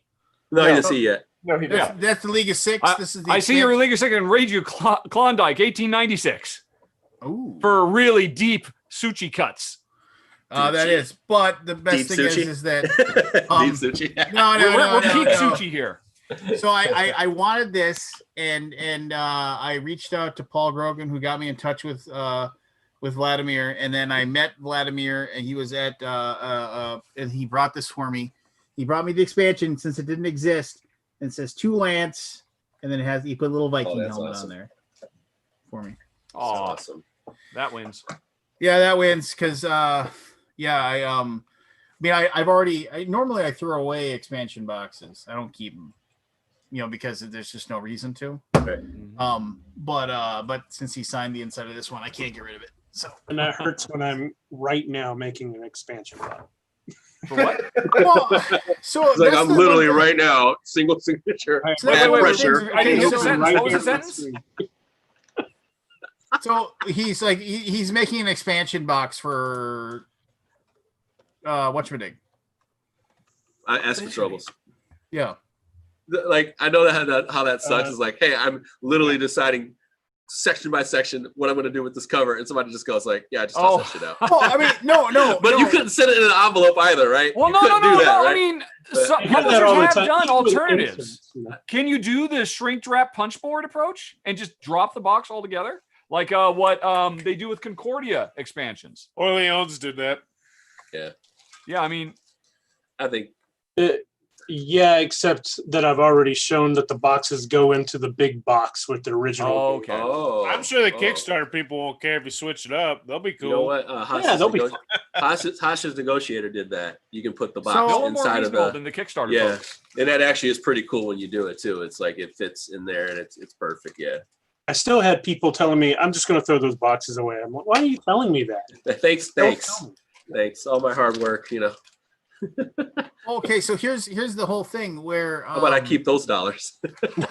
no I actually like when I was trying to get rid of games because and I'm still trying to get rid of games. So I was trying to get rid of games and shorten my collection. One of the best things I did was I was finally like, why do I have all these extra expansion boxes? And I spent the better part of a weekend just basically taking expansion material, taking it out of the expansion boxes and figuring out a way to get it into the main box where I could. I mean, I got rid of, and then it was tough because you're looking at those boxes and they have that fantastic art on them, but I'm just like, yeah, I don't need this. And so I ended up, I got rid of 40 boxes without getting rid of any games. And I opened up so much room. I mean, it's a little bit depressing, but it's just kind of like, yeah, well, whatever, you move on. I can't stand when I sell stuff that's like in a part of a pledge, and you have all those extra expansion boxes and you put it all in there and they're like, you don't have the other boxes. I'm like, bro, let me tell you something right now. If you want to pay $50 extra for me to ship all these goddamn boxes, which I'm not offering that to you, I just want you to know that. You know what? I gotta go. You know what I'm saying? Like, I don't have time for all that. People, that takes up Calyx room. That takes up a lot of room for all these big box campaigns. I watch Rob Oren. Like Rob, he has no room in his basement. He's full of all these.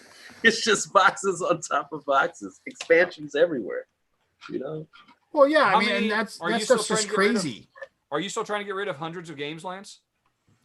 Hundreds? No, You're not that far along anymore. I'm not that far along anymore. I Because got if my you were, what I would suggest is getting in touch with Tim Minvier. I don't know how to pronounce his last name. Meepleville guy.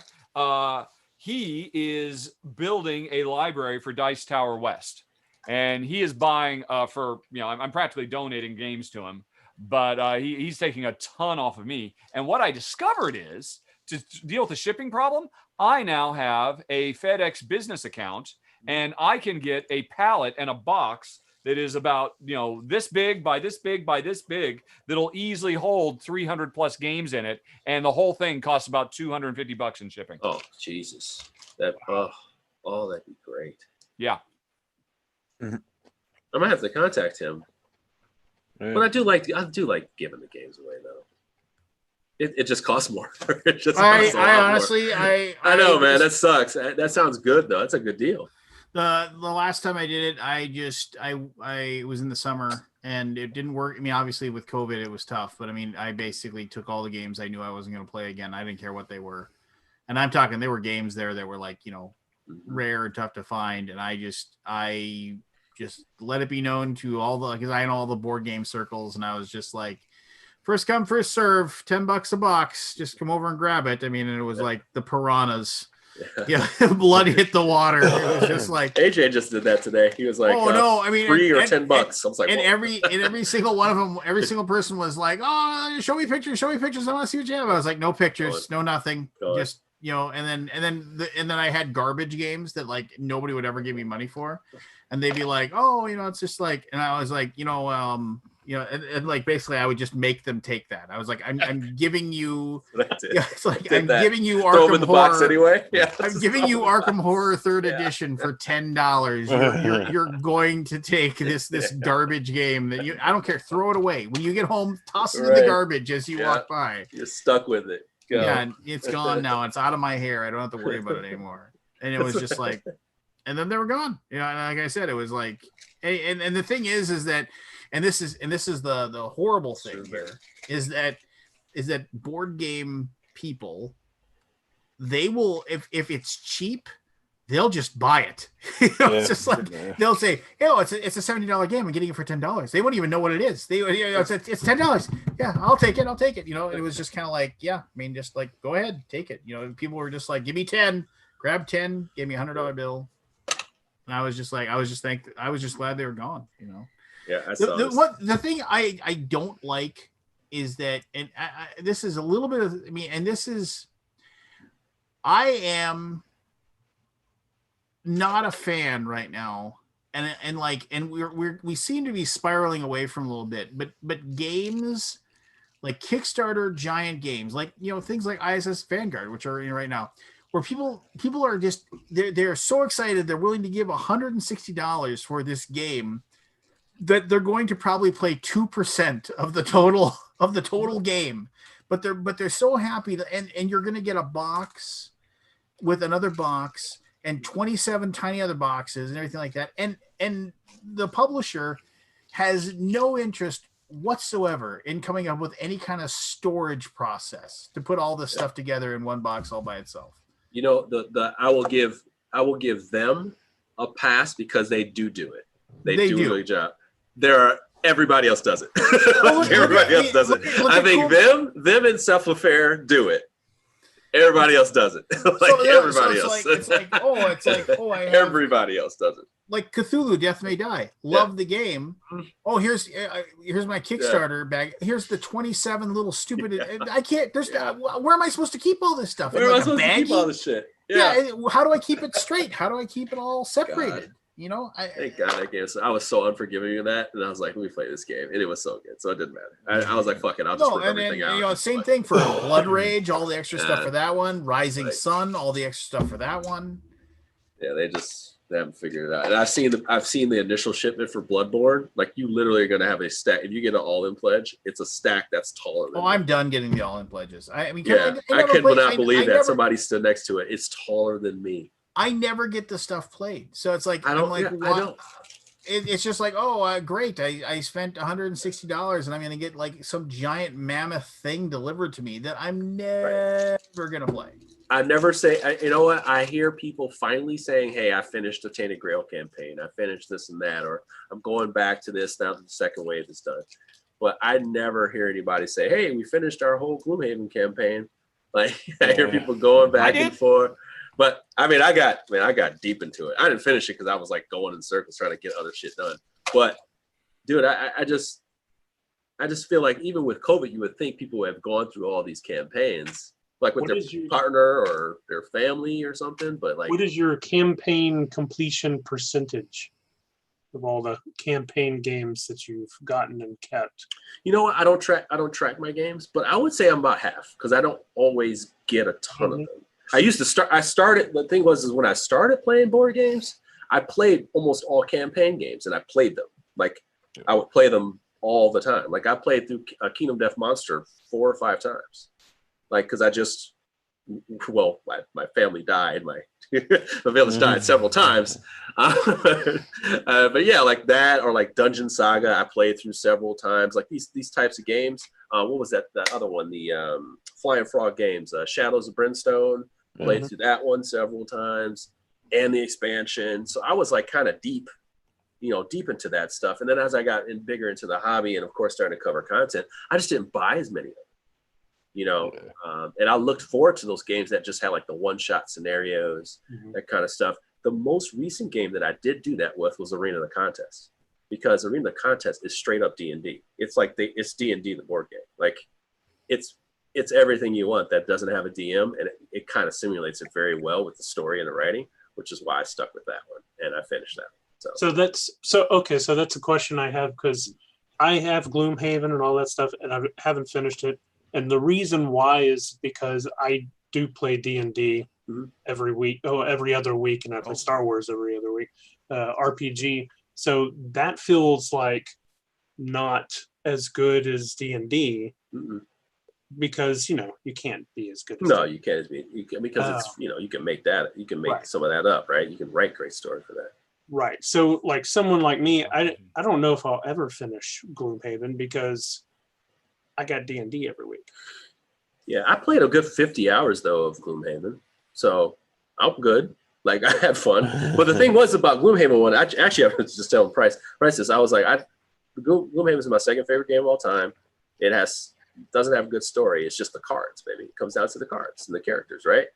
But the Jaws of the Lion stuff was better written, and he's going to send me these comics, these graphic novels that they're coming out with that are going to have the same people that are writing for Frosthaven, which is like some more acclaimed writers. So I'm like hoping that will flesh it out and keep me like into it, because Awakened Realms, for whatever you feel about their gameplay or whatever, their writing is very good. Like their writing gets, like Tainted Grail's writing is like, it's really fucking good.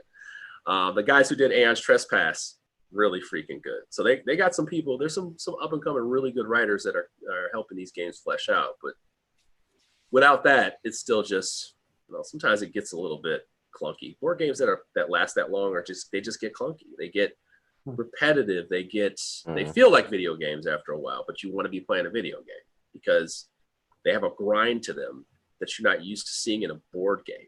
Like that grind that you would get back in a video game would be like, all right, I got to go from here to there. Well, in a board game, that's a longer process, So I think that's the hardest part that people don't see is like, it's hard to play a board game for 40, 50 hours. You got to kind of have a little bit of different grind to you to do so. So what would you say to a designer who may or may not be designing a campaign game? Well, I think I would say really, really flesh out. I mean, once you feel like you even have a good base, like just a base as far as like mechanics wise, like you really got to dig into the story. Like how deep do you want to go into this lore? Because I feel like that's the thing. I want, just because I don't know how to say this correctly, I feel like you really are trying to be a screenwriter just as much as you're trying to be a storyteller. Because I feel like with board games, Kingdom Death Monster does such a good job of that because they have art that does it so well. But the writing of it, it's so screenwritish. Like, even that big board with just that line, like they even explain it. It's like, they don't even say who you are. They just say 4 survivors come out into this area. They pick up a shard of glass, and there's out of the mist comes this hungry beast. Like it's just like you're walking into a screen. You don't even know, but now you've set this emotional mood, and a lot of people die in the first scene. They actually have really good script for when you die. You know, they like you die, and then like you come, and then these other people emerge, and it feels like you have some sense of wanting to gather together. You're like, yeah, you know, and then like, you know, you just don't know. Like it's mystery the whole time, you know, like, and Tainted Like Grail is the when you same all idea. die together, right? What's that? You mean like when you all die together? Like you all- Yeah. So like if you all die together, then it's like, you know, they have to kind of like make it up. So you go, whatever. You can reset, but you can definitely go and kind of go along with it. Yeah, I feel like that's the thing. It's got to be more like screenwriting. Like, what are you writing that I'm looking at right now? And then, you know, just don't let the characters die. You know, like don't let the characters die away. Like make them have their own fleshed out stories, not just on the back of the player board. You know, like I do like games that do those things where you go off on your own quest, like the character quest line. Gloomhaven did that in the expansion. So they had an expansion that you did go off on your character's storyline, and that was really good. Those are really good. People really like those too. So, you know, if you have these little things that you can do in there, I'm looking forward to this tactics game that's coming, Adventure Tactics, which is just like Final Fantasy Tactics. It actually is. To see how they weave that story. Why would I just want to play Final Fantasy Tactics then? Because you also like board games a lot, and you haven't warmed up Final I Fantasy do Tactics. like board games, but here's the problem: is that like that's your argument. Then go ahead and play Final Fantasy Tactics. I'll play my board game. I don't know. I mean, something like that though. It's like the whole point of like Final Fantasy Tactics was that like the computer does all the work for you. Like now you don't have to do all the maintenance and everything like that. And that's like, I think that's something we miss. Like we talked a lot about whatchamadick, Darkest Dungeon. Like all the maintenance of like, you know, it's like that's the next level of clusterfuck though, Lance. Come on, man. Come on, Lance. Come on. That's next level. Don't you say, oh, come on. What are you talking about? Next level. You know that. You saw that. I haven't seen the game yet. It was. I'm sorry, Lance. Lance. Dude, you've been around enough games in your life. You see how many fucking pieces are in that game. You know it's a clusterfuck. That's crazy. No, I mean that's like the highest level of too much going on to represent an AI to hit a theme. That's different. I'm talking about arena contest. You're rolling and moving just like you would in a D&D game. If you want to challenge me on that, I agree with you. Because it's like you're procedurally generating something that people could write a better story to, that can use the same basic movement. As a matter of fact, you can use arena contest stuff, tell your game night, and play it on their mat, which is fine. That's why I like it. But I mean, people like to feel a board game just as much as some people like the visionary, and some people like the haptic feedback, right? There's just different ways that people like to feel their experience. And sometimes board games, for me, like Chip Theory, I could be playing a chess-like game, but I do like the feeling of these chips in my hands. And I do like manipulating dice that represent different stats for me. And I don't even get to roll all of them. I just get to move them around and add them and put them in these little things. It's just it's a different feel. As much as I like playing Secret of Mana or Nino Kuni, like I have that too. I just don't try to replace one with the other. Might as well ask, why watch a movie when you can read the book? Right. Because they offer different. They take the same source material and offer it in a different way. Mm-hmm. Yeah, I don't know. Sparks different joy. Also, if somebody makes a Final Fantasy Tactics type game, they are inspired by that. So it may not be the exact same experience. And what they come away with that inspiration, it could be different. It just means familiar. Like in that game, like you're literally doing things that are like sort of like Final Fantasy Tactics, where you have a job system and you evolve and you create different things and put them in your deck to treat them like a different job, and all of a sudden you have these different abilities. That's cool. It reminds you of Final Fantasy Tactics. You're kind of moving on a grid, but then they have stuff that's completely off the wall. That's not just fight and win. And that's interesting to me. And good writing is interesting to me in board games. Like, how good of a writer can you be? I look for that kind of stuff too, which sometimes video games don't do that. So It's a weakness. I of would just say videos. the main thing is I want to share it with my wife. I have no desire to play games by myself anymore. There you go. And board games let me share them with her. There you Rado, Well. you've lost the urge to self pleasure. I no longer pursue masturbatory. I have evolved. Onanic I have- board games is how we prefer to call it. Oh my god. And on that note, I'm going to call it a night. Yes. You have to pursue some self-pleasure. I'm gonna go home and I'm gonna go upstairs and make love to my wife. The end of Clue. The end of Clue. It's like, I try to put it in as minutes because it's so good. It's like the best last line ever. What are you gonna do? I'm gonna go home and make love to my wife. Like I just thought that was the coolest thing. Like that's perfect. That's a perfect way to leave. All right, even with your wife there, you're like, I'm gonna go home and make love to my wife. You guys take Merry care. Christmas, Chris. Merry Christmas. Happy Merry holidays, Christmas. everyone. I will probably see you Saturday then. Yep, I'll be there. Don't All kill right. my character. Oh my god. You'll be Yeah. where? Is that your weekly D&D thing? Weekly D&D. Yeah. Is it all? It's all online. all online? Jeremy, where's your invite? How do you feel about the online? I mean, I'm sure it's mostly downside compared to actually meeting in person, but what are the upsides that you actually like that you'll miss when you finally get back to playing D&D in person? Well, I mean, sadly, obviously Chris won't be able to play with us, but Sure. no, I mean, like, I think the thing that's gonna suck is that the one nice thing about playing on Roll20 is that like you actually have like lighting effects and stuff. So like when you're playing D&D and like you have like when you're playing D&D and you say, oh, yeah, it's like your lantern can see 30 feet. You just forget about that. I mean, players just like, yeah, what's over there? I see it. Okay, fine. It's just it's a level of verisimilitude that is difficult to enforce. Yeah. But when you have $2.50 for person. When you see it happening. $2.50. yeah, in Roll20, it's like the players you decide what each player can see. So if they have a lantern that goes 30 feet, they can only see 30 feet, and so it's like you can keep a lid on what they can see. And so like other players will be fighting monsters and they'll have no idea. It's like, Because everybody has their own screen too. Yeah, Wow. because like, you hear something going on over there, but yeah, you don't know anything that's You should as far perhaps as, go over there. Do you do a lot of like closed channels where you're only talking to one person? Yeah. Dynamically? You can mute like other people, but the big thing is like there's whisper commands that you can just do that stuff. So yeah, you can definitely So you could whisper to somebody, you're now being mind controlled by the arch wizard. Here's what you yeah, need to there's stuff like that. Yeah. You can- I like that. Which you could do in real life, but you'd have to hand them a note and then everybody knows Yeah, something's like, up.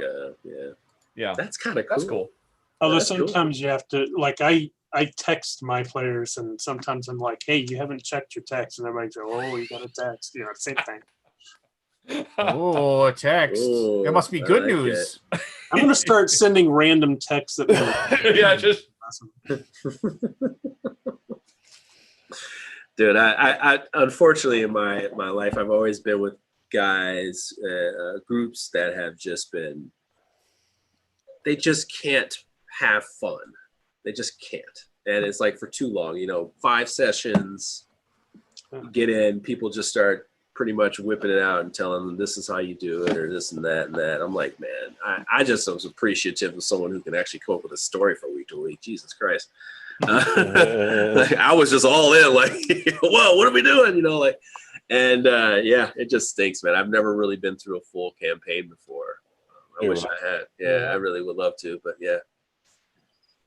I'm on my 4th campaign that goes all the way to level 20. I'm not the DM in that one. But yeah, that's the only way I want to play now. I don't want these short little games and modules and stuff. I want year-long character growth and all kinds of. Well, see, I would love that. you should jump into Lance's I would love Fire something Night like thing. that. Like, yeah, even it, like. Hey, did you get an invite, Richard? Yeah. No. It's just like I think I may have You're invited archived to that spam. one. No, hey, let me check right now, Lance. Why I got you here? Hold on a second. Let me make sure. Because maybe it was me. Maybe it was me. Maybe it was me, Lance. Hold the fuck up, man. Hold on, man. Hold on. You said I'm always invited. You said I'm always invited. Hold on. I never said nothing. I just apparently I'm not always invited to the things you do. That's all. I never really got into the fantasy thing so much. But is there something in like sci-fi or some other genre? I run a Star Wars D&D. Oh yeah, there's so many. Star there's Wars? anything you Yeah. can imagine. Is there? I mean, Oh, I yeah. kind of like Star Wars a little bit, Yeah. Just a little bit. Yeah, give or take with Star Wars. Give or take on that. I grew up after the third, the three were there. Yeah. The first three were done. I was a little older, I didn't see it till I was older, I should say. I think I saw Star Wars on beta.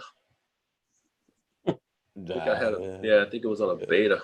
I don't remember beta. I remember my uncle had a VCR that you could take out, and it was a camcorder too, with these heavy ass fucking lead batteries on. Whoa! Whoa. I remember that. That's as far back as I remember. Like, Lance, what are you reading? Because you literally look like a wizard that's pissed off. More than normal. You really look like a disappointed wizard. Yeah. I'm just really sad that I never got invited to the thing, Oh my God. Well, Jeremy is sad in return. He just gave us his big sob story about he's always wanted to play a big epic campaign. My God, You're running every fucking week and you don't invite the man. Oh my God. How can you expect him to return you? Of course he has to return the favor and spurn you every chance he gets. Well, you guys, come on.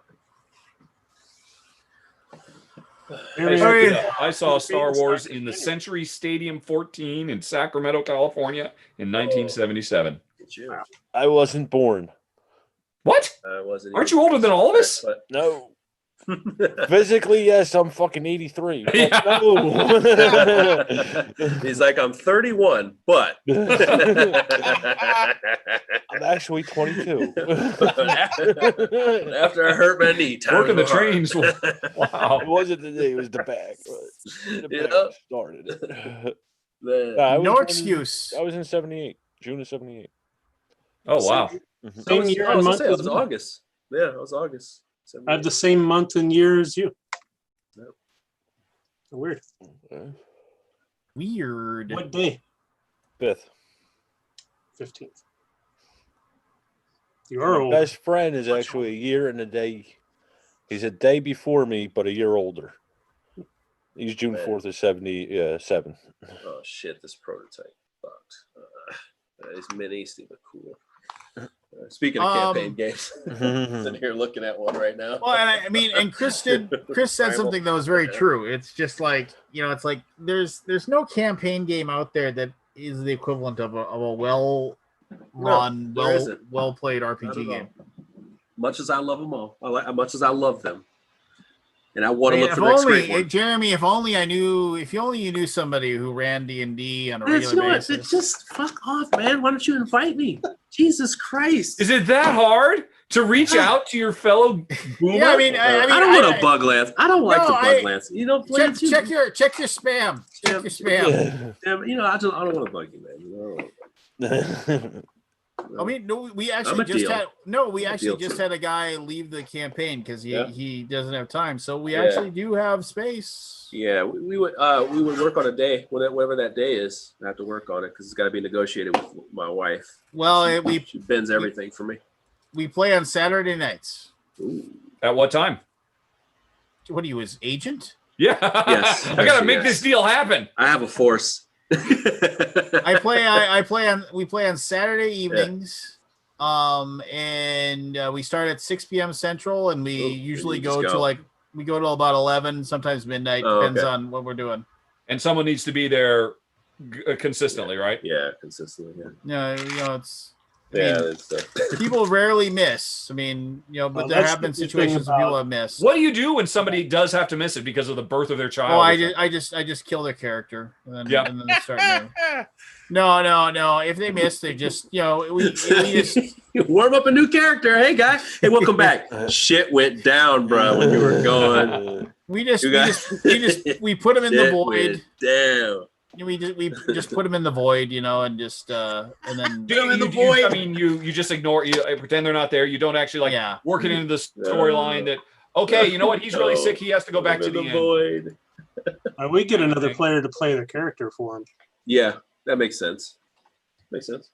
But what's funny is like whenever the cleric's not there, suddenly when I play the cleric, that cleric's always healing me and right next to me.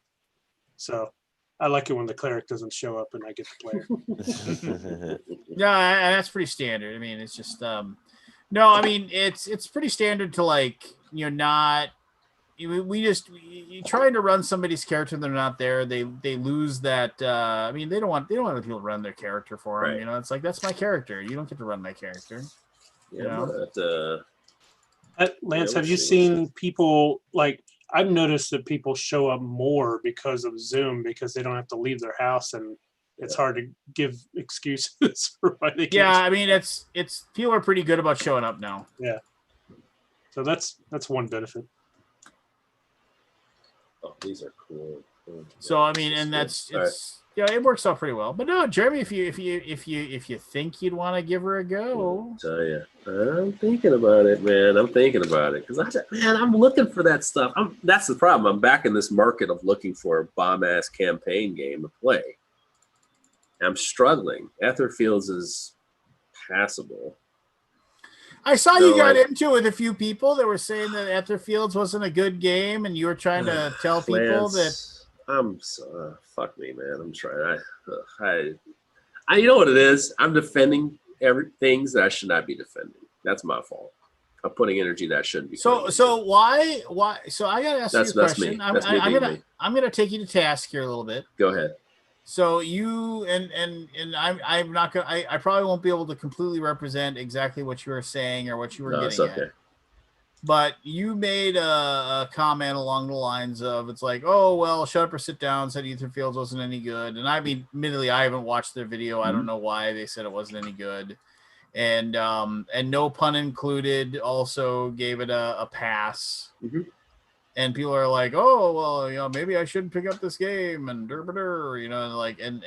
and you kind of said, well, it's like they were playing a game that, wasn't going to be something they enjoyed anyway. So for them to say that the game isn't any good isn't a really big surprise. Yeah, both of their videos really struck me as them losing sight of just because it's not something for me doesn't mean it's bad. Right. I mean, but okay. No, but go ahead, Lance. Go ahead. I want to make sure you get this point. No. So here's my point here is that you like the stance that you took was that maybe they shouldn't have reviewed in the first place, or if they knew it wasn't going to be something that was going to be in their wheelhouse. Their wheelhouse kind of thing. But I mean, shouldn't be, like all reviewers? I mean, like if they're going to take the time. I mean, admittedly, why they review that game? They reviewed it for the clicks, right? Yes, no question. So they weren't reviewing it because it's like they reviewed it because they knew they were going to get views. Correct. So no question. And then so taking a dump on things is so should they just have not because they didn't like the game? I mean, they should be able to take a step back and recognize, NPI or no pun included really bugged me because the one most concrete complaint they had about it in their video was him actually talking at length, describing the basic function of how a deck builder works. And look how terrible this is to be in a situation where sometimes you don't get the card you want. Isn't that terrible? It's that was a thing. Describing a deck builder. And here's the thing. Efka hates deck builders even more than you, Lance. Yeah. And so he's on record saying he hates deck builders. Yeah, his number one complaint against it is, deck builders are bad, and therefore this game is bad. When deck builders are not fucking bad. And shut up and sit down. Their big complaint. I mean, you watch his video. He says, "Well, you know what? I'm really unhappy with being in danger of losing progress when I die. So I was really enjoying it, but then I started cheating because I didn't want to lose progress when I die, and then I cheated some more, and then I felt the game wasn't good. Well, maybe don't fucking cheat." Yeah. Maybe acknowledge the fact that just because you do not have the wherewithal to enjoy the threat and danger of losing progress doesn't mean other players don't enjoy it, and it doesn't mean it's bad because you might lose a half hour's progress if you die. Yeah, I mean, both of their videos, I was really, really taken aback by both. I was the one thing that you can't necessarily type. I can't type that well, at least. It's just like, I respect their professional opinion. They know games. They know games better than I do. They have more of a history of games than I do. And they also do. I don't necessarily agree with that. But what they do really a good job of in their way is definitely trying to highlight good and bad clearly as much as possible in their way, right? They definitely try to spend equal time. They definitely make an effort to, even though they're stretching, to do part good and part bad. I feel like they go out of their way to try to build. I mean, it's like the problem with media that has to be fair and balanced. You have to give equal time to both sides. When no, both sides don't fucking deserve equal respect and time. And it feels like they're going out of their way to saying, "Oh wait, now we have to have 50% of our thing being picking stuff apart because we can't just say something's good but not for us." This was the prime example for both. Yes. But MPI's was a little bit worse because it was like, there was something about it to where it was like, you know what, we got to do this. So we're going to trash this shit. Yeah. You know, like, we got to do this. And, you know, if you don't like it, you don't like it. I know they kind of have their humor, they work into it, whatever. I'm good with that. I actually accept MPI's harder stance on things sometimes.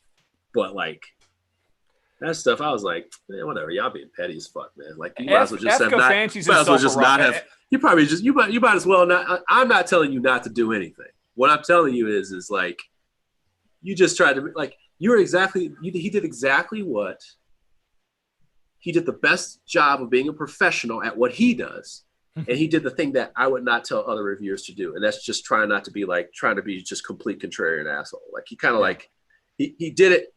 He's just so good at reviewing things, and he knows how to do the language really well. But it was like, very eloquent. He just did he just did the shit that I would tell people to do. Like, because another person would do that and they would suck at it, and they would be unprofessional. Like, and they would say like silly shit, like, this game fucking sucks, and da da da. Like, like, and that's the thing. It's like, you can't set that precedent, man. People they ate it up because they, people are waiting to hear something negative. Yes, it's really hard. It's like, it's negative to be we all need confirmation. And I'm not saying, man, the game is flawed to death, and there are some things you will not forgive, and that's just what it is. And it costs you $170 to get it at your damn door.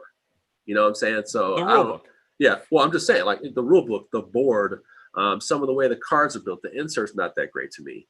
There's a lot of things, but there's things I understand, but it's not like, this game story is fucking great. I mean, like, the thing is just like, there's things that they didn't even highlight that you can even tell they liked, that they didn't even talk about. Like, well, when Efka's complaining about how frustrating. When Efka complained about how frustrating it can be to not get the card you want, he completely ignores the fact that half of the point of the game is set your cards aside, put them in a queue, and do long-term hand management is a really cool, unique thing about that game. And it's not mentioned once. Yeah, and this is like so fucking core to the game experience and the decisions you make. Yeah, both those videos really made me think I need to reach out and get them to send me a copy so I can cover it beyond just the expansion, the prototype I did, but I just don't have time to do it. Yeah, it's just unfortunate. That's all. It's just unfortunate. Here's my question then. Sorry. I should say this too, Lance. I'm sorry. I should say this directly to this. I'm one of these people who likes to cover games out of my box. People know me for solo gaming, but I generally cover a lot of different games depending on where I'm at. And I'm fine with that. But, also with that, without a doubt, like, if I review an area control game, it's not one of my favorite things, or pick up and deliver. I know that I'm walking outside my box. I'm not going to trash the game because it is a pick up and deliver game. Like, I'm going to tell you, this is what it is. I tried it. This is how I feel about it. But these are some things that you'll understand, and blah, blah, blah. I just felt like they were just stepping out of their lane, and they were like, we stepped out of our lane, and this is shit. Like,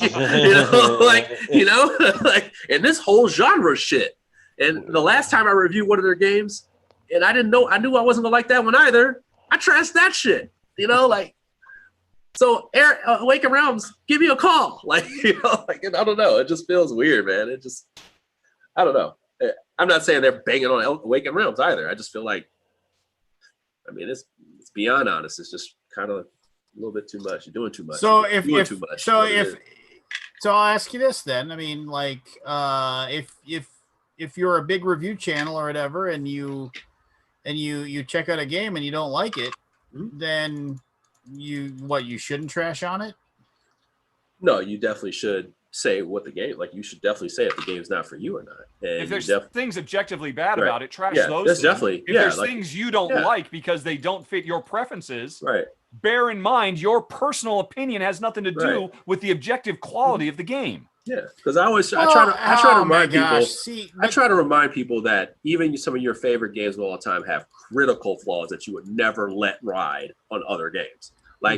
Like I came into the board game industry playing Mage Knight. It is one of the worst barriers of entry you will ever have coming into it. Like it is top 3 worst rule books.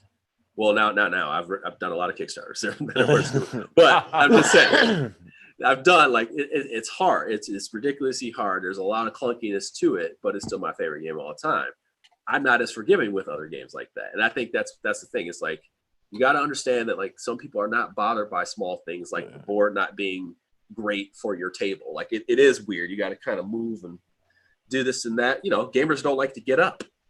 So, you know, it's like, it's hard. It's hard on the ribs, you know, hard on the abs. So, you know, I get it.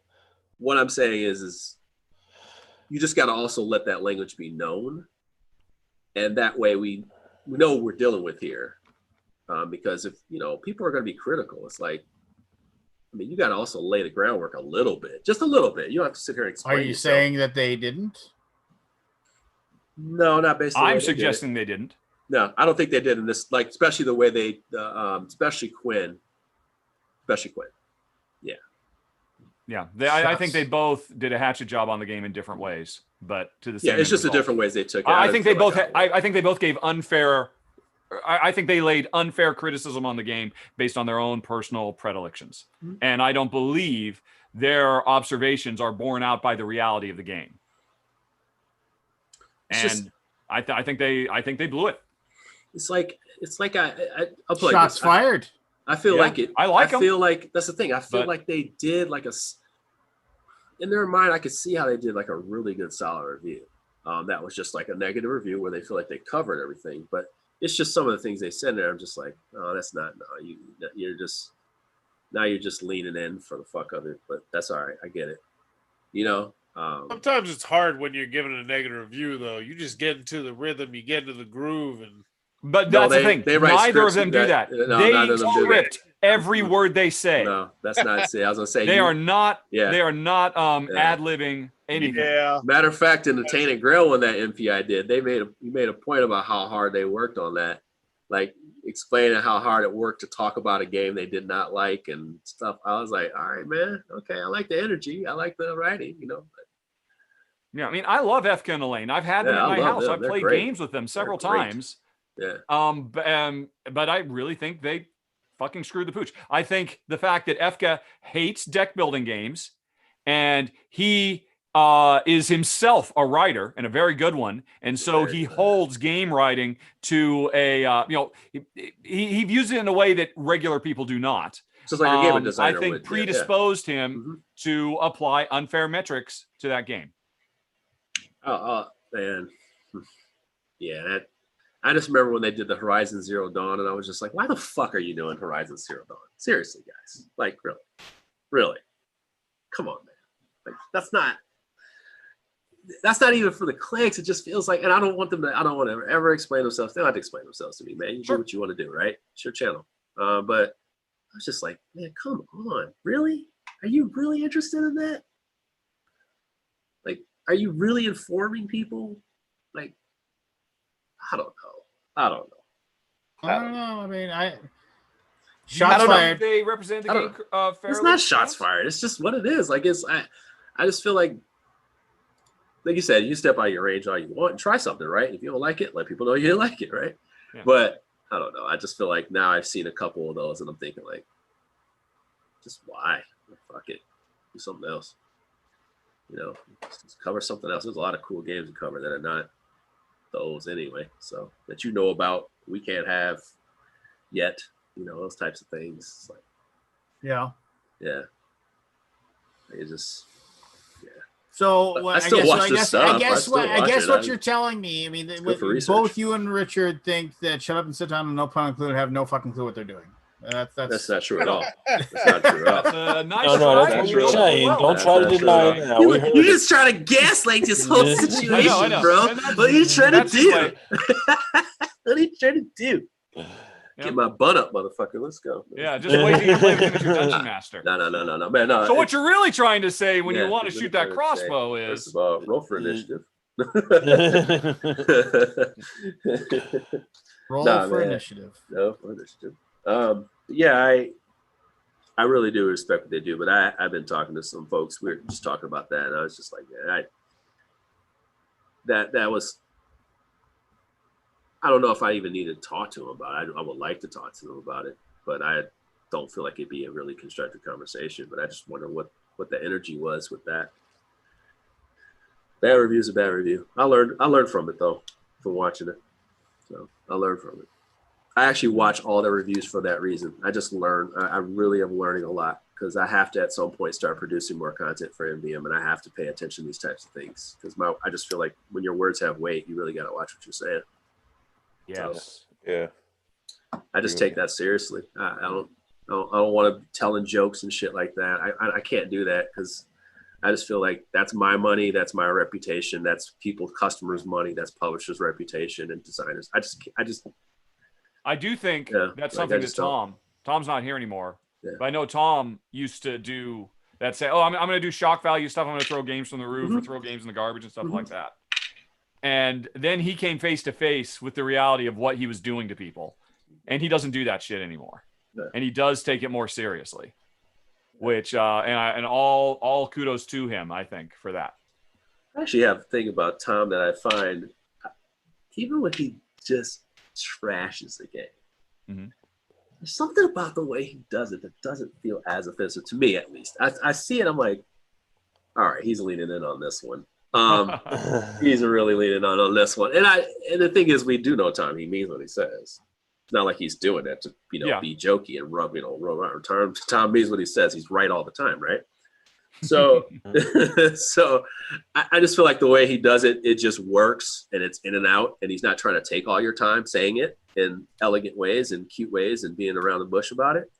And that's why I respect the way he does it. He's not going to spend 30 minutes talking about the game. So I'm fine with that. I'm fine with that. But I sat and watched Jeremy talk about Cosmic Encounters Duel for 15 minutes and how much he didn't like the game. It's like, Jesus, Jeremy. Well, Jeremy had his comeuppance with Twa Dice. Yeah.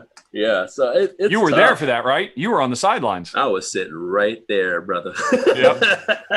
So what happened? Both of us, like, hey, everybody in the room was just like, okay. Okay. Jeremy just called a major release dog shit on live feed. Great. Okay. Like, oh man, I'm not going to talk about the fallout after that, but oh man. Yeah. Now that's all I want to talk about. That designer, man. Oh boy. Well, I mean, that was tough. If you didn't, Sebastian has problems. I mean, he doesn't necessarily. That was tough. Deal with. He doesn't deal with backlash well. No. So, Man vs. Meeple, Jeremy made a comment along the lines of saying something like the game's poop or something like that. Basically, that was a direct quote. Dog 0. Poop. Yeah, he said dog poop several times. I think. Yeah, he said dog poop.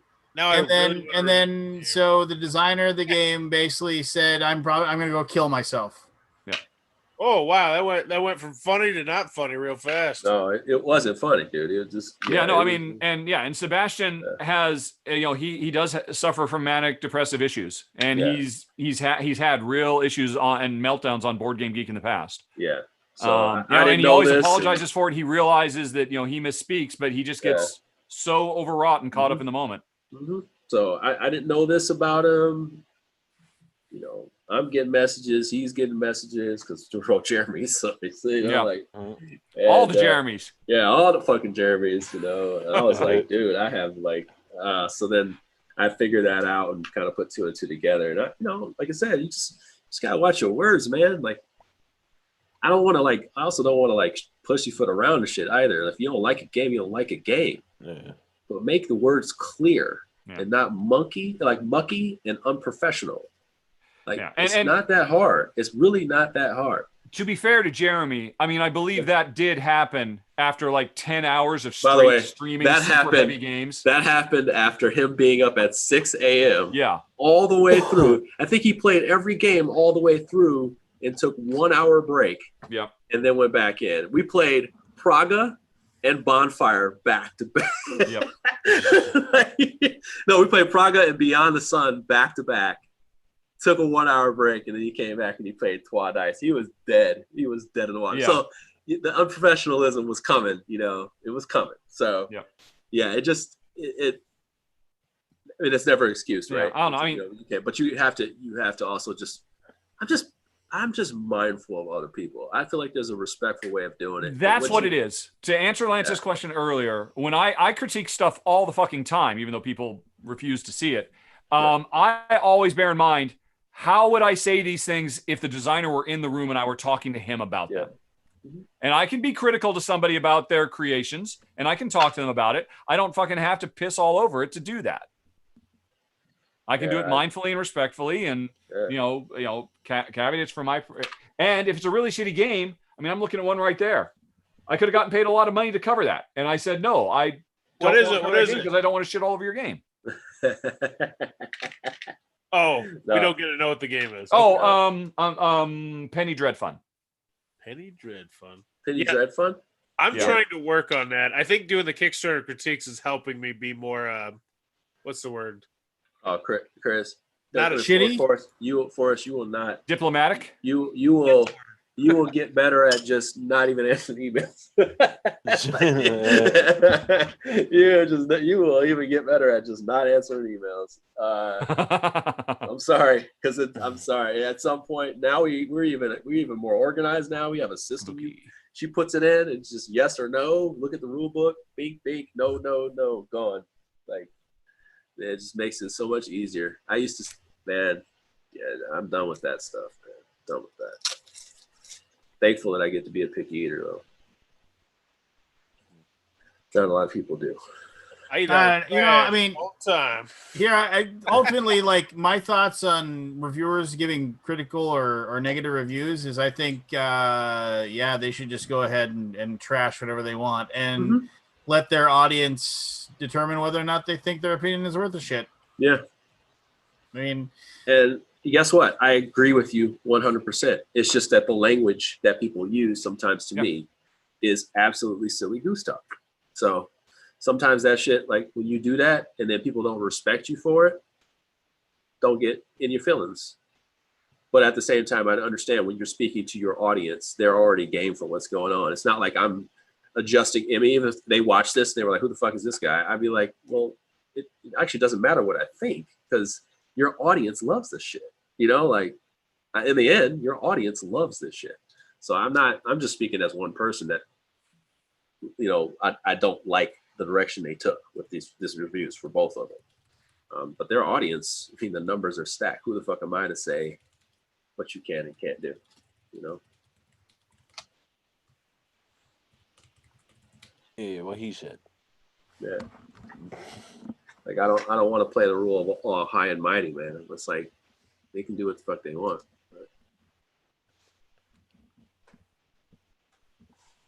there's probably some truth to that.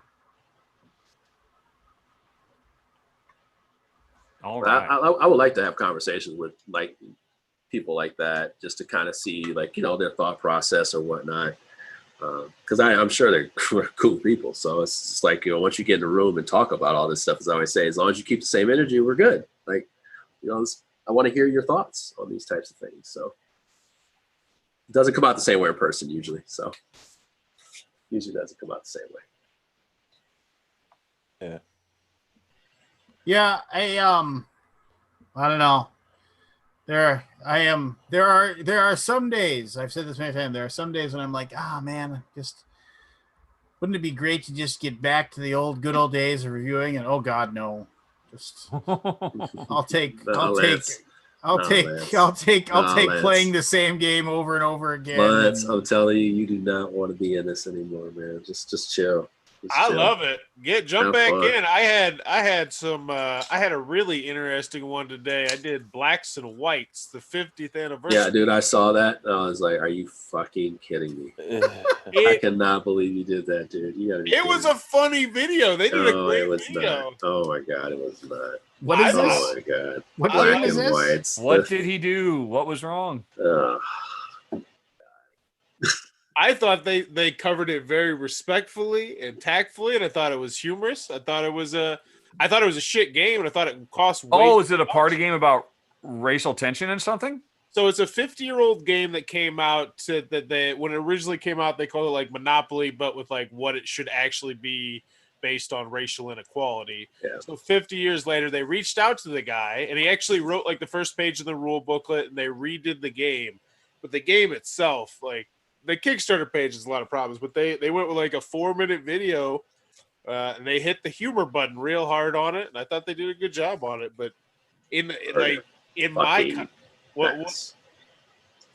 think for me, it's past. hard fucking pass on that shit.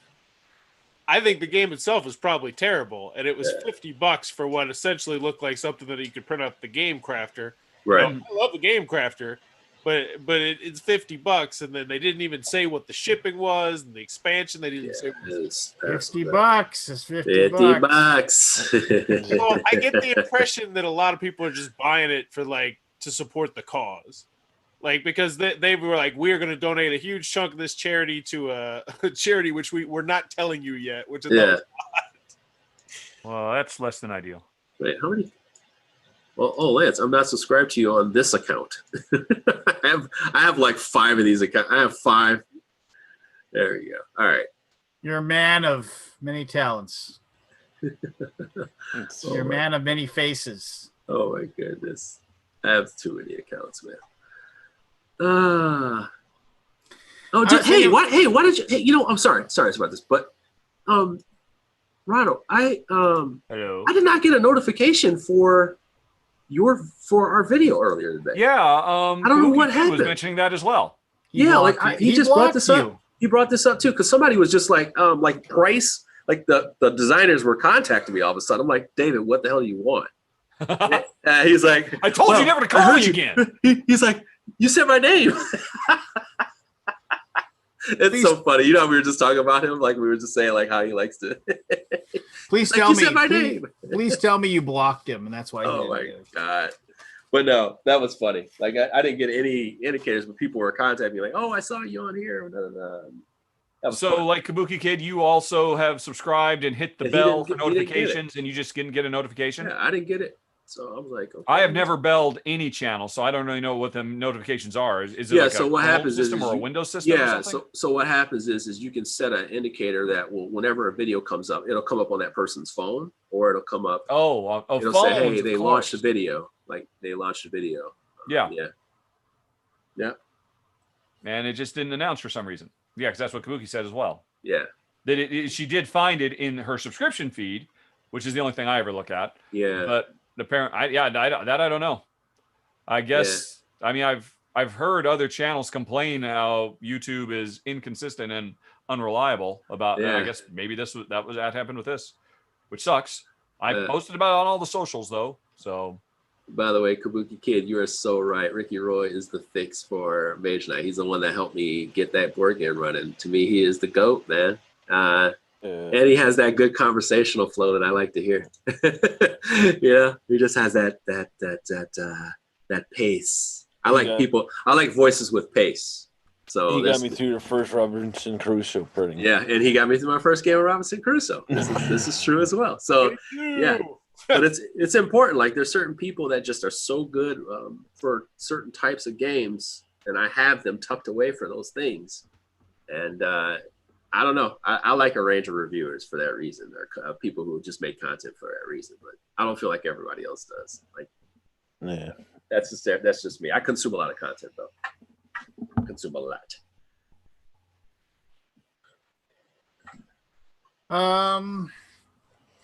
Jeremy, you didn't get any games for Christmas, you think? Me? Yeah. I don't fucking. I buy games all the goddamn time, man. No. Just no. I bought myself Cloud Age. How about that? New Fister game. That's what I bought. I bought myself that and Praga. You I'm deserve good. it. I'm good. That's it. Okay? I'm broke. I bought an Xbox. I don't ask my family for anything for Christmas. I get what everybody else wants. And I told them strictly do not buy me board game stuff. So just strictly do nothing. No. So you get joy out of giving other people gifts? That's all I really care about, honestly.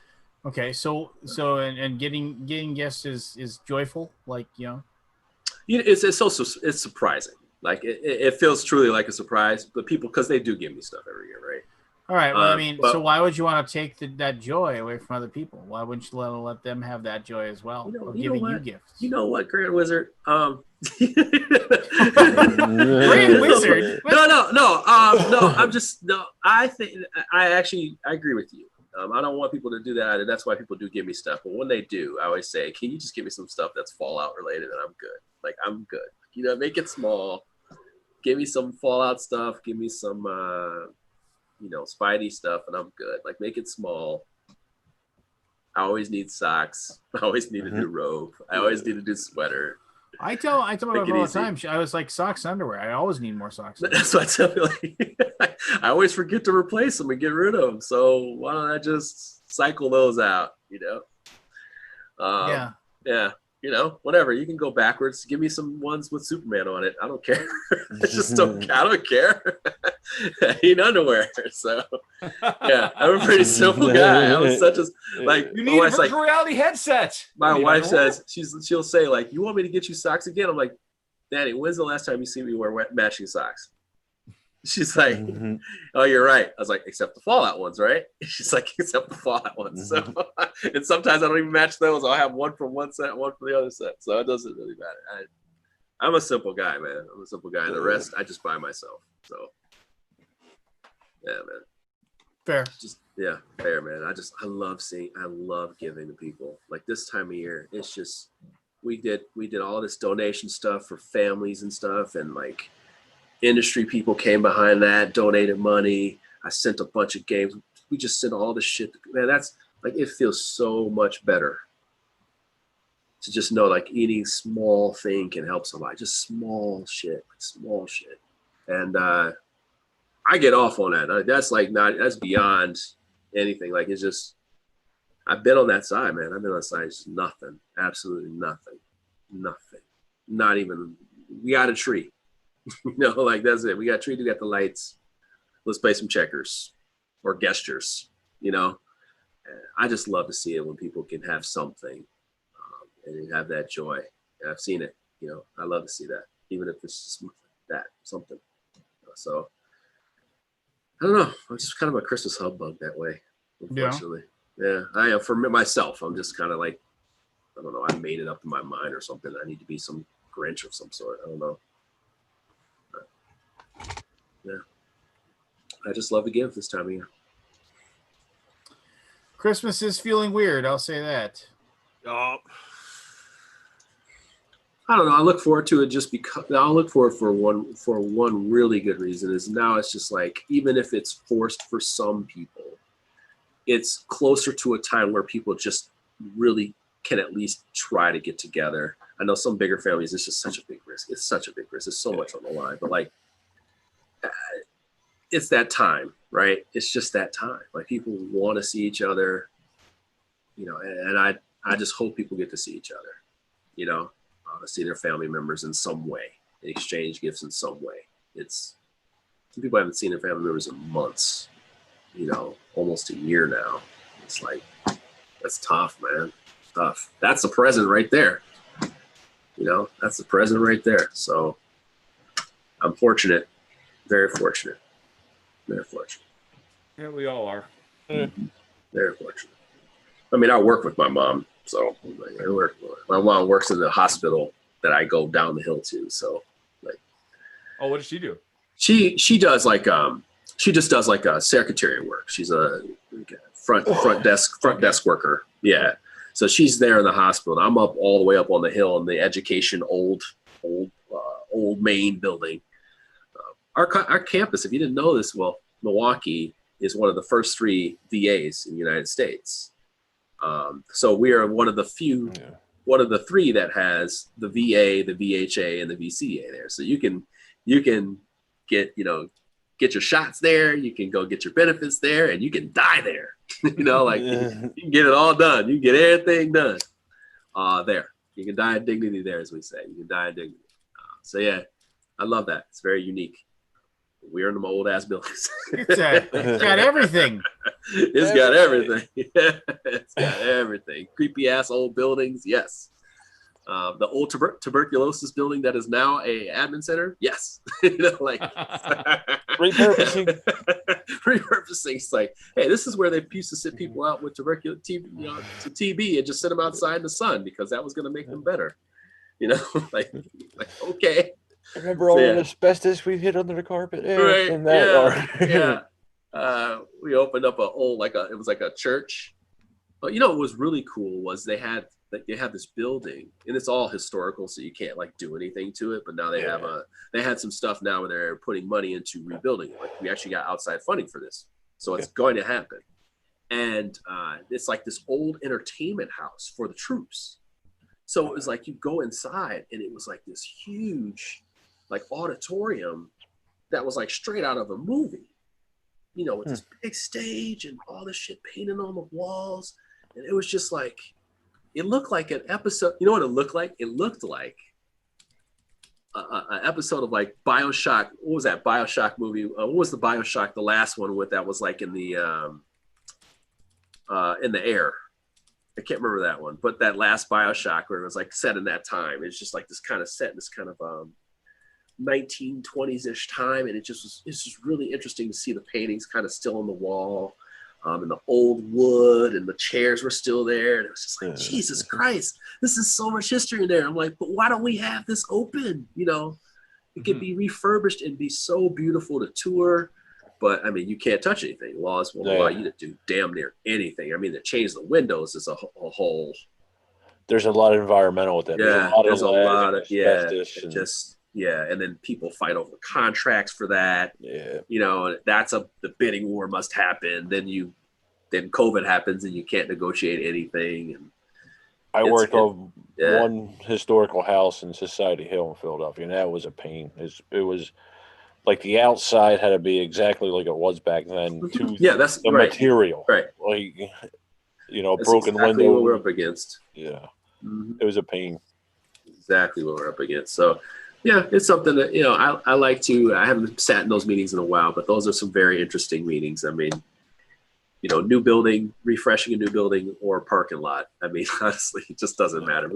We're rebuilding our old hospital, and our old hospital was the first hospital on the campus, and it's going to be a home for mentally ill people and their families. They're going to split it in half, and I'm like, that is crazy. Like, that's going to present a whole bunch of challenges. But people need homes. We need mental health facilities for our vets. So it's tough. It's tough. It's tough. We are kind of the hub for Wisconsin, so we have to kind of take in as many people as we possibly can. And I'm fine with that. Into that. Like, I know there's like 170 VA hospitals, but I was surprised. Like, most states only have 2. Yeah, that's very true. And they have like outpatients, or they have CBOCs. And they're like little mini hubs, so they kind of report to other spots, or they'll give you full transport to another place. Or now they have, because of the way this stuff is worked out, now they are working more than ever with you being able to go to somebody that's within X miles of you to get healthcare, and then we'll get the bill. Okay. So, yeah. So now they've kind of, because of situations, now that's a thing now. So it needed to happen anyway, because some people just can't. Hi, I'm literally feeling like something's going to explode on me. Well, you got to drive 80 miles to the VA, you know, or you got to wait for the next bus that goes to the VA 80 miles away, you know, and writhe in pain on the way there. So it's like, I'm glad that that's changed quite a bit. That is correct. Have changed. Would anybody else like to talk about VA functions? Jesus Christ, what time is it? It's midnight. I was about to say goodnight, Jesus everybody. fucking Christ. Come on, guys. We went Well, dark. it is Christmas, so maybe we should We're wrap talking so her much up. about the VA. So this is Christmas, and look what Oh, you done. I was gonna say, has everybody heard Christmas shoes at least once? Nope. No. The Christmas shoes song, you know what song? What I'm do you talking mean about, this year or just in Yeah, general? it's been around for a while. It's, Yeah, I was No, gonna Lance, say, Lance, I put know up, this- Lance, I put know up the, all this put up the dudes last from last week. What the fucking the beans, the singing beans. Oh no, the opera blob opera. No, Yeah, no, dude, put up the blob opera. Come on, come on, no, come on. no. That Christmas shoes song is just that is horrendous. It is I like absolutely that horrendous. Christmas shoes. But her dad is. Yeah, that's a great song. Really, really I'm gonna big. buy these shoes. So bad you're singing it. Yeah, just like it's like I want my mommy to look beautiful if she goes to meet Jesus tonight. it's yeah. Oh, and it's serious? Oh, Yeah, it's a very It's- depressing song. Yeah, no. By the way, search that right for- there makes me want Search to listen to the search song YouTube right for there. Christmas shoes, and I it is. can't believe you haven't heard it. It is like literally as you being the atheist that you are, Richard. It like you will laugh because it's like this guy like he wasn't feeling the Christmas spirit, and he's in line wanting to buy these last few gifts, and he saw this little boy. He said like he actually says that he's dirty from head to toe, and I will seek it out. He's got Christmas this pair of shoes. He's got Then this it pair of goes- shoes, and he goes, I want to buy these because my dad says, my dad says my mom is not feeling well, might not last the night, but I know Where's she'll your think these fucking shoes dad, are pretty. She'll make it look pretty if she meets Jesus tonight. And then like so he doesn't have enough money to buy the shoes, so the guy pays the extra for the shoes. And the kid goes running off to deliver the shoes to his dying mom. And then he says, I know that God sent that boy to me at that moment so I would relearn the Christmas spirit. Because, so for you, Mr. He's killing that woman. I have added it to my watch later list on YouTube. It's had 15 million views. Oh, I've never seen the video. Now I kind of want to see the video. The video is a film project or film school project somebody made for the song, apparently. Oh my god, I gotta check that out. So this is gonna really make it a tearjerker, I'm sure. Well, no, I mean, but the whole premise of the movie, so it's like, so God killed that boy's mom so you could relearn the Christmas spirit. That's a cruel and capricious God, yes. You better appreciate that. Yes. Thanks, God. I'm all for instilling hope and love in people's hearts. I'm all for that, but I know God sent that little boy to me so I could relearn the Christmas spirit. Yeah. Oh, boy. Mysterious ways. You know what? I've never really deeply analyzed that song before. That's what I like. I like that. I did this YouTube segment once where I would deep dive into songs and really break down the lyrics in my bathroom mirror. And I kind of want to do that tomorrow, but not for that song. Okay. Yeah, you'd be surprised. A very good friend of mine wanted to use that Pearl Jam song "Better Man" What the as fuck, her man? wedding song. What the Good night, everybody. I know. Good night, Richard. You broke him. You broke Richard. He didn't even give you. He made the shortest but goodbye ever. in history. Good night, everybody. I swear though, I did one on John Lennon's "Imagine," and I ended up talking about Oh my god, stuff. It was crazy. That was great. Yeah, like that was you just left. You just pulled it back, buddy, on that one. Well, you pulled out He did a deep dive into John Lennon's Imagine. Yes. In the back. When was this? Is this a video that exists? Stop talking right about it. now? I can't. Oh yeah, it's there. Let me see. I gotta find this.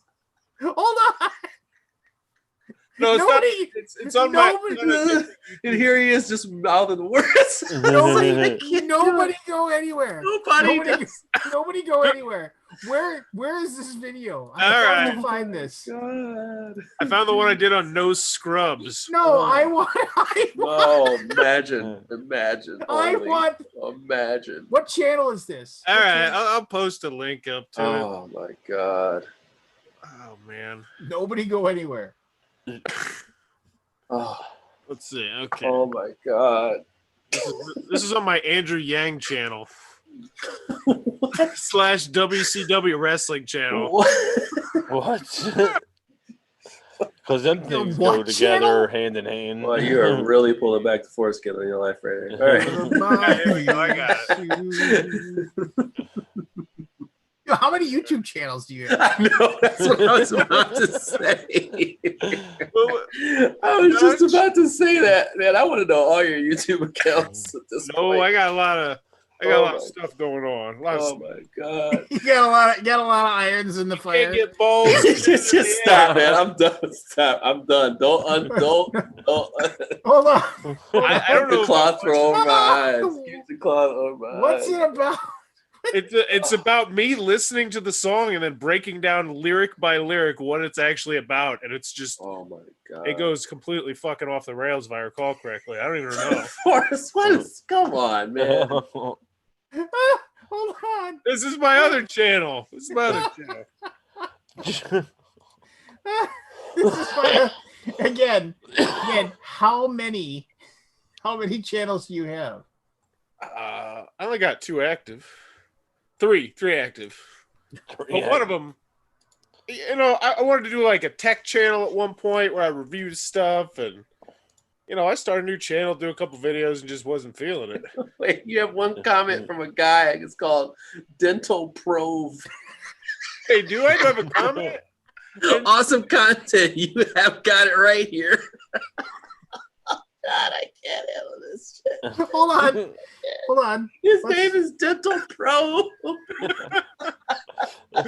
Hey, there's only 4 views. You and that got guy felt you got a struggle. cosign from a dude named Dental Episode Pro. of What's man. It About, where we break down the lyrics of a song and really. Of course, your hair's wet feel too. By the what way, that of course, your song hair's is wet. about. I was listening to the song in the shower. I look at a song that I know every single word to, but I don't really think about what the song is about, and that is John Lennon's Christmas classic. At least for most people, it's a Christmas song. Imagine. So we're going to take a listen to that, and we're going to break down exactly what the song is about. Okay, Google, play John Lennon's Imagine. Oh God! Wow. I'm sorry. Are you wearing a Children Grieve 2 shirt? Yeah, dude, that's I volunteer with kids whose parents have died.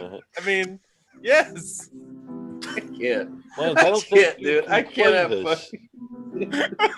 I think I'm gonna hit with a copyright strike. I can't handle this. No heaven. Hey, man, I can't.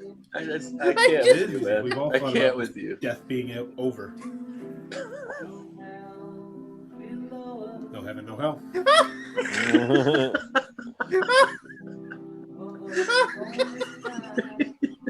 Okay, Google, stop. You went Alright, deep, so huh? this is big. Like, this first verse is really powerful, and I think it feeds on the psyche, which is we all have this deep-seated fear or knowledge, I think, that there's probably no heaven, there's probably no hell, and we're just gonna die, and then we're just gonna come matter. Oh, jeez, we're good. We don't like to think about it, but that's what he's trying to get us to think about right now. So get your mind in that set, and we're gonna keep going deeper and deeper. Okay, Google, play. Whoa.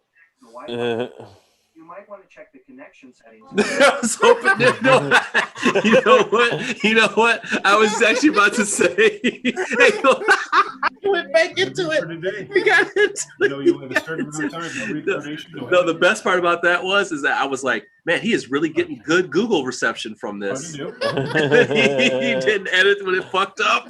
Maybe for you, John, but it is for me. Oh shit! Okay. This is a Christmas gift right here, dude. Oh my god, this is ridiculous. And the best part is this video isn't going anywhere. This is a gift. Your kids have to see this when they're 25. Your kids have to see this. Okay, Google, pause. So, Forrest, I got that's a lot to. I'm not going to go through this whole thing. Oh Forrest, oh my god! I will go and I'll say almost every one of these Wednesday nights, I'll come running up to my wife. She says, "I don't want to see the Forest thing." No, you gotta see the Forest thing. That is epic.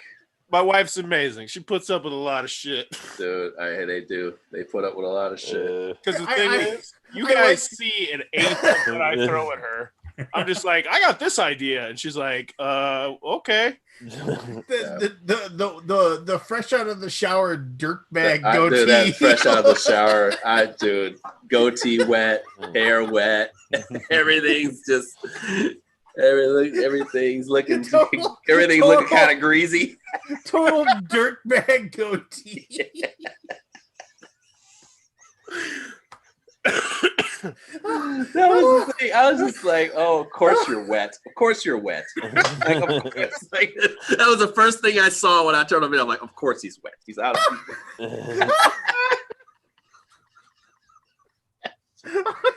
God damn it, man. You are fucking... Smash that subscribe button. We'll cover it. You fucking damn ass. You're such an ass. Done. I am now subscribed. You're such an ass. Lance, I'm doing Christmas shoes. Hopefully this weekend. You put that in my brain. Oh my god. It's gonna be how I launch off. I just gotta tag it right. I love how we're losing our mind. And the commenters are just all talking about how much they love the song. Oh yeah, this is. Boogie says, "I love him rubbing his beard."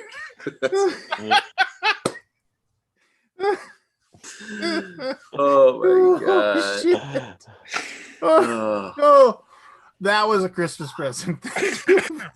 That was. Oh, Jeremy, of course. I've not thought about that. Of course, he's wet.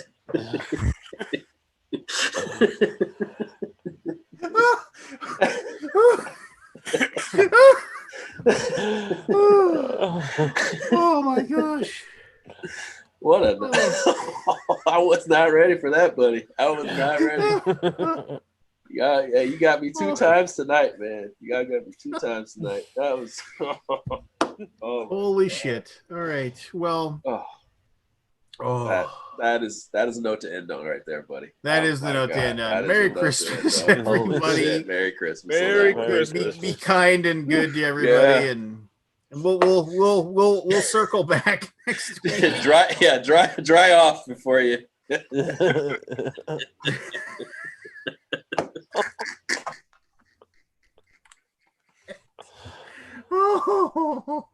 Oh shit, buddy. Oh shit.